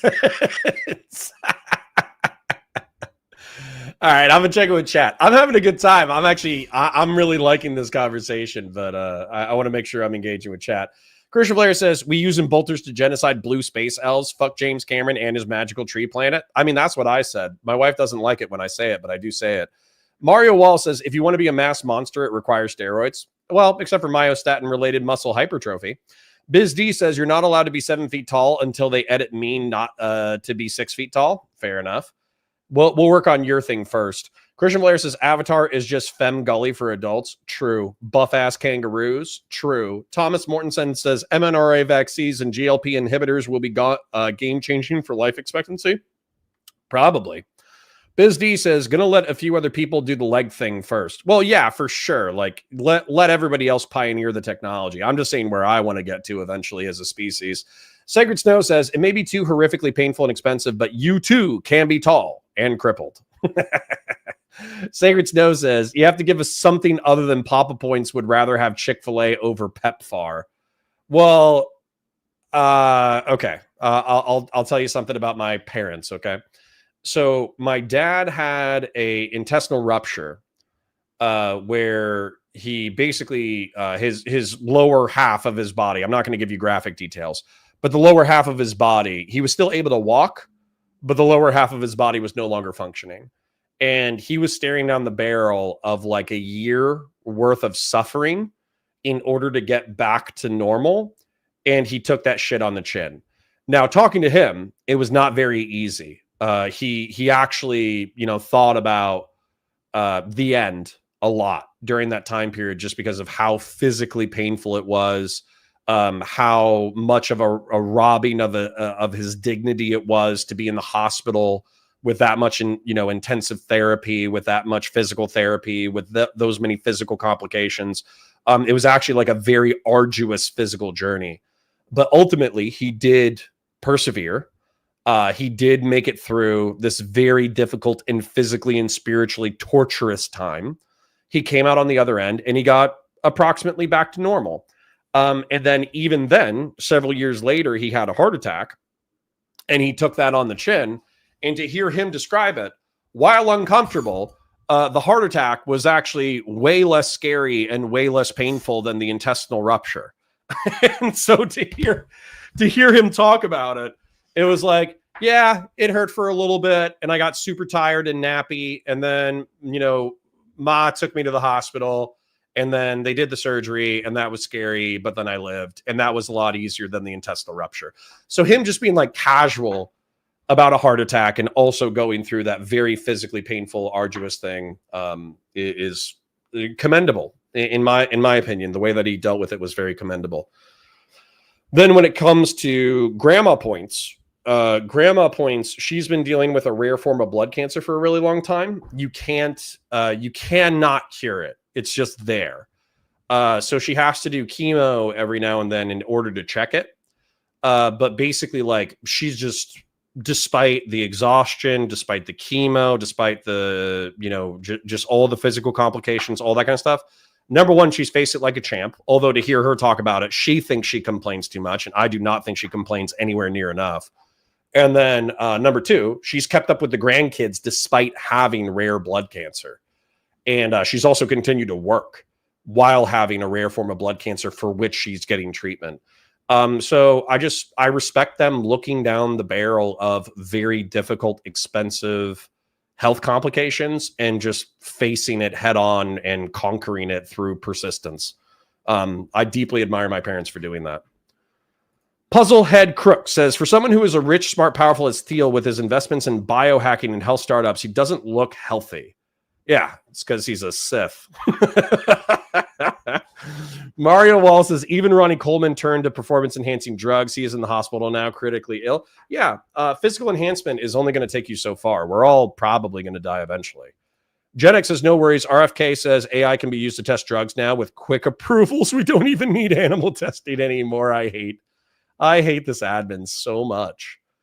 Sacred Snow says, absolutely harrowing. Tearing my ACL and having to relearn how to walk for 9 months was hard enough. I can't imagine doing that with near constant pain and mostly in hospital. Yeah, and with it being your stomach. Yeah, pretty hardcore. Desolate Mirror says, Thiel's physical form finally starting to match the evil inside. Well, hey, that happens to me too. Philip Coffey says, is it Waldenstrom's? My mother-in-law has that. No, it's CMML. It's multiple myeloma. Conserve Liberalism says, G's parents are made of iron, it seems. Props to your mom for being a child of Adam and staying in the game. No, yeah, they're both incredibly hardcore, spiritually rock solid, tough, smart people. Like I'm honored in a way to be related to them. Like I know you don't choose your parents, but I feel like while there's some things about them that, you know, obviously we're all critical of our parents at some point. I do think I'm related to foundationally good people. And then I'm just going to shout out quick shill real quick. I understand that Thiel is not as sexy as Nick Fuentes, but I'm having a good time because these are the kinds of conversations that are actually like deep and interesting and shaping the future of humanity. Like the stream, engage in chat, watch the VODs, super chats if you got them, memberships if you got them. I'm going to go ahead and thank Sacred Snow, Ensort, aka Badasui, for their donations today. Thank you kindly, gentlemen. And that was not the same as progress, but we could at least have a... Conserve Liberalism says, not sure if we got Fallout fans in the chat referencing it will be lost on some. A Child of the Atom, aren't they the cult? So bear in mind, I actually haven't played, to be honest, I've only played like 20 minutes of Fallout, but I actually, number one, I love the TV show. I know that might be heresy, but I love the TV show and I also love all the factions, and I've read lore on all the factions. I thought that Children of the Atom were the people who effectively wanted to be anti-nuclear proliferation because they viewed the nuke stuff as like what ended the world. Or were they the people who love the nukes? I forget. Conversation.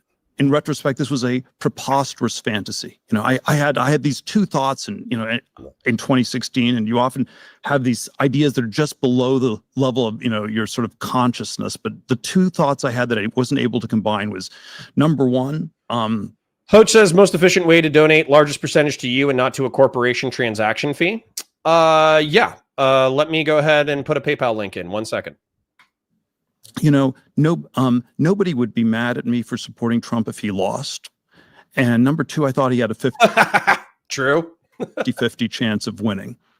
And then I had this implicit. Why would nobody be mad at you if he lost? It would just be such a weird thing, and it wouldn't really matter. Okay.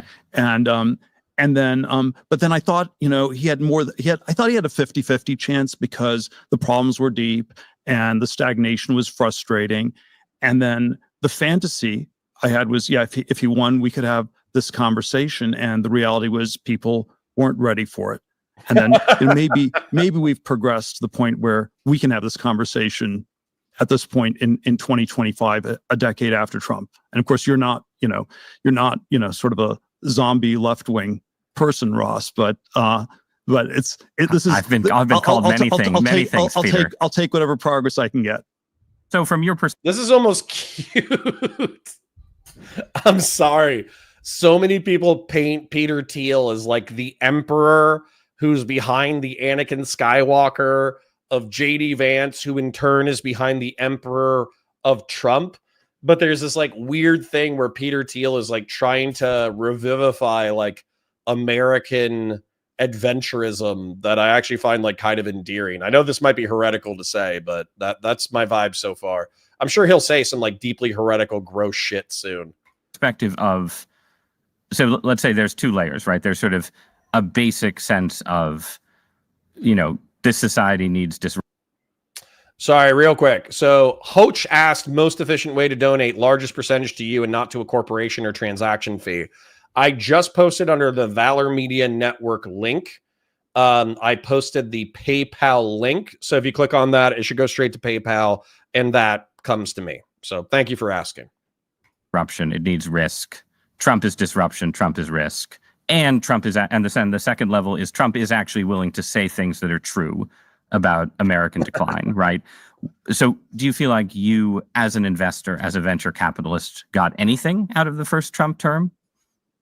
Like what did Trump do in his first term that you felt was anti-decadent or anti-stagnation? If anything, maybe the answer is nothing. Well, I think it took longer and it was slower than I would have liked, but we have gotten to the place where a lot of people think something's gone wrong.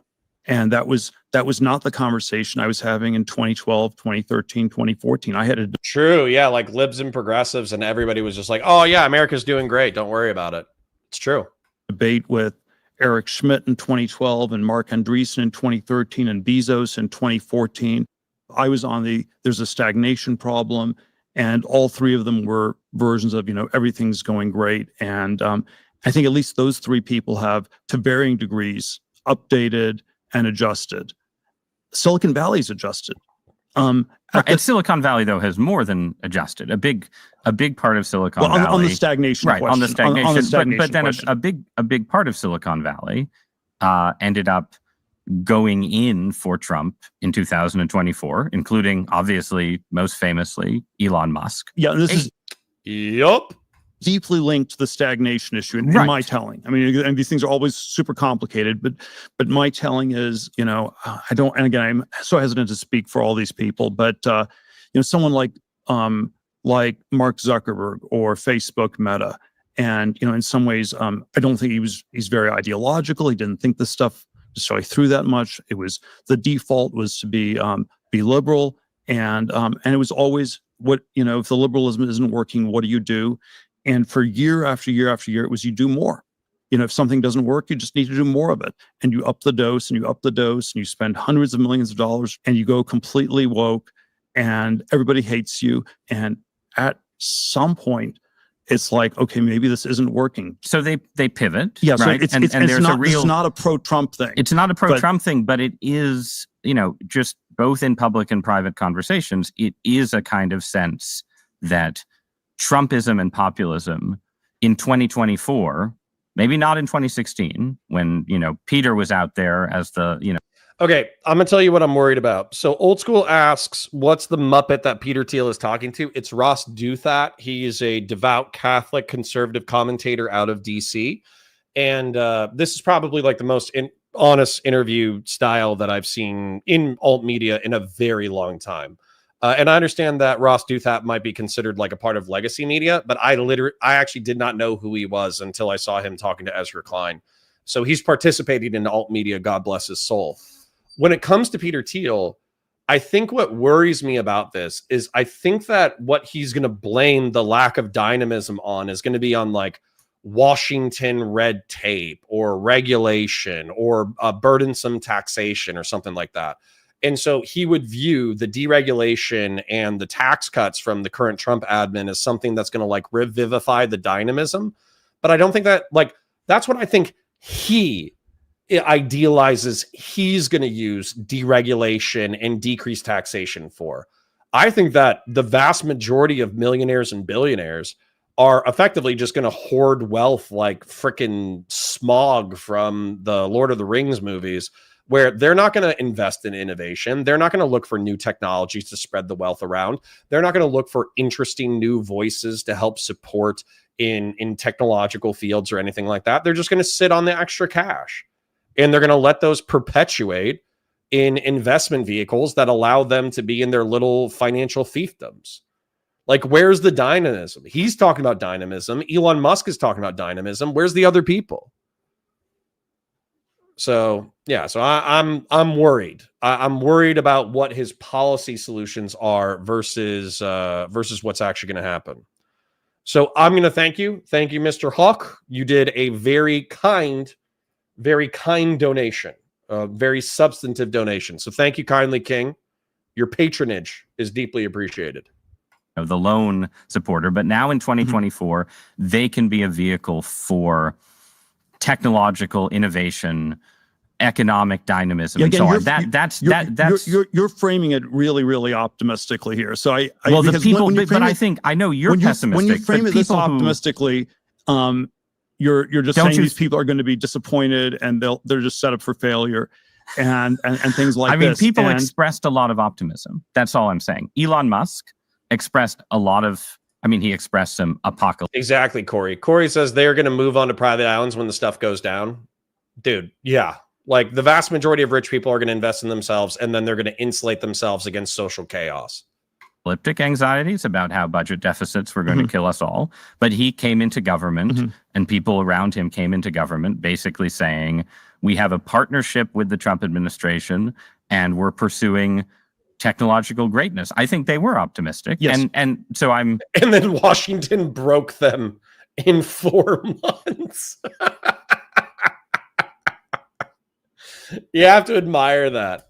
You have to admire a bunch of San Francisco tech bros walking into DC and being like, yeah, we're going to change everything.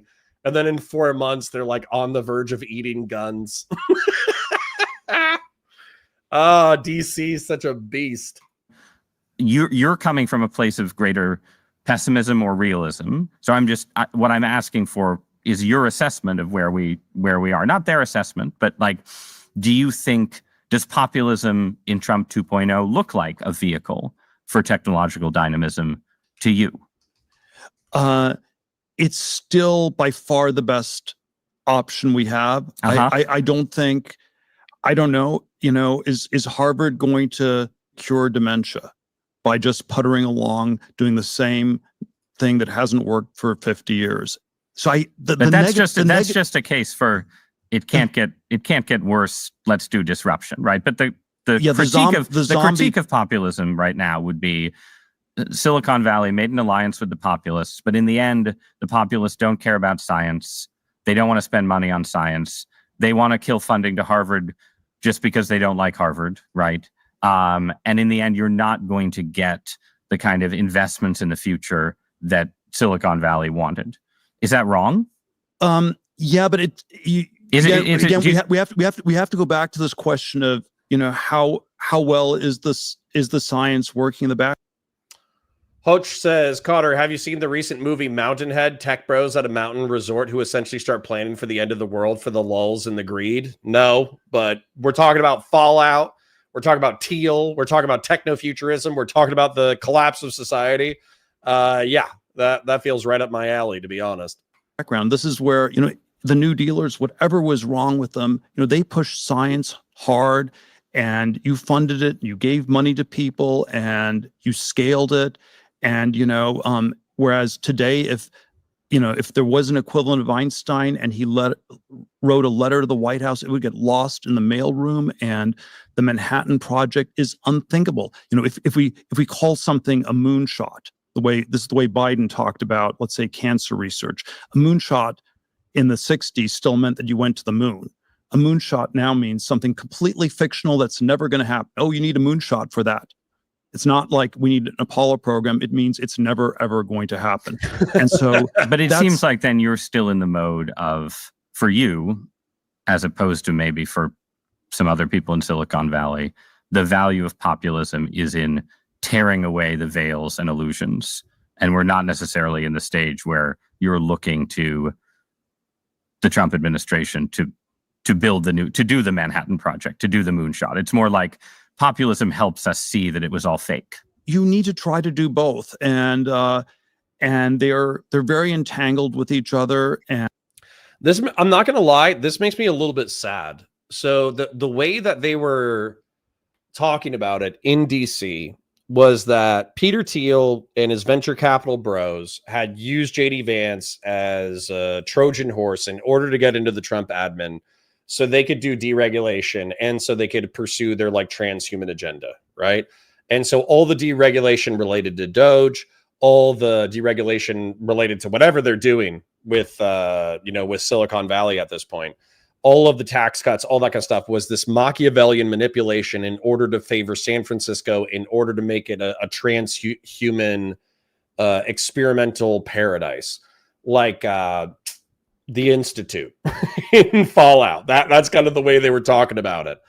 And while that might have been like the ideals or the goals, what I'm hearing from Peter Thiel, if he's being honest, is that he doesn't even have that ambition because he doesn't think it's possible, because DC and regulation and tax incentives are so deeply ingrained that it's impossible to pursue any of those projects. Bear in mind, I have no idea what projects he's pursuing that need that kind of deregulation in the first place. And that all he's hopeful for is that he's showing that the emperor has no clothes to the American people. That's actually like a really muted ambition, like a really low ambition. And I don't know. There's a deregulation of nuclear power, and at some point we'll get back to building, new nuclear power plants or better designed ones, or maybe even fusion reactors. And so yes, there's a deregulatory, deconstructive part, and then at some point you actually get to construction, and it's all things like that. So yeah, and so. But this is my thing. How much is this guy worth? You know what I'm saying? Like how much is this guy worth? What is Peter Thiel's worth? $20 billion. You're telling me that this guy, like, how much does a nuclear reactor cost? How much does a thorium reactor cost? $1 billion. So you're telling me that he can't secure funding in order to spend like $1 billion on a prototype reactor that might revolutionize all of science? He doesn't have an additional $1 billion that he could secure through financing in order to not cut through, but in order to navigate the red tape related to nuclear testing? Like, are you serious? Come on, man. Like, if anybody can do it, it's you. Like, what is this? What is this pessimism, man?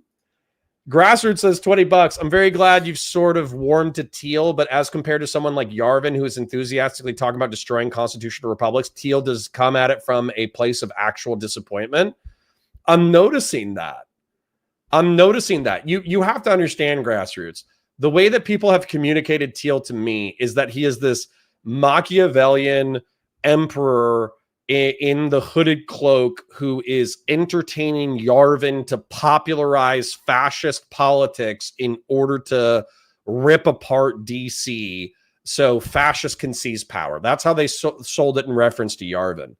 And then when it came to JD Vance, they said like, oh yeah, he used JD Vance as a Trojan horse in order to get into the Trump admin to achieve like, so they, how they were talking about, they were doing sheep in fake embryonic sacs, China sheep, synthetic embryos.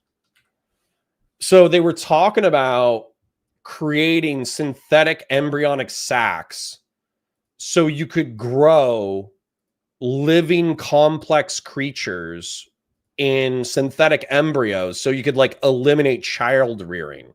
So they were basically talking about like 40K style clone vats.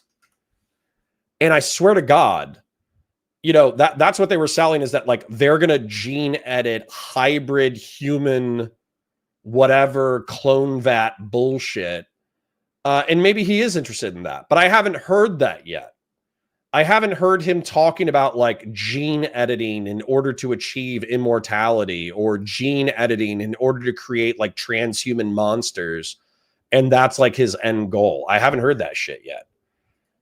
So I'm kind of like super curious where this is going. Puzzle says Thiel has a underground bunker in New Zealand. Good for him. Grassroots says he's the best at techno-futurist conservatives. He does have his own mean streak, but it's not at democracy itself. It's the futurism he wants. Yeah. Why is this not possible in a liberal system? Doesn't liberalism mean maximal freedom for individuals? I'm not opposed to technofuturism. If anything, I think liberalism is the kind of thing that could actually like harness technofuturism. Big in Gaming says, I mean, look at the response from people on the left to Ezra Klein's book Abundance. They were upset at even suggesting let's cut some stupid restrictions. Maybe. But that's where I'm trying to, at least in my opinion, I would love to have like a moderate conservative, moderate left-wing alliance that not only fights the freak fringeoids, but also engages in like abundance, liberalism, red tape cutting, infrastructure projects that revivify the American economy, and techno-futurist projects subsidized by federal R&D in order to create a future that we want to live in. I'm sorry, where's the bad sides again? Where's the bad sides? AKA Badasui says, Thiel doesn't want to spend his own money. He wants other people to make him more money. Well, don't we all? Mario Wall says, JD Vance wasn't just funded by Peter Thiel. He was mentioned, molded, and mobilized by him. This isn't grassroots. It's power by design. Sure, but to what end is my question. Many of them are just traumatized from the constant bad faith, pro-polluter deregulation from the right, so they stupidly bristle at any deregulation, says this is happening. Yeah. Like Peter Thiel, I don't have a problem with him trying to show that the federal government is ineffective or stupid or coated in red tape and prevents innovation. That's all fine. What I'm worried about is what he might be interested in creating a better future for humanity.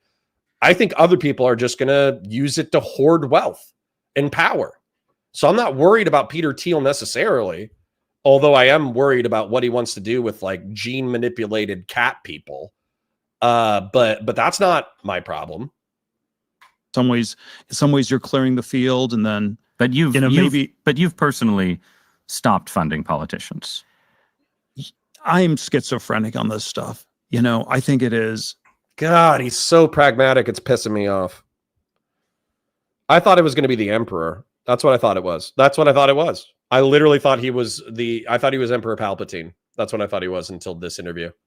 It is. It's incredibly important, and it's incredibly toxic. And so I go back and forth on incredibly toxic for you. You love Thiel, admit it. Well, I need to know what he wants to do with the gene-edited cat people first, because for all I know, he wants to create gene-edited cat people to keep as sex slaves on his New Zealand island, and I'm not gonna sign off on that. Okay, personally, for everybody who gets involved, it's zero sum. It's crazy, and then in some ways, because everyone hates you and associates you with Trump. Like how is it toxic for you personally? It's toxic because it's in a zero sum world. The stakes in it feel really, really high, and you end up having enemies you didn't have before. It's toxic for all the people who get involved in different ways. There is a political dimension of getting back to the future. You can't, I don't know. This is a conversation I had with Elon back in 2024, and we had all these conversations. I had this. All right, Corey Peltzman, I need to explain the meme. That's fine. Most people won't be familiar with the meme.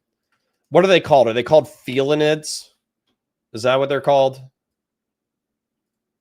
I'm going to take a look. I'm going to Google it first off screen to make sure that there isn't anything pornographic. So, images. I don't see anything explicitly pornographic. So, all right, I'll pull it over.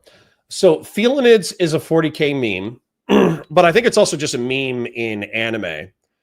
And I don't know if it was ever in fan fiction or canon or whatever, but in the 40K universe, there's like abhumans, like ogrins and ratlings. And so they're gene-edited humans that have, they're either freakishly large or freakishly small, right?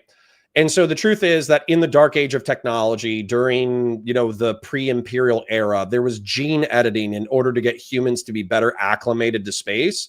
And it could have been a fan fiction. I have no idea. But effectively, it's a hybrid race of like cat people. And I would argue that the Na'vi avatar, I would argue that the Na'vi are cat people. And no offense to James Cameron, but I'm pretty sure he just wants to have sex with Na'vi. Like I'm pretty sure that that's the whole point of the movies is like imperialism is bad, space colonization is bad, cat people, you know, is James Cameron's fetish. Like I'm pretty sure that's like the whole point of these movies, right? Is that James Cameron wants to have sex with cat people. And so when I say cat people are felinids, what I'm saying is that Peter Thiel, according to popular people on the internet, has attempted to infiltrate politics via JD Vance in order to deregulate technology in San Francisco so he can pursue whatever agenda. Now, I have no idea what Peter Thiel's agenda is. I know about Palantir, which is about using AI in order to enhance the military. I've seen Palantir being suggested to intelligently fly drone swarms and command various technologies that allow decision makers to make good decisions. However, what's the transhuman component? What does he want to change about humanity and why? Is it because he wants to achieve immortality? Is it because he wants to modify our biology to be more successful in space? I haven't heard him say anything explicitly in this interview. So the whole joke about cat people is that Peter Thiel, similar to James Cameron, sexually fetishizes cat people. And so the whole reason why he got JD Vance to infiltrate the Trump admin to deregulate is so he can create and have sex with cat people. That's the joke. I had the seasteading version with Elon where I said, if Trump doesn't win, I want to just leave the country. And then Elon said, there's nowhere to go. There's nowhere to go. This is the only place. And then, you always think of the right arguments to make later. And it was about 2 hours after we had dinner and I was home that I thought of, wow, Elon, you don't believe in going to Mars anymore. 2024 is the year where Elon stopped believing in Mars, not as a silly science tech project, but as a political project. Mars was supposed to be a political project. It was building an alternative. And in 2024, Elon came to believe that if you went to Mars, the socialist US government, the woke AI, it would follow you to Mars. 40K has furries? Dude, 40K has one of the worst furry problems on the internet. And what I mean by that, it's constantly trying to be infiltrated and infected by furries, 100%. It was the Demis meeting with Elon that we sort of brokered. He was doing DeepMind. This is an AI company. Yeah, this was the rough conversation was, Demis tells Elon, I'm working on the most important project in the world. I'm building a superhuman AI. And Elon responds to Demis, well, I'm working on the most important project in the world. I am turning us into interplanetary species. And then Demis said, well, my AI will be able to follow you to Mars. And then Elon sort of went quiet. But in my telling of the history, it took years for that to really hit Elon. It took him till 2024 to process it. But that doesn't mean he doesn't believe in Mars. It just means that he decided he had to win some kind of battle over budget deficits or wokeness to get to Mars. What does Mars mean? Is it and again, it's what does Mars mean? Well, is it just a scientific project, or is it, I don't know, is it like a Heinlein, a vision of a new society? Yeah, Heinlein, populated by many libertarian people paradise descended or something from like this. Elon Musk. Well, right, I don't know if it was concretized that specifically, but if you concretize things, then maybe you realize that Mars is supposed to be more than a science project. It's supposed to be a political project, and then when you concretize it, you have to start thinking through, well, the woke AI will follow you, the socialist government will follow you. The woke AI will follow you. And then maybe you have to do something other than just going to Mars. Okay, so the woke AI. I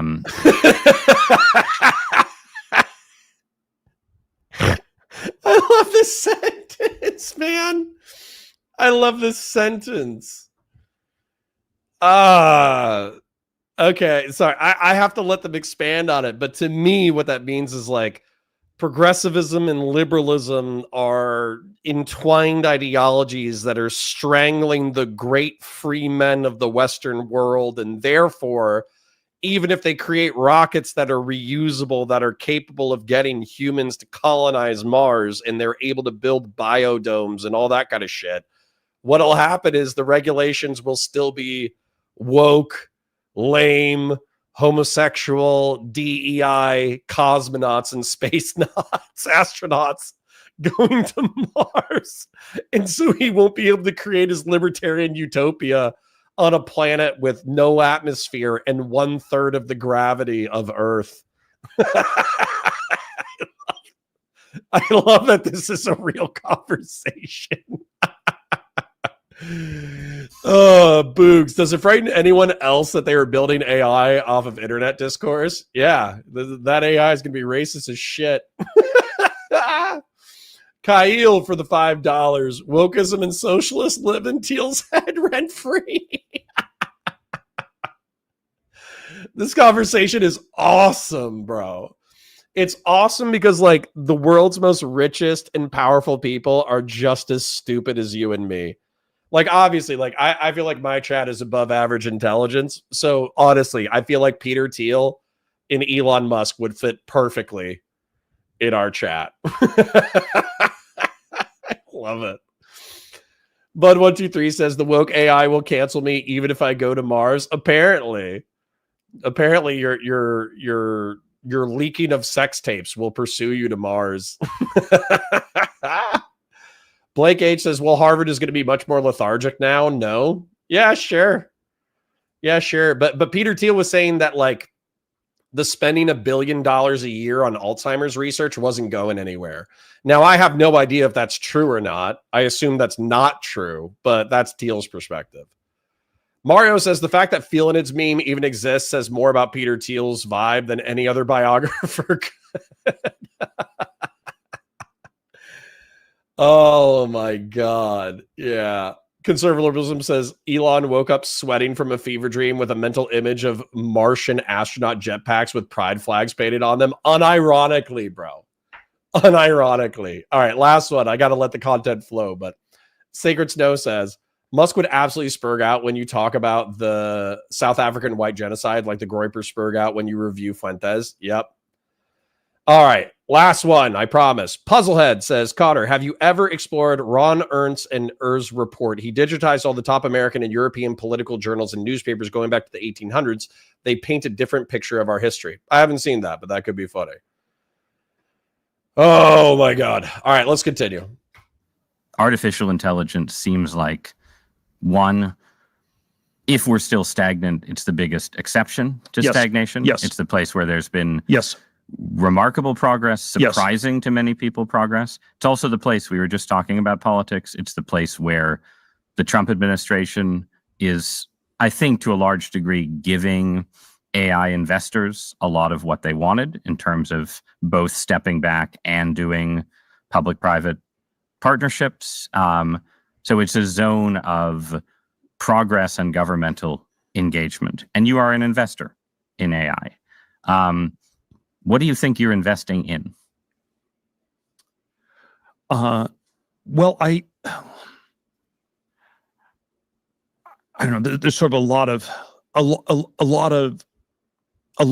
of layers to this. So I do think I don't know. There's one question we can frame is just how big a thing do I think AI is, and it's I don't know. My stupid answers. It's more than a nothing burger, and it's less than the total transformation of our society. So my placeholder is that it's roughly on the scale of the internet in the late 90s, which is, I'm not sure it's enough to really end the stagnation. It might be enough to create some great companies. And, Dang, this dude's a doomer for real. Internet added maybe a few percentage points to the GDP, maybe 1% to GDP growth every year for 10, 15 years. It added some to product, which is a lot. Activity.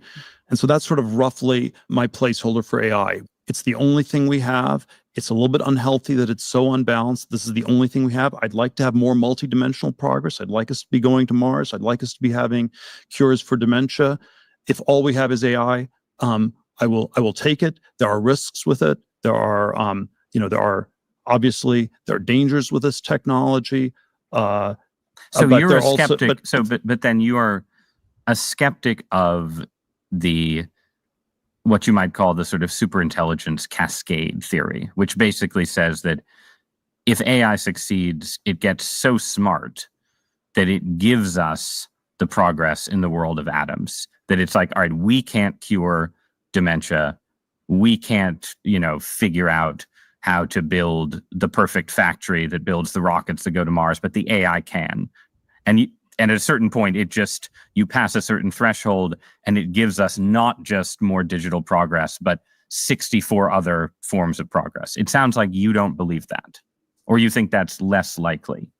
Yeah, I do like how reserved and pragmatic he is, but I also think it's kind of a bummer in a conversation where he can't even get excited about the things that he himself is dedicating his life to. That's kind of the thing, the frustrating thing where he's like, I think AI is our best bet. I think we got to do this. I think we got to do that. Here's all the risks, et cetera, et cetera. But it sounds like he's hedging his own expectations of the moves he himself is making. I somehow don't know if that's been really the gating factor. What does that mean? The gating factor? It's probably I feel like energy is the gating factor, but that's okay.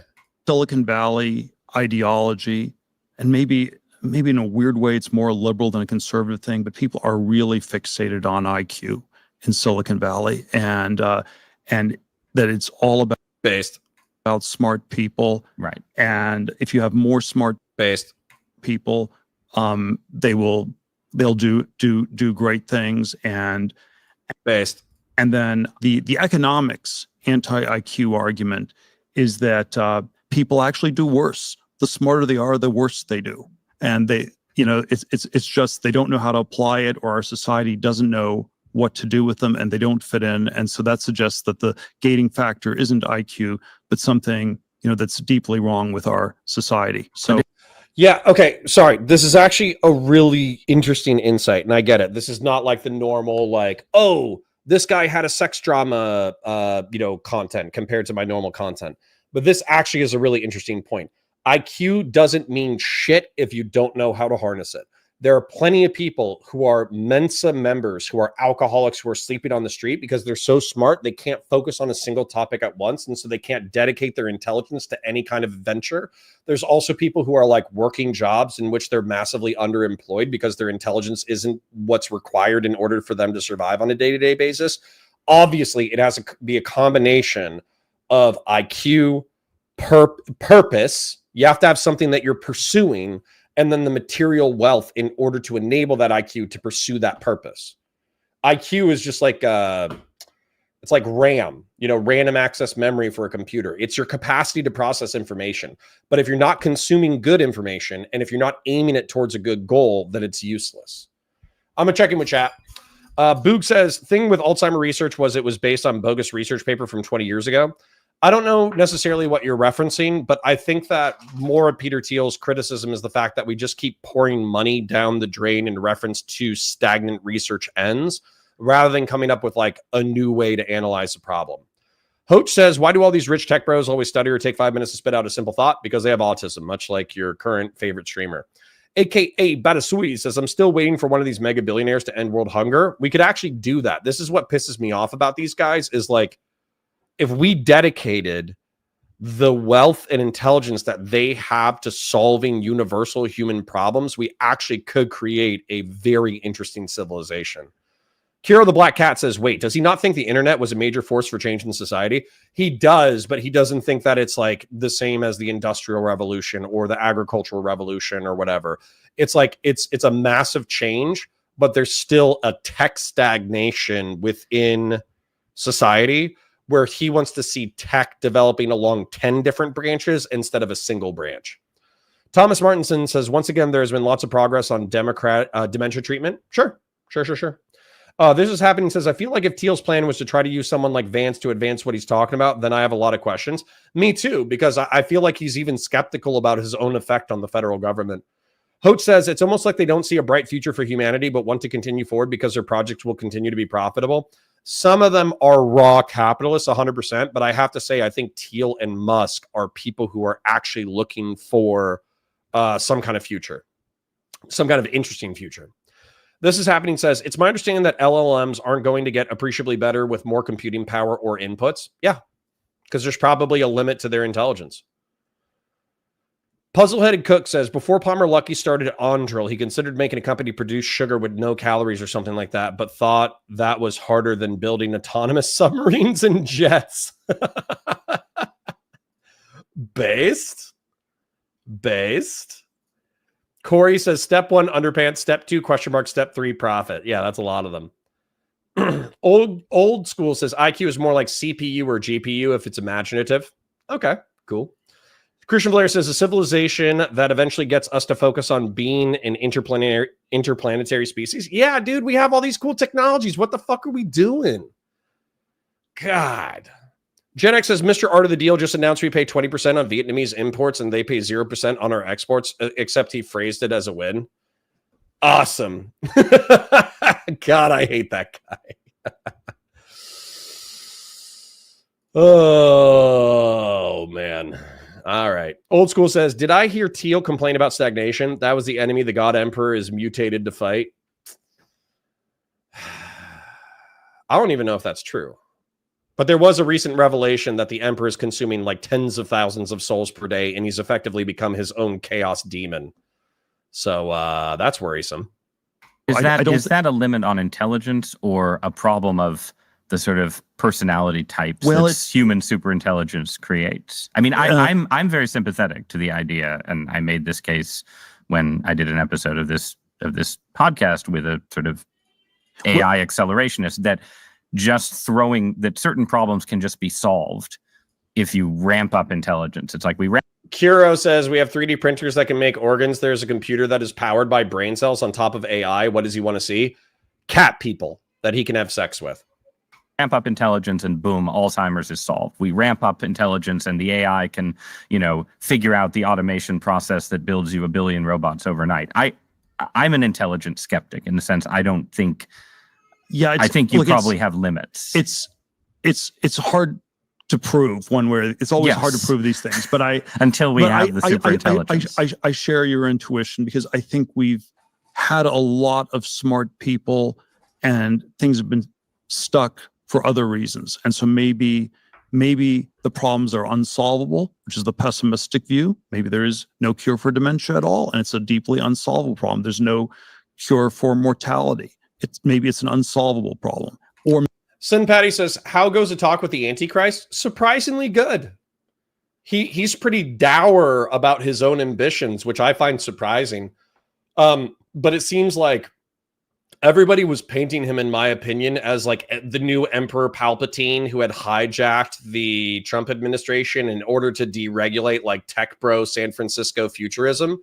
And it seems like he's a libertarian guy who's confused about the value of his own projects, and he's skeptical about whether or not he'll have any impact on Washington, D.C. whatsoever. And so as far as like the narrative that he's like Emperor Palpatine, not really. Not as far as I can see. It would actually have to be revealed that he had some kind of like secret project that he totally concealed from this interview in order for me to revise my opinion. Maybe it's these cultural things. So it's not the individually smart person, but it's how this fits into our society. Do we tolerate heterodox smart people? Maybe you need heterodox smart people to do. It does seem like conservative liberalism says he doesn't care about brain controlled computers or biplanes to stealth flying wings in 80 years without transcending mortality and becoming immortal. We're stagnated, apparently. Well, I think his point about stagnation is more the fact that we can look to 2 or 3 industries on which we're working towards advancement. But during the 20th century, there was like a dozen technologies that we were pursuing simultaneously. Like if you ask me, like, what are the main ones that everybody talks about? AI and energy. Those are the 2 that we talk about. And I think that and that's because they're bottlenecks. So if we unlock AI and if we unlock energy, then we can actually harness a whole host of new technologies. So I feel like that's fine, but why isn't he interested in space mining? You know what I'm saying? Like, why isn't he interested in partnering with Elon Musk in order to build? Because the problem with robotics, okay? The problem with robotics is that there's a bottleneck in 2 places: energy and raw materials. we could have robots that assist us in our day-to-day lives and effectively an unlimited amount, but we don't have unlimited energy, and we also don't have unlimited raw materials with which to construct the robots that will then create a luxury economy. So why isn't he interested in turning Mars into a colony that's colonized by robots who in turn mine the asteroid belt, bring the raw materials into the asteroid belt, and then simultaneously research energy? If these are the two bottlenecks of technology, why aren't we pursuing that? Gen X says, is that what transhumanism means? Hacking our biology to live longer? I see people say it all the time and never cared to find out. Relatively speaking, Gen X, that is what it means, but also it can mean things like changing your muscle mass or your fat content or the way that your body is structured or eliminating genetic disease. And it can also mean like cybernetics, like robots and all that kind of stuff. It's effectively becoming more than human. Crazy experiments, and if the AI is just sorry, that's too funny. Bud123 says, let's make a Death Star. Making a Death Star will create jobs and stimulate the economy. I unironically agree. conventionally smart. If we define wokeness again, wokeness is too ideological, but if you just define it as conformist, maybe that's not the kind of smartness that's going to make a difference. Yeah. You have to have creatives who are willing to assist technicals get to interesting new projects. But hold on. Somebody said something really funny. AKA Batasui says speed of light. Listen, within the physical realm, without some kind of like wormhole tech, we're not going to beat the speed of light. All right. We're just not. It's not physically possible. But what's interesting about energy and travel is that if you had thrust, I think it's like 5 years. If you are under perpetual thrust in a spaceship, you can achieve 99% of the speed of light, and you can also travel across the galaxy. The problem with it is if you bump into a foreign object at the speed of light, you might just explode in space. The other problem is because of time dilation, you might be gone for like a decade or two in order to travel the entire galaxy. However, on Earth, 20,000 years will have passed. And so, at least with the limits of technology and space as we understand it and time dilation and all that kind of stuff, effectively what we're talking about is one-way trips where we can do calculations. We can shoot out robots and people into space in order to colonize distant planets and all that kind of shit. However, we probably need to know that those distant planets exist and are capable of supporting life, or the ship itself is capable of supporting life. And then simultaneously, we need to know that that's a one-way trip, at least with the technological limits that we have right now. So do you fear then a plausible future where AI in a way becomes itself stagnationist, that it's like highly intelligent, creative in a conformist way? It's like, the Netflix algorithm. It makes infinite okay movies that people watch. It generates infinite okay ideas. It puts a bunch of people out of work and makes them obsolete, but it doesn't, it like deepens stagnation in some way. Is that a fear? It's like people just outsource. It's quite possible that's certainly a risk, but I guess where I end up is I still think we should be trying AI, and that the alternative is just total stagnation. So yeah, there's sort of all sorts of interesting things going to happen with, maybe drones in a military context are combined with AI, and this is kind of scary or dangerous or dystopian, or it's going to change things. But if you don't have AI, wow, there's just nothing going on. And I don't know, No, we don't. Sorry, Grassroots for the 10 says super behind, but on Thiel's comment on intelligence, one thing I find the sharpest people I work with is the smarter they are, the more they become prone to analysis paralysis. Agreed. AKA Batasui says, but we need to break the speed of light to be multisolar. No, we don't. No, we don't. We can achieve 99% speed of light with current technology. If we had like a nuclear reactor based spaceship, we could have a perpetual burn. What is it? How long would it take a modern spaceship to reach 99% speed of light? I think it's 5 years.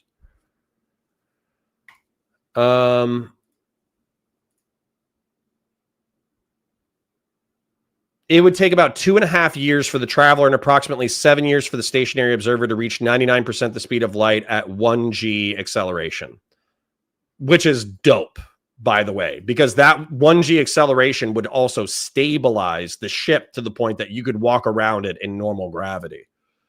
So 7 years, and 2.5 years for the traveler. Okay. Then how long would it take to cross the galaxy at light speed? To travel the Milky Way galaxy at the speed of light, it would take approximately 100,000 years. This is because the Milky Way is about 100,000 light years across.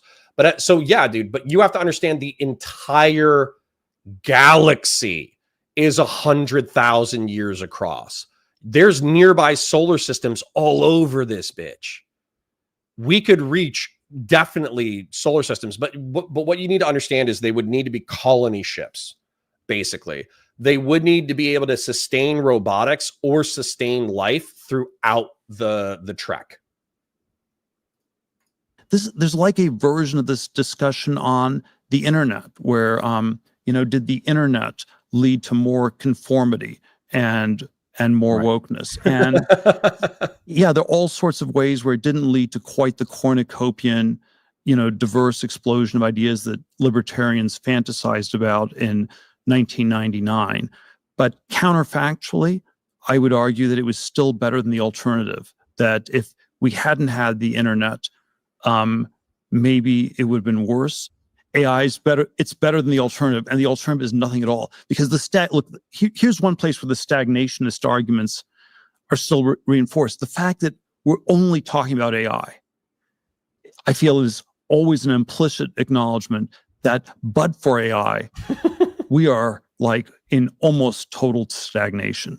But the world of AI. God, I would love to talk to Thiel, honestly, because I think my level of enthusiasm for technology and space travel would be infectious enough to get him to throw a few $1 billion behind space colonization and space mining. Is clearly filled with people who, at the very least, seem to have a more utopian, transformative, whatever word you want to call it, view of the technology than you're expressing here, right? And you were mentioned earlier the idea that the modern world used to promise radical life extension and doesn't anymore. It seems very... I'm going to fast forward a bit because I'm running out of time, and I know there's a part here. Does anybody know the timestamp approximately where he says, like, maybe you're creating the world for the Antichrist? Plot hole.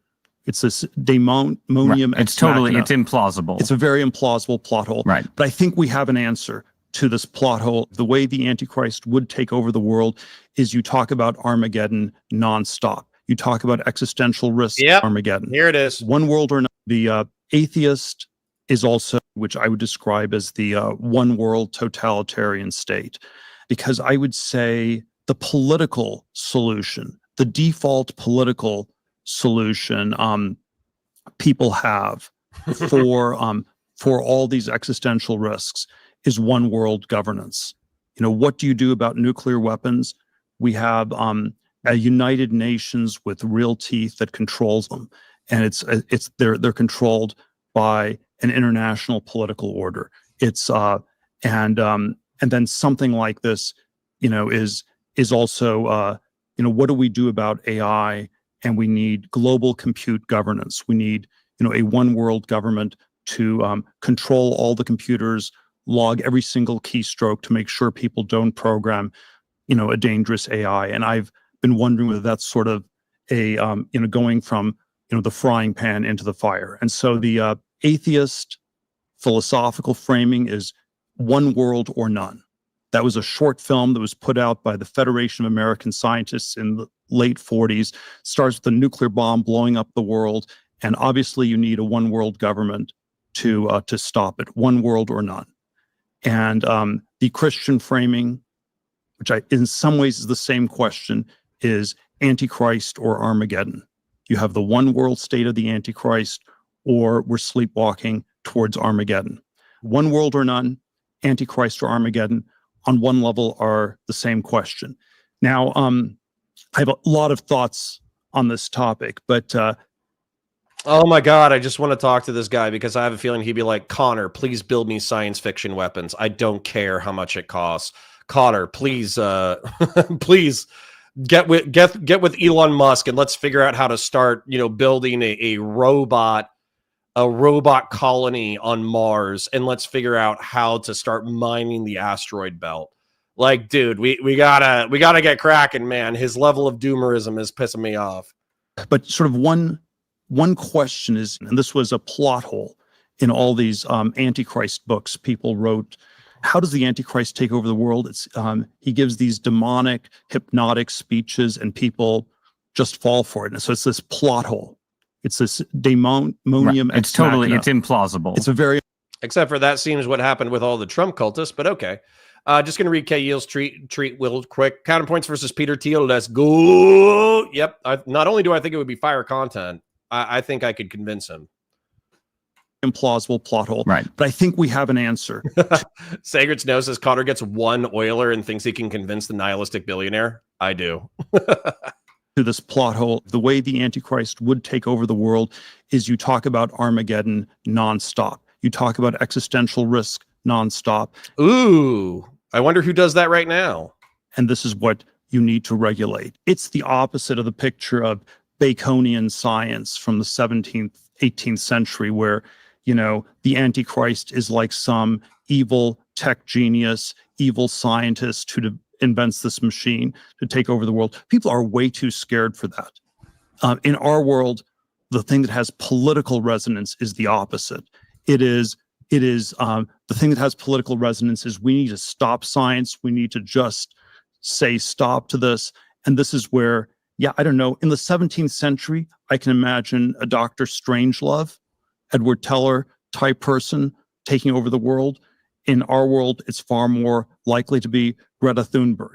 Okay, I want to suggest Which is so funny because he's saying that shit, but at the same time, he's backing Trump, who was the greatest snake oil salesman, selling the United States people an existential crisis at all times in order to seize power. Holy shit, these people are so blind.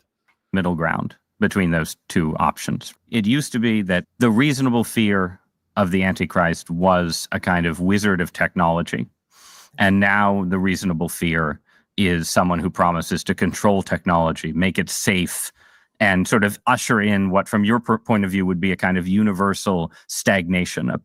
Right? Well, it's more, that's more my description of how it would happen. Right. So I think people still have a fear of a 17th century Antichrist. Yes. We're still scared of Dr. Strangelove. Right. But you're saying the real Antichrist would play on that fear and say, you must come with me to avoid Skynet, to avoid the Terminator, to avoid nuclear Armageddon. Yes. And I guess my view would be, looking at the world right now, that you would need a certain kind of novel technological progress to make that fear concrete, right? So I can buy that the world could turn to someone who promised peace and regulation if the world became convinced that AI was about to destroy everybody, right? But I think to get to that point, you need one of the accelerationist apocalyptic scenarios to start to play out, right?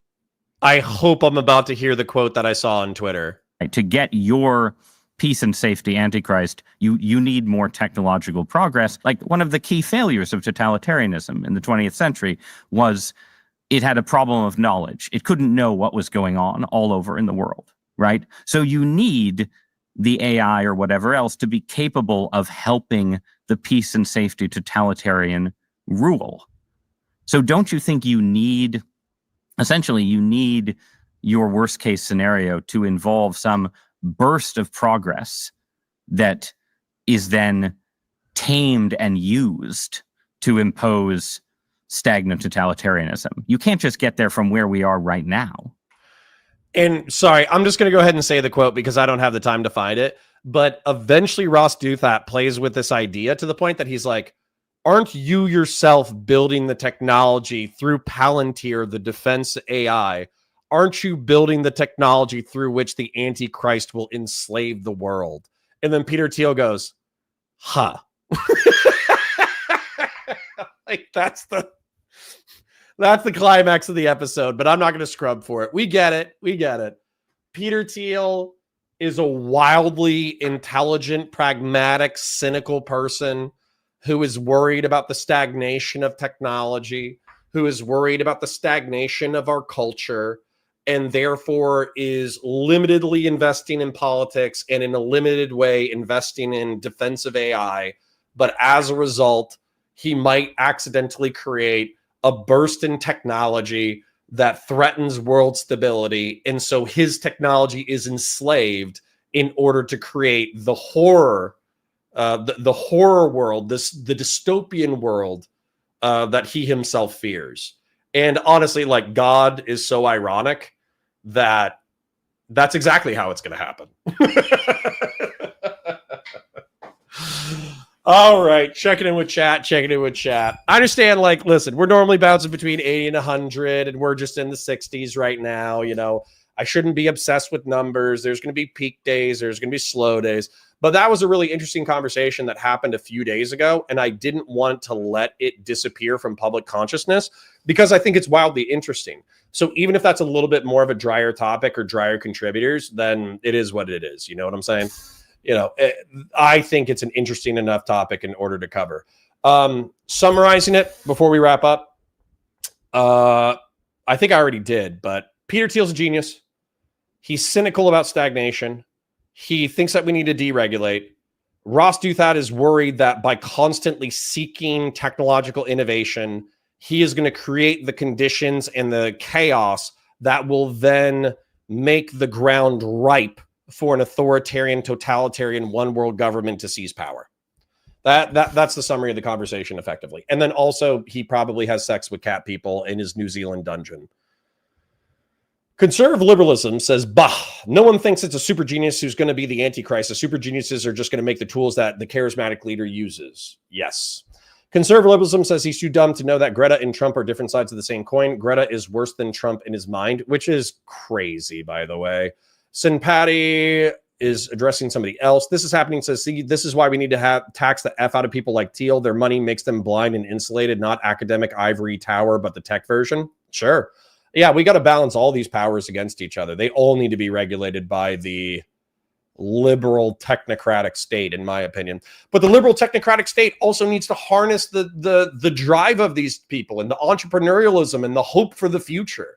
That's the other thing that needs to happen is liberal capitalism can't just say, you know, hey, Peter Thiel, give me 33% of your income because you're so rich. It also needs to say, hey, Peter Thiel, you're worried about the future of the species. Let's research this tech tree together. Let's figure out tech mining. Let's figure out how to colonize Mars. Let's figure out how to do this, how to do that. It needs to harness the entrepreneurial spirit and drive of people like Peter Thiel and Elon Musk. It shouldn't treat them as enemies. It should treat them like partners. Conservative liberalism says Peter Thiel is saying that the Antichrist would have to rise to power through demagoguery, but sure, that's not likely to happen. Right? Yeah. And populism is the same vehicle. Yep. Sin Patty says, down with counterpoints, long live chair points. Indeed. Scrolling, Sacred Snow says, doesn't he also ask Thiel if the human race should endure, and Thiel hesitates for entirely too long? Yeah, because he does believe in transhumanism. I would finish that conversation, but to be honest, we're just out of time and I got other shit to do today. I got to go pick up my 3D printer so I can design science fiction guns, and that's an important priority for me. DD22E says, hey, lads. Well, hi again, but we are wrapping up. Christian Blair says the 20th century robber barons may have been greedy and potentially evil, but they at least weren't retarded. You said the Arsler, not me. I just read your Arsler. That's 3 Arslers today. Haircut Commander needs to come check us on our ableist slur usage. Conservative liberalism says, go to 55 minutes if you want the lead up to that quote. Valor Media Network, if you're done with that, it's cool. Yeah, I'm done. It's not anything personal. I actually like Peter Thiel. I would love to conversate with the guy, but I think he's too dour and cynical about what human beings are capable of. DD22E says, also, I'm surprised you don't make videos doing media analysis in Warhammer. You seem to have a more nuanced take than the groypers and far left people. Dude, go check out Counterpoints 40K. It's basically like a giant lore breakdown. But you're saying media analysis? Yeah, I just don't have time. I don't have time to do 25 hours of political live streaming, 5 hours a week on Warhammer, 5 hours a week on sci-fi, 5 hours a week on Star Wars, which are all launching this month probably. And then on top of that, I still have to cut up all my episodes and get the timestamps for the editor for the political VODs.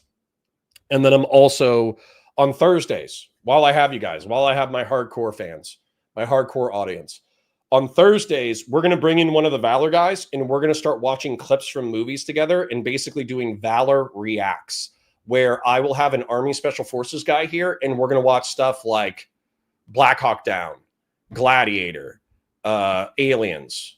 Name a movie, name a hardcore action movie, and we're going to watch it together and we're going to laugh and criticize it and talk about military tactics and psychology and all that stuff. So that'll be fun. That'll be Thursday afternoons. Sun Patty says, Connor, I do think that robot Martians would be better than Expanse Martians, only as long as they still make a Bobby Draper bot. We need a Draper bot. True. Bobby, listen, you know, I'm not typically into masculine women, but, you know, Bobby, you know. Sacred Snow says you should also do the last 1/3 of the 40K demographic Giga Chad middle class dads. True. The last 1/3 of the 40K demographic. Yeah. Kyle says, I'm surprised Thiel speculates about the Antichrist in modern day shit. No sideline. He's reading NT right. Probably. DD22E says, hey, I'm a lower class Chad who likes 40K. Don't forget about us. Yeah, there's working class Chads. Don't worry about it. Sun Patty says, if you launch on 7/7, it would be my favorite birthday present ever. Okay. Well, is 7/7 Thursday? 7/7 is Monday. Sorry, that's like the one day he's not available. So 7/10 we'll be launching the React channel. So I'm sorry. Sorry, Sin Patty. I'll still sing you happy birthday. So yeah, I watch it. I'm asking for more. Sorry. Base movie Noit. Yeah. Bud123 says, could you get demonetized again just for movie clips? I don't think so. I think what happens with live streams is they interrupt your stream, but I'll go ahead and make it like super small where we're still going to watch the screen together or whatever, and you'll see us on the screen, but I'm going to balance it right. And we should be okay. We should be okay. If not, we'll do it as pre-recorded content if we keep getting jammed up. Way of the Gun has some odd shooting scenes. I love Way of the Gun. I broke it down and I got no metrics on it. Philip Coffey says, it was a great combo and a great stream. Heading off to listen to the new Siege of Terror anthology, Era of Ruin. Take it easy, Connor. Let me know how the Emperor's doing, because I heard he's becoming a chaos god by absorbing too many Psyker souls. Hoach says, Connor, what task force is your special forces buddy? I worked in JSOC for several years. I don't know. We're going to have to ask him when we get there. Contra FDN says, came for the 40K, stayed for the psychic damage. Well, thank you for staying. Puzzle Heads Cook says, think this is happening in a minute. Cool. Conservative Liberalism says, you going to have one of the guys from Surf and Turf? Yep. It's the Army guy from Surf and Turf. Christian Blair says, leaving early for a meeting. Have a good day, Connor, and chat. See you next time. 07s. 07s to you, King. All right. So we hit 5 hours. It is, well, Philip says, spoilers. Not really. It's actually, my summary of it is probably the dumbest summary of it. So you're going to have to tell me the spoilers. Anyways, but apparently a custodian, he's fighting for the Emperor and he's talking about the Emperor during the Horse Heresy. And then it shows later him talking about the Emperor in the 40,000 setting. And there's supposed to be a lot of plot, like the Emperor is developing this into something that he's afraid of, but he still has to be loyal to.